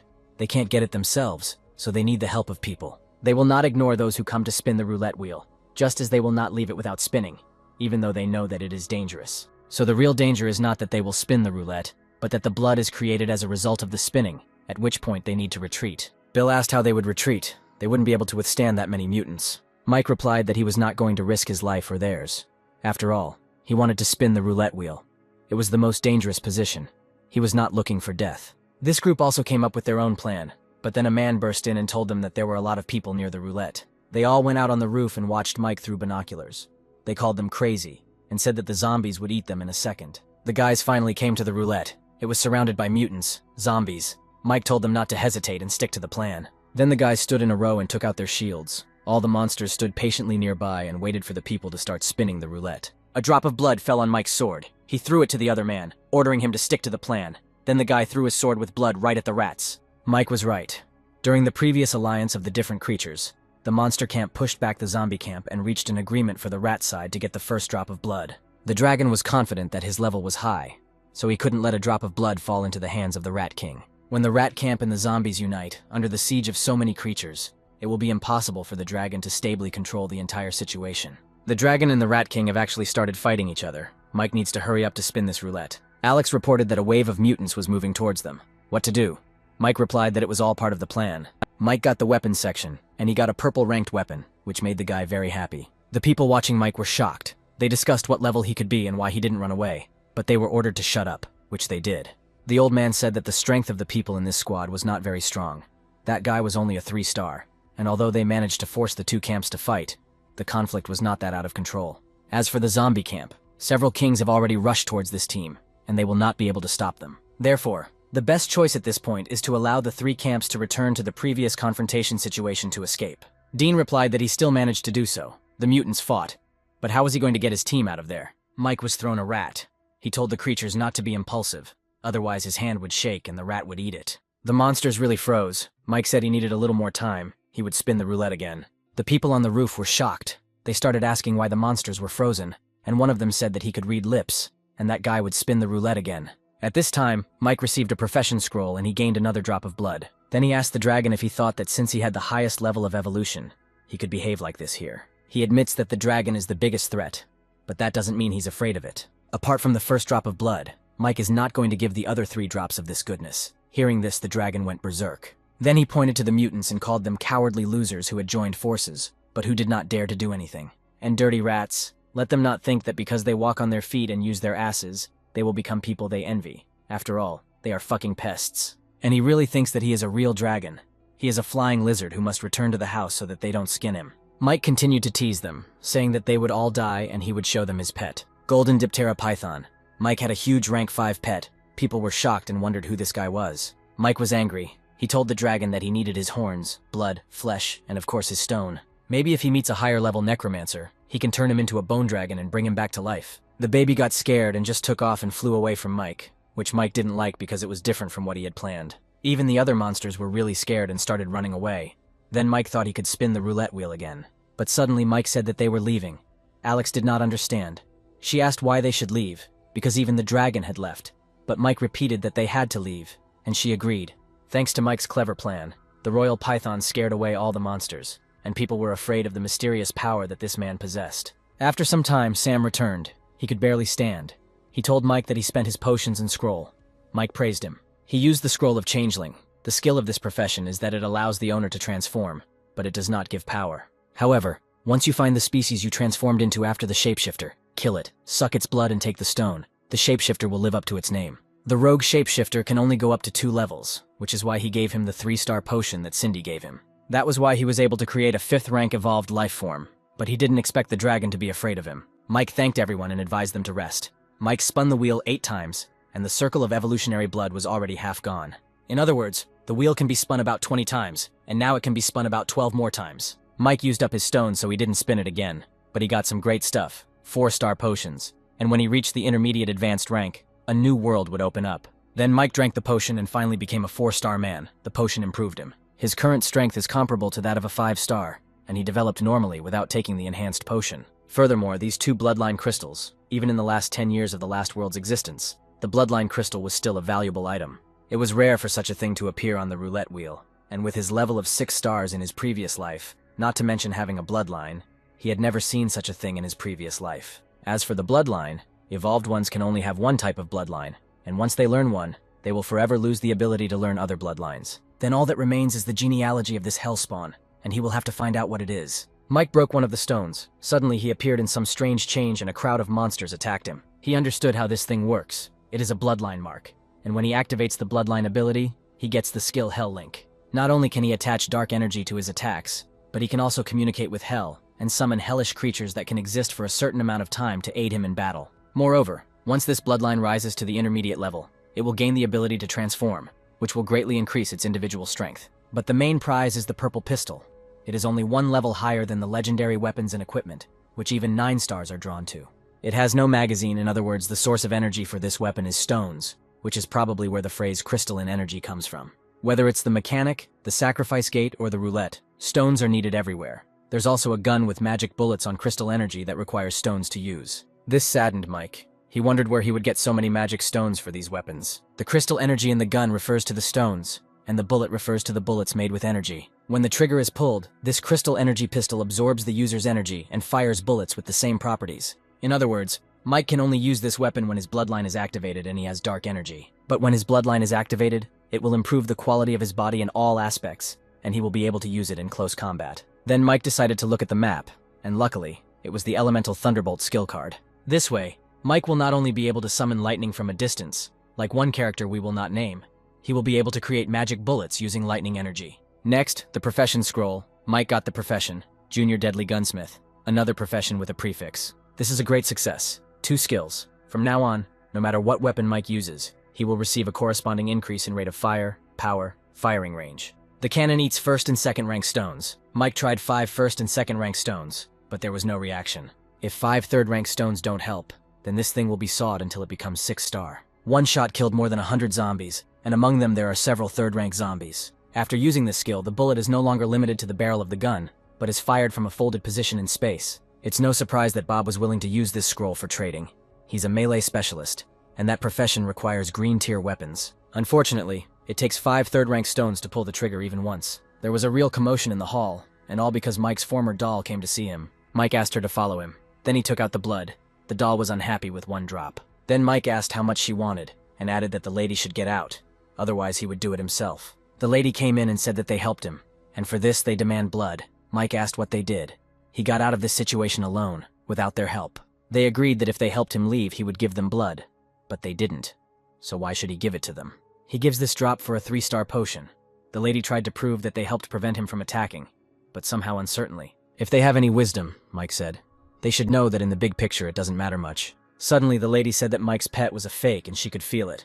This surprised Mike a lot, because she was only at rank 3, but she still understood his trick. She did develop a high level of intelligence, but her understanding of people was only superficial, and the lady was really only pretending to be confident. Then Mike said that actually, it wasn't that they couldn't work together, and there were still a lot of spins on the central wheel. But coincidentally, he just doesn't have that many stones to scroll through.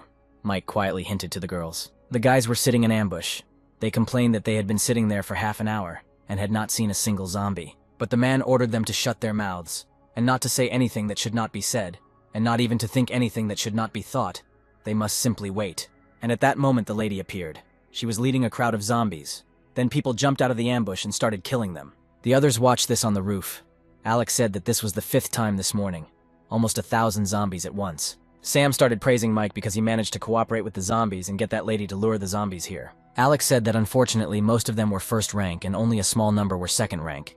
Mike just said that they needed to speed up. Since the lady was able to figure out that the battle pet was a fake, it meant that the dragon would soon come to its senses, so they should hurry to spin the roulette. Dean was angry at this time. He hit the table and shouted that they were all dead. What kind of plan was this? The old man replied that he wanted to follow that guy's example and use a drop of blood to create chaos. But in the end, the Rat King got it first. They burst in, and the man said that the woman was taking her people away. This made Dean angry, and the bald man said that he could handle it himself. In front of the roulette stood 3 strangers. In a cloak said that having heard the news, he began to return, and in a hurry got there. The man with glasses said that the grandfather went to dangerous places when there was something good there, and now he has returned. Grandfather replied that the fighting on the side of the dangerous territories was brutal.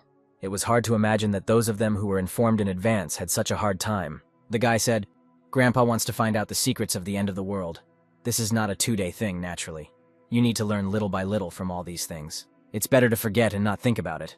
Then the guy asked why they were joining forces this time. Mike taught his people to leave a message for the next person behind them. "You shouldn't get into a fight and you shouldn't give up if someone gets bitten," Mike added, then told them to follow him. The men ran and killed every zombie in their path. One of them stopped to get some stones, but was shouted at that it was not his job, and he had to run on. He replied that he was used to collecting stones after a wave of zombies. The man asked when their group had been so good at killing monsters. The man gestured to the left front and they all ran, following the directions. Mike was already at the roulette wheel. No matter how well and bravely the groups of survivors fought, and no matter how well they showed themselves in battle, there were still too few of them. He needs to do everything he can to hold off the Rat King and his main mutant army so that the stone-hunting frontline alliance can benefit. The rat evolved and started to attack Mike, but he didn't just stand there doing nothing.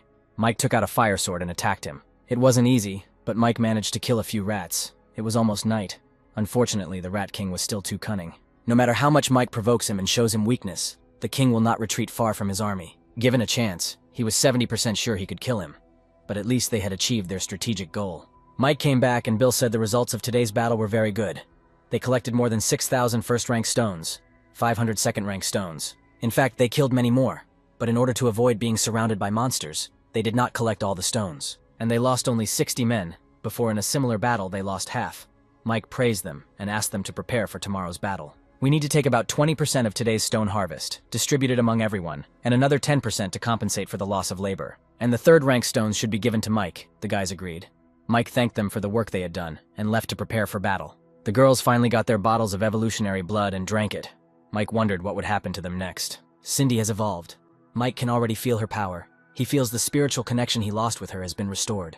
Mike clearly feels the joy in her heart. It's just that this spiritual connection is much more even.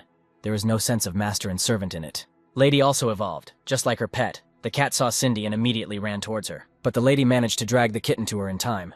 Mike ordered her to make sure that his animal was under control and did not cause trouble. Mike doesn't want it to happen a second time. He reminded her that she is irreplaceable. The next day came. The girls came out to the mutants. They noticed that the girls had developed. Suddenly an explosion occurred in the crowd of zombies. It was Mike. The mutants ran at him, but a surprise awaited them. The girls attacked them as soon as they ran. Mike decided to test his bloodline. He used the flame seal and his entire aura changed in an instant. He ran at the mutant and attacked him. The monster growled and Mike asked what he was proud of. Now he couldn't escape. The mutant opened his shield and Mike pulled out a purple rank pistol and fired. A purple rank weapon. A pistol with crystal bullets. Mike can shoot wherever he wants. The monster decided to run away from him, but the girls blocked his way. Then Mike caught up with him and cut off his head. Then Mike said that she was now the zombie queen, the one and only queen. Mike's boys cut apart every monster in their path, shouting that with the boss's golden python protecting them, there was no risk. After the death of the 4 zombie kings, chaos reigned in the camp. Although the mutant rat had almost reached the 5th rank, it was very timid. Noticing that the zombie kings were dead, she forced her camp of mutant animals to retreat nearly 1,000 meters. Bill reported that many people outside their team had come to take advantage of the situation, and he asked if it was worth sending someone to them. Mike replied that there was no need for that. They couldn't kill them all. There were only 1,000 of them. Unfortunately, Cindy was not a zombie, and although she could mentally influence zombies, she did not have the stone and the zombies would not recognize her. When Mike activates his bloodline, he can almost reach the 5th rank, but the hellish life caused by this connection can only be lower than his actual level. In other words, he can only reach rank 4. Mike told the guys to retreat. It's a pity, but the guy's spiritual strength is almost at the bottom.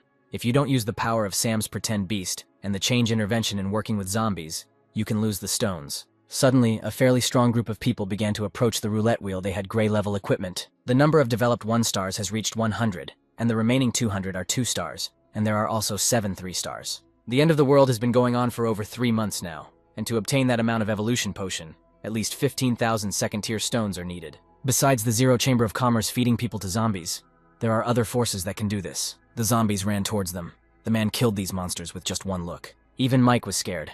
This person is a 4-star. Besides the mysterious chairman of the trading board, him and the red-haired one, there is still someone who can achieve 4-star evolution. Sam, who was barely standing after playing the 5-star monster, shouted that those people were taking advantage of the chaos they created. Under normal circumstances, no one would be able to obtain so many evolution potions in just 3 months after the end of the world. There must be some kind of secret within this group of people. Mike asked Sam not to rush for now and just watch them, and he himself thought that these people had obviously come to the battlefield a long time ago, but were hiding in the shadows. They watched as Mike's powerful battle pet disappeared, and he used his bloodline to kill the zombie king. Watch as Mike creates chaos among the zombies to push back the rat king, as his team becomes exhausted and forced to disengage from the fight. The man said to Bart, "The faces of these people must be full of surprise and anger right now." Bart pointed at the zombie, but the man said that Peter would help him pay attention. He was here for the 4-star potion, so he would have to work hard. Peter was killing zombies, and Stan was saying that if someone else took the potion, what would their thoughts be? Peter just asked him to shut up. Stan reminded him that his 4-star wife was still fighting in the Jedi ranks, and added that there was an opponent with a 5th-rank pet, to which Peter responded that his pet was a bluff. Bart said that fortunately some of them realized this. Otherwise, they would not have dared to move and come here. He would like to apologize for not paying much attention to the new forces of the mountain villa, which led to a reconnaissance blunder and almost disrupted their plans. Peter replied that it was not their enemy anyway. Their focus was on the Chamber of Commerce. That was what they had to pay attention to all the time. Besides, as long as they are around, if they can hold out for a while, they can get whatever the roulette wheel brings. The others also watched this team, but they also couldn't do anything because they understood how strong those people were. Mike came closer, and Stan asked if he should upgrade to the 5-star evolution potion first. The roulette wheel started spinning and people kept telling Stan what they didn't have yet, such a pedigree, weapons, and so on. Peter pointed at Mike and said that his men had retreated, but he himself had not left, and they began to wonder what the guy was up to. Bart said that the guy still seemed unfazed, and it looked like he needed to warn him. Having said this, the man took out a cannon of incredible size. It was Pandora's destructive crossbow. Tower builder is a profession that can choose the appropriate type of tower construction according to different situations. A powerful profession with almost perverted attack and defense power. He is now a mid-level tower craftsman, and this siege crossbow can fire white-class arrows, enough to pose a threat to 5th-rank mutants. Mike was aware of all the risks, and of course he did not risk his life. He managed to quickly disappear from Bart's sight. The boys continued to spin the roulette, but until they got what they wanted, Stan suddenly told Peter not to hurry. Something was wrong. He jumped on the roulette and saw a crowd of zombies running towards them. Stan shouted, Isn't the zombie king dead and they are alone? And all thanks to Cindy, who lured all the zombies. She had a vial of evolutionary blood in her hand. Bart noticed Cindy and realized that she had lured these zombies with blood, so he ordered his men to retreat. But Peter replied that they couldn't retreat. There were too many zombies. Stan said that Bart should use his Pandora's crossbow. Bart said that he knew it himself. He thought that once he killed her, she would stop suppressing the surrounding zombies, and the blood would be eaten instantly. Without evolutionary blood, the zombies will again lose their purpose and retreat, the man fired. But Cindy also managed to prepare her forces. He was able to hit Cindy with an arrow, but she didn't die. Cindy took the bottle and opened it and drank the evolutionary blood. Mike at this time found his target. He went down to the Rat King and told him to listen to him and get out of here. Otherwise, he would kill him. The boy advised the rat to be obedient. Otherwise, the same miserable fate would await him. Mike incinerated all the rats that stood behind the king, and this scared him. This Rat King is really not brave, but he is also too smart, so he thinks too much, and this can make him paranoid. In fact, Mike has already used his bloodline, and the stones in his hand are only enough for 1 or 2 shots, and if he can dodge his attack, it will be almost impossible to kill him. Besides, even if he could kill him, what could he do if his mutants lost their king and went crazy? Suddenly the lady came up and said indistinctly that she needed to grab the tape measure, and she could grab these people for 1 drop of blood. Talking to such intelligent creatures was a real salvation, Mike thought. He was glad that she offered a deal. He himself wanted to talk to her. The lady said 1 drop was too little, 5 were needed. Mike replied 2 drops maximum, otherwise he would let Cindy escape, and he had a way to make her a 5th rank. Then she said discontentedly, 3 drops of blood, and from that moment they are friends, and extended her hand. Mike agreed and shook her hand. Cindy was able to pull out the arrow. She was unhappy, and suddenly began to growl, after which all the zombies went crazy and began to attack even more strongly. But suddenly they parted because Mike appeared. He calmly walked between the crowd of zombies, which amazed all the people. Mike said something that seemed impossible to them. Still exists in this world. It turns out Mike knew this group, which also surprised them. Bart figured that they were focusing on the Jedi now. There shouldn't be any big leaks in the cities. Mike said how he knows about them doesn't matter. What matters now is that what surrounds them can become their grave. If they want to get out of here alive, what they got from the roulette, they must leave to him. Stan got angry and wanted to attack Mike, but Bart calmed him down. If Mike hadn't seen this Bart, he wouldn't have been able to understand for a long time who they were. The Yang army had never occupied a city in its previous life, but it had a terrifying number of troops that could bring order to any place. At that time, Bart was only an 8-star. He was strong enough to withstand individual relatively weak 9-star powers. If he and his 7th division were together, the 9 stars would have to retreat. These people in front of them are probably the future prototype of the 7th division. In any case, they have already contacted the Chamber of Commerce, so it won't be that bad to make another enemy. However, the Yang army's reputation in their previous life was not bad, and as long as they knew what was good for them as people, there was no need to make things worse. Bart said he didn't want to ask how Mike knew about his army. He would only admit that they underestimated his mountain villa. But he does ensure that from now on, Mike and his team will be the focus of the Yang army's attention. And since the guy knows about the Yang army, he must know how powerful it is. A friend is better than an enemy. If they become their friends, they will know how good it is to have a friend like them. And if they become their enemies, they will know how terrible it is to have such an enemy. Mike asked if he was finished. Bart added that there was no point in saying too much. The choice was his. Then Mike declared that now not only the things obtained from the roulette, but all their things must remain here. Mike's impudence greatly surprised the boys, because not only did he not back down, but he even went further than he should have, although Bart made it clear to him that making them enemies was a bad idea. Mike added, 1 more piece of crap, and they'll leave their weapons. If they keep talking nonsense, all their stuff will stay here. Bart got angry and asked if Mike thought he could beat them. Mike answered honestly yes. Then Bart shot up saying that no one dares underestimate them. Then he asked, does he know what this means? All the groups in the city will unite and be on his side. Does Mike see that he will have to deal not only with the overwhelmingly powerful Yang army, but also with 1/3 of the city's surviving troops? If they don't get out of here, Mike's people, his friends, and everyone who lives in the mountain villa will die. But Mike amazed them again. He said he knew it was just an excuse and he knew the trick. Suddenly Stan informed Bart that Star America, Battle Group Ren, and other forces in the city had gathered to surround their army. Mike asked if Bart could see that he wasn't the only one who was constantly on the defensive, and asked if he thought his plan would work if his army was fighting both zombies and humans. Bart replied that he didn't think they could trap them completely and threw a magical steel glider, white level. For the survivors of the past life, it was nothing, just a piece of flying equipment, depending on the level and size of the function. The effect is also different. It can only be useful at a certain time. Bart and Stan hurried to get on the plane, but Peter was not going to run away. He told the soldiers that he would stay with them.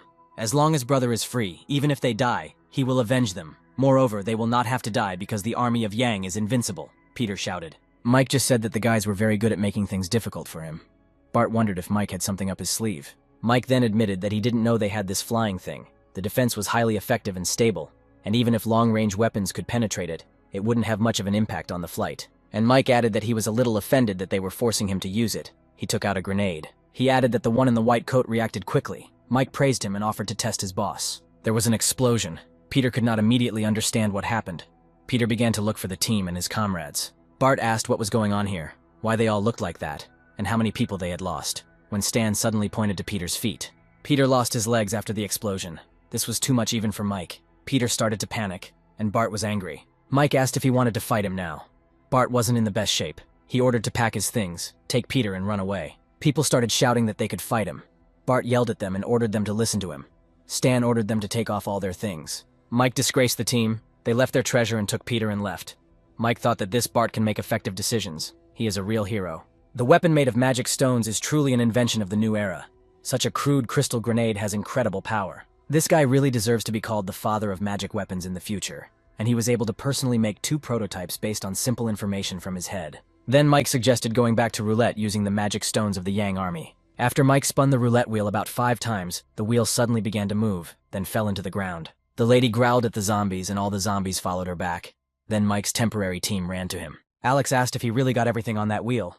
Bill added that the wheel that started the carnage was finally gone. Mike replied that one day she would appear again and once again provoke the most direct mortal battle between humans and mutants. Sam asked what to do with these things, Mike replied. As usual, they would sell it for cheap. Although they had a great harvest this time, they also encountered problems with many forces, especially the Chamber of Commerce and the Yang army. The Chamber of Commerce doesn't matter. He has no conflicts with these animals. It's probably just a matter of time before they start to consume everyone. The Yang army is good at attracting other forces, but now that the various forces in the city have obtained this equipment, will they still cooperate with them so easily? Moreover, Mike is a craftsman, so if he has enough materials, he will be able to mass produce very interesting and strong armor. This gray-level equipment should be used to strengthen the city's residents. After all, they still need to work together to fight the mutants. The woman from the other group approached Mike and asked if he had time to talk. Mike replied, of course, they should discuss their cooperation in detail. The lady came to Mike with the monsters and immediately asked him to give her blood. Mike replied that she should not worry.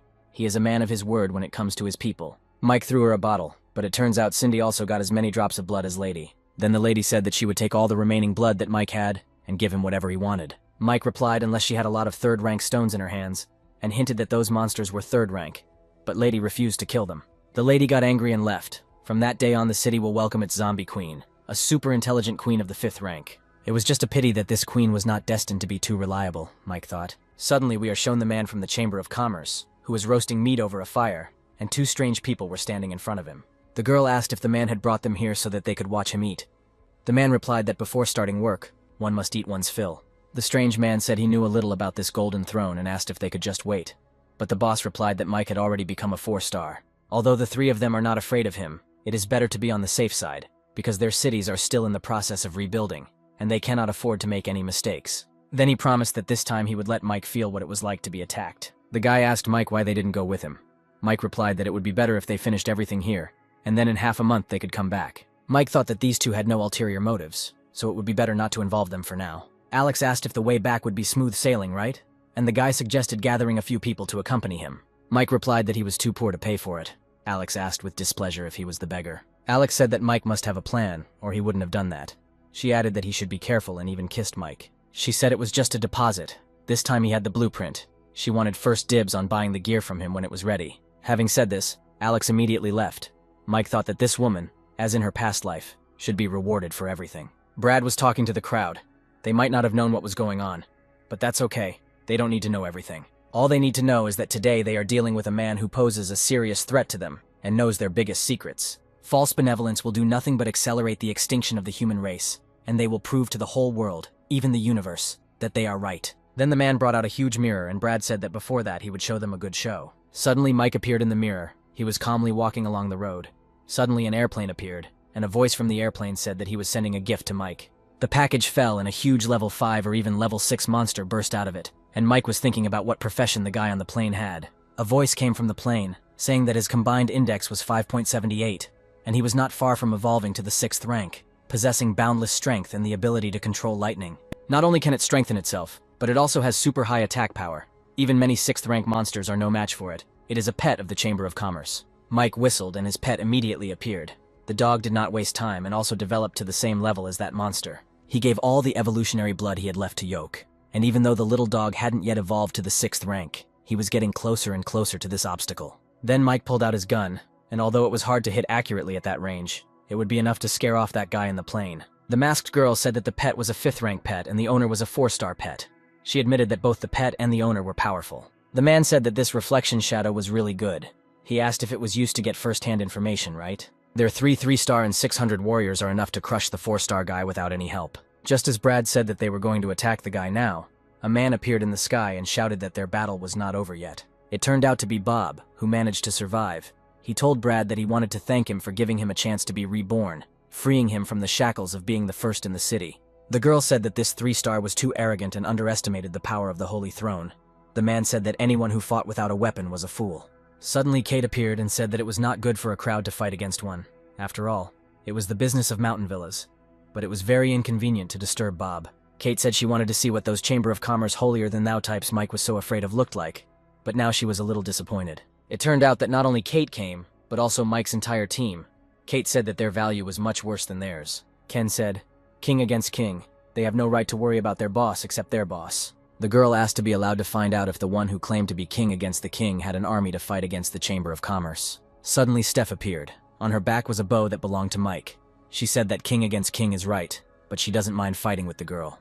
The man ran up and said that the two groups had joined forces and surrounded them, and Brad then realized that Mike had known about his plan all along. Brad then said there was no point in talking and agreed to fight Bob, to which Bob asked if he was using the human spirit transformation. Brad got angry and shouted that he should not be underestimated. His hands turned into weapons and he attacked Bob, but it seemed that he was confident in himself. Kate challenged the cold-eyed guy to a fight. She attacked him with lightning speed, but he managed to dodge. Suddenly the guy shouted, "Mother Earth!" Then some strange liquid surrounded him. He told Kate that she would become food for Mother Earth, but Kate only laughed. Steph took out her arrows and thought, this bow is a weapon that cost her group 3-star potions. But this was not enough for Mike. Steph also gave him 10 bottles of 2-star potion, 300 bottles of 1-star potion. You could say that Steph and her team were almost bankrupt. However, it was worth it. Because Steph has an archer's profession, she will soon be able to return what she paid. The girl said that no one has tried to kill her for several months. Steph is first. She may have an advantage against the other Holy Thrones, but she won't have any luck against the girl, the masked girl said. The same man who had stolen Agnes was standing nearby, and he realized that this time all of Brad's actions had been guessed. Suddenly Agnes appeared, and the man asked her why she came alone. Did she really think she could kill him alone? Agnes replied that she was alone. The guys could have set up an ambush, but she refused because she had told him earlier that she would feed his hands to the dogs. The man said that he feels like a budding professional in her. Her boss is good. He is ready to invest in her. She is even a 3-star. He continued to chatter. Then Agnes said that he was just afraid. Otherwise, why would he talk such nonsense to irritate her? Suddenly, her hair turned dark and her body turned pink. She said that Mike was the man she would serve for the rest of her life, because he pulled her out of hell. The man became angry when he saw the pedigree. Mike got 2 pedigree crystals from the roulette, one of which he gave to Agnes. Then the guy got worried and again said that he could give her another chance to be faithful to him. But of course, Agnes sent him away. She quickly turned around and hit the guy, but he also hit her right in the fist and shouted that this was his profession, a warrior of rhythm. Agnes's fingers broke from the blow. The boy screamed that her lineage allowed her to walk through shadows, but now it was daytime. She couldn't handle him. The guy started repeating how he gave her a chance, but Agnes ordered him to shut his mouth, then called the Reaper of the Dead. At this time, Yoke was fighting with that level 6 monster. The monster was throwing lightning at the dog, and Yoke was responding with his spikes. The monsters were clearly losing. Yoke continued to attack him. A man from the plane shouted that it was impossible. The Thunder Beast could not lose. But that's what happened. Then the man said that he would tell the boss, and next time he would bring a 6th rank beast and wait for Mike to die. However, something more frightening happened. A dragon appeared. Yoke no longer has fighting power. After the battle, he was too tired. Mike picked up the dog and ran, but suddenly the dragon entered Mike's mind and asked where his pet was. His voice had a strong psychic attack. It is impossible to follow the original plan where they all return to the villa. The dragon will be incredibly difficult to kill, let alone escape. The only ones who can defeat him are Lady Cindy, the Yoke, and only this full team. The dragon told Mike to bend his knee, then he will receive an honorable death. The dragon attacked the first time with his fire breath, but Mike used his boots, dash skill, and managed to escape. But the dragon wasn't going to give up just like that. He created a fireball and threw it at Mike. The guy threw his pet to the side, and the ball was already right above him. Mike miraculously managed to escape from the rubble, but the dragon was already right in front of him. He again told Mike to kneel down to receive an honorable death. But Mike thought he would be honored. He is a man with a weak soul. It is almost impossible to resist such mental attacks. Mike will either go crazy or become an idiot. And at a distance, unusual vibrations were observed, Mike noticed. He realized that his cooperation with others had borne fruit. Kate and the others were also caught up in the fierce fighting when Mike suddenly turned to the dragon. He has one last way to deal with the dragon, but he always thought that it was a way in which he would die along with the dragon. But now it seems that he still has a chance to survive. And as for the dragon, his life or death depends on luck. The dragon asked what his plan is. Mike always wondered where the dragon and monsters came from, if the Jedi were just a place for monsters, or if it was some kind of weird change. The guy took out his key, which he found at the very beginning of the apocalypse, and opened that very dimension with it. Mike told the girls that each of them now faces a very difficult obstacle that they must overcome together in order to look to the future with more confidence.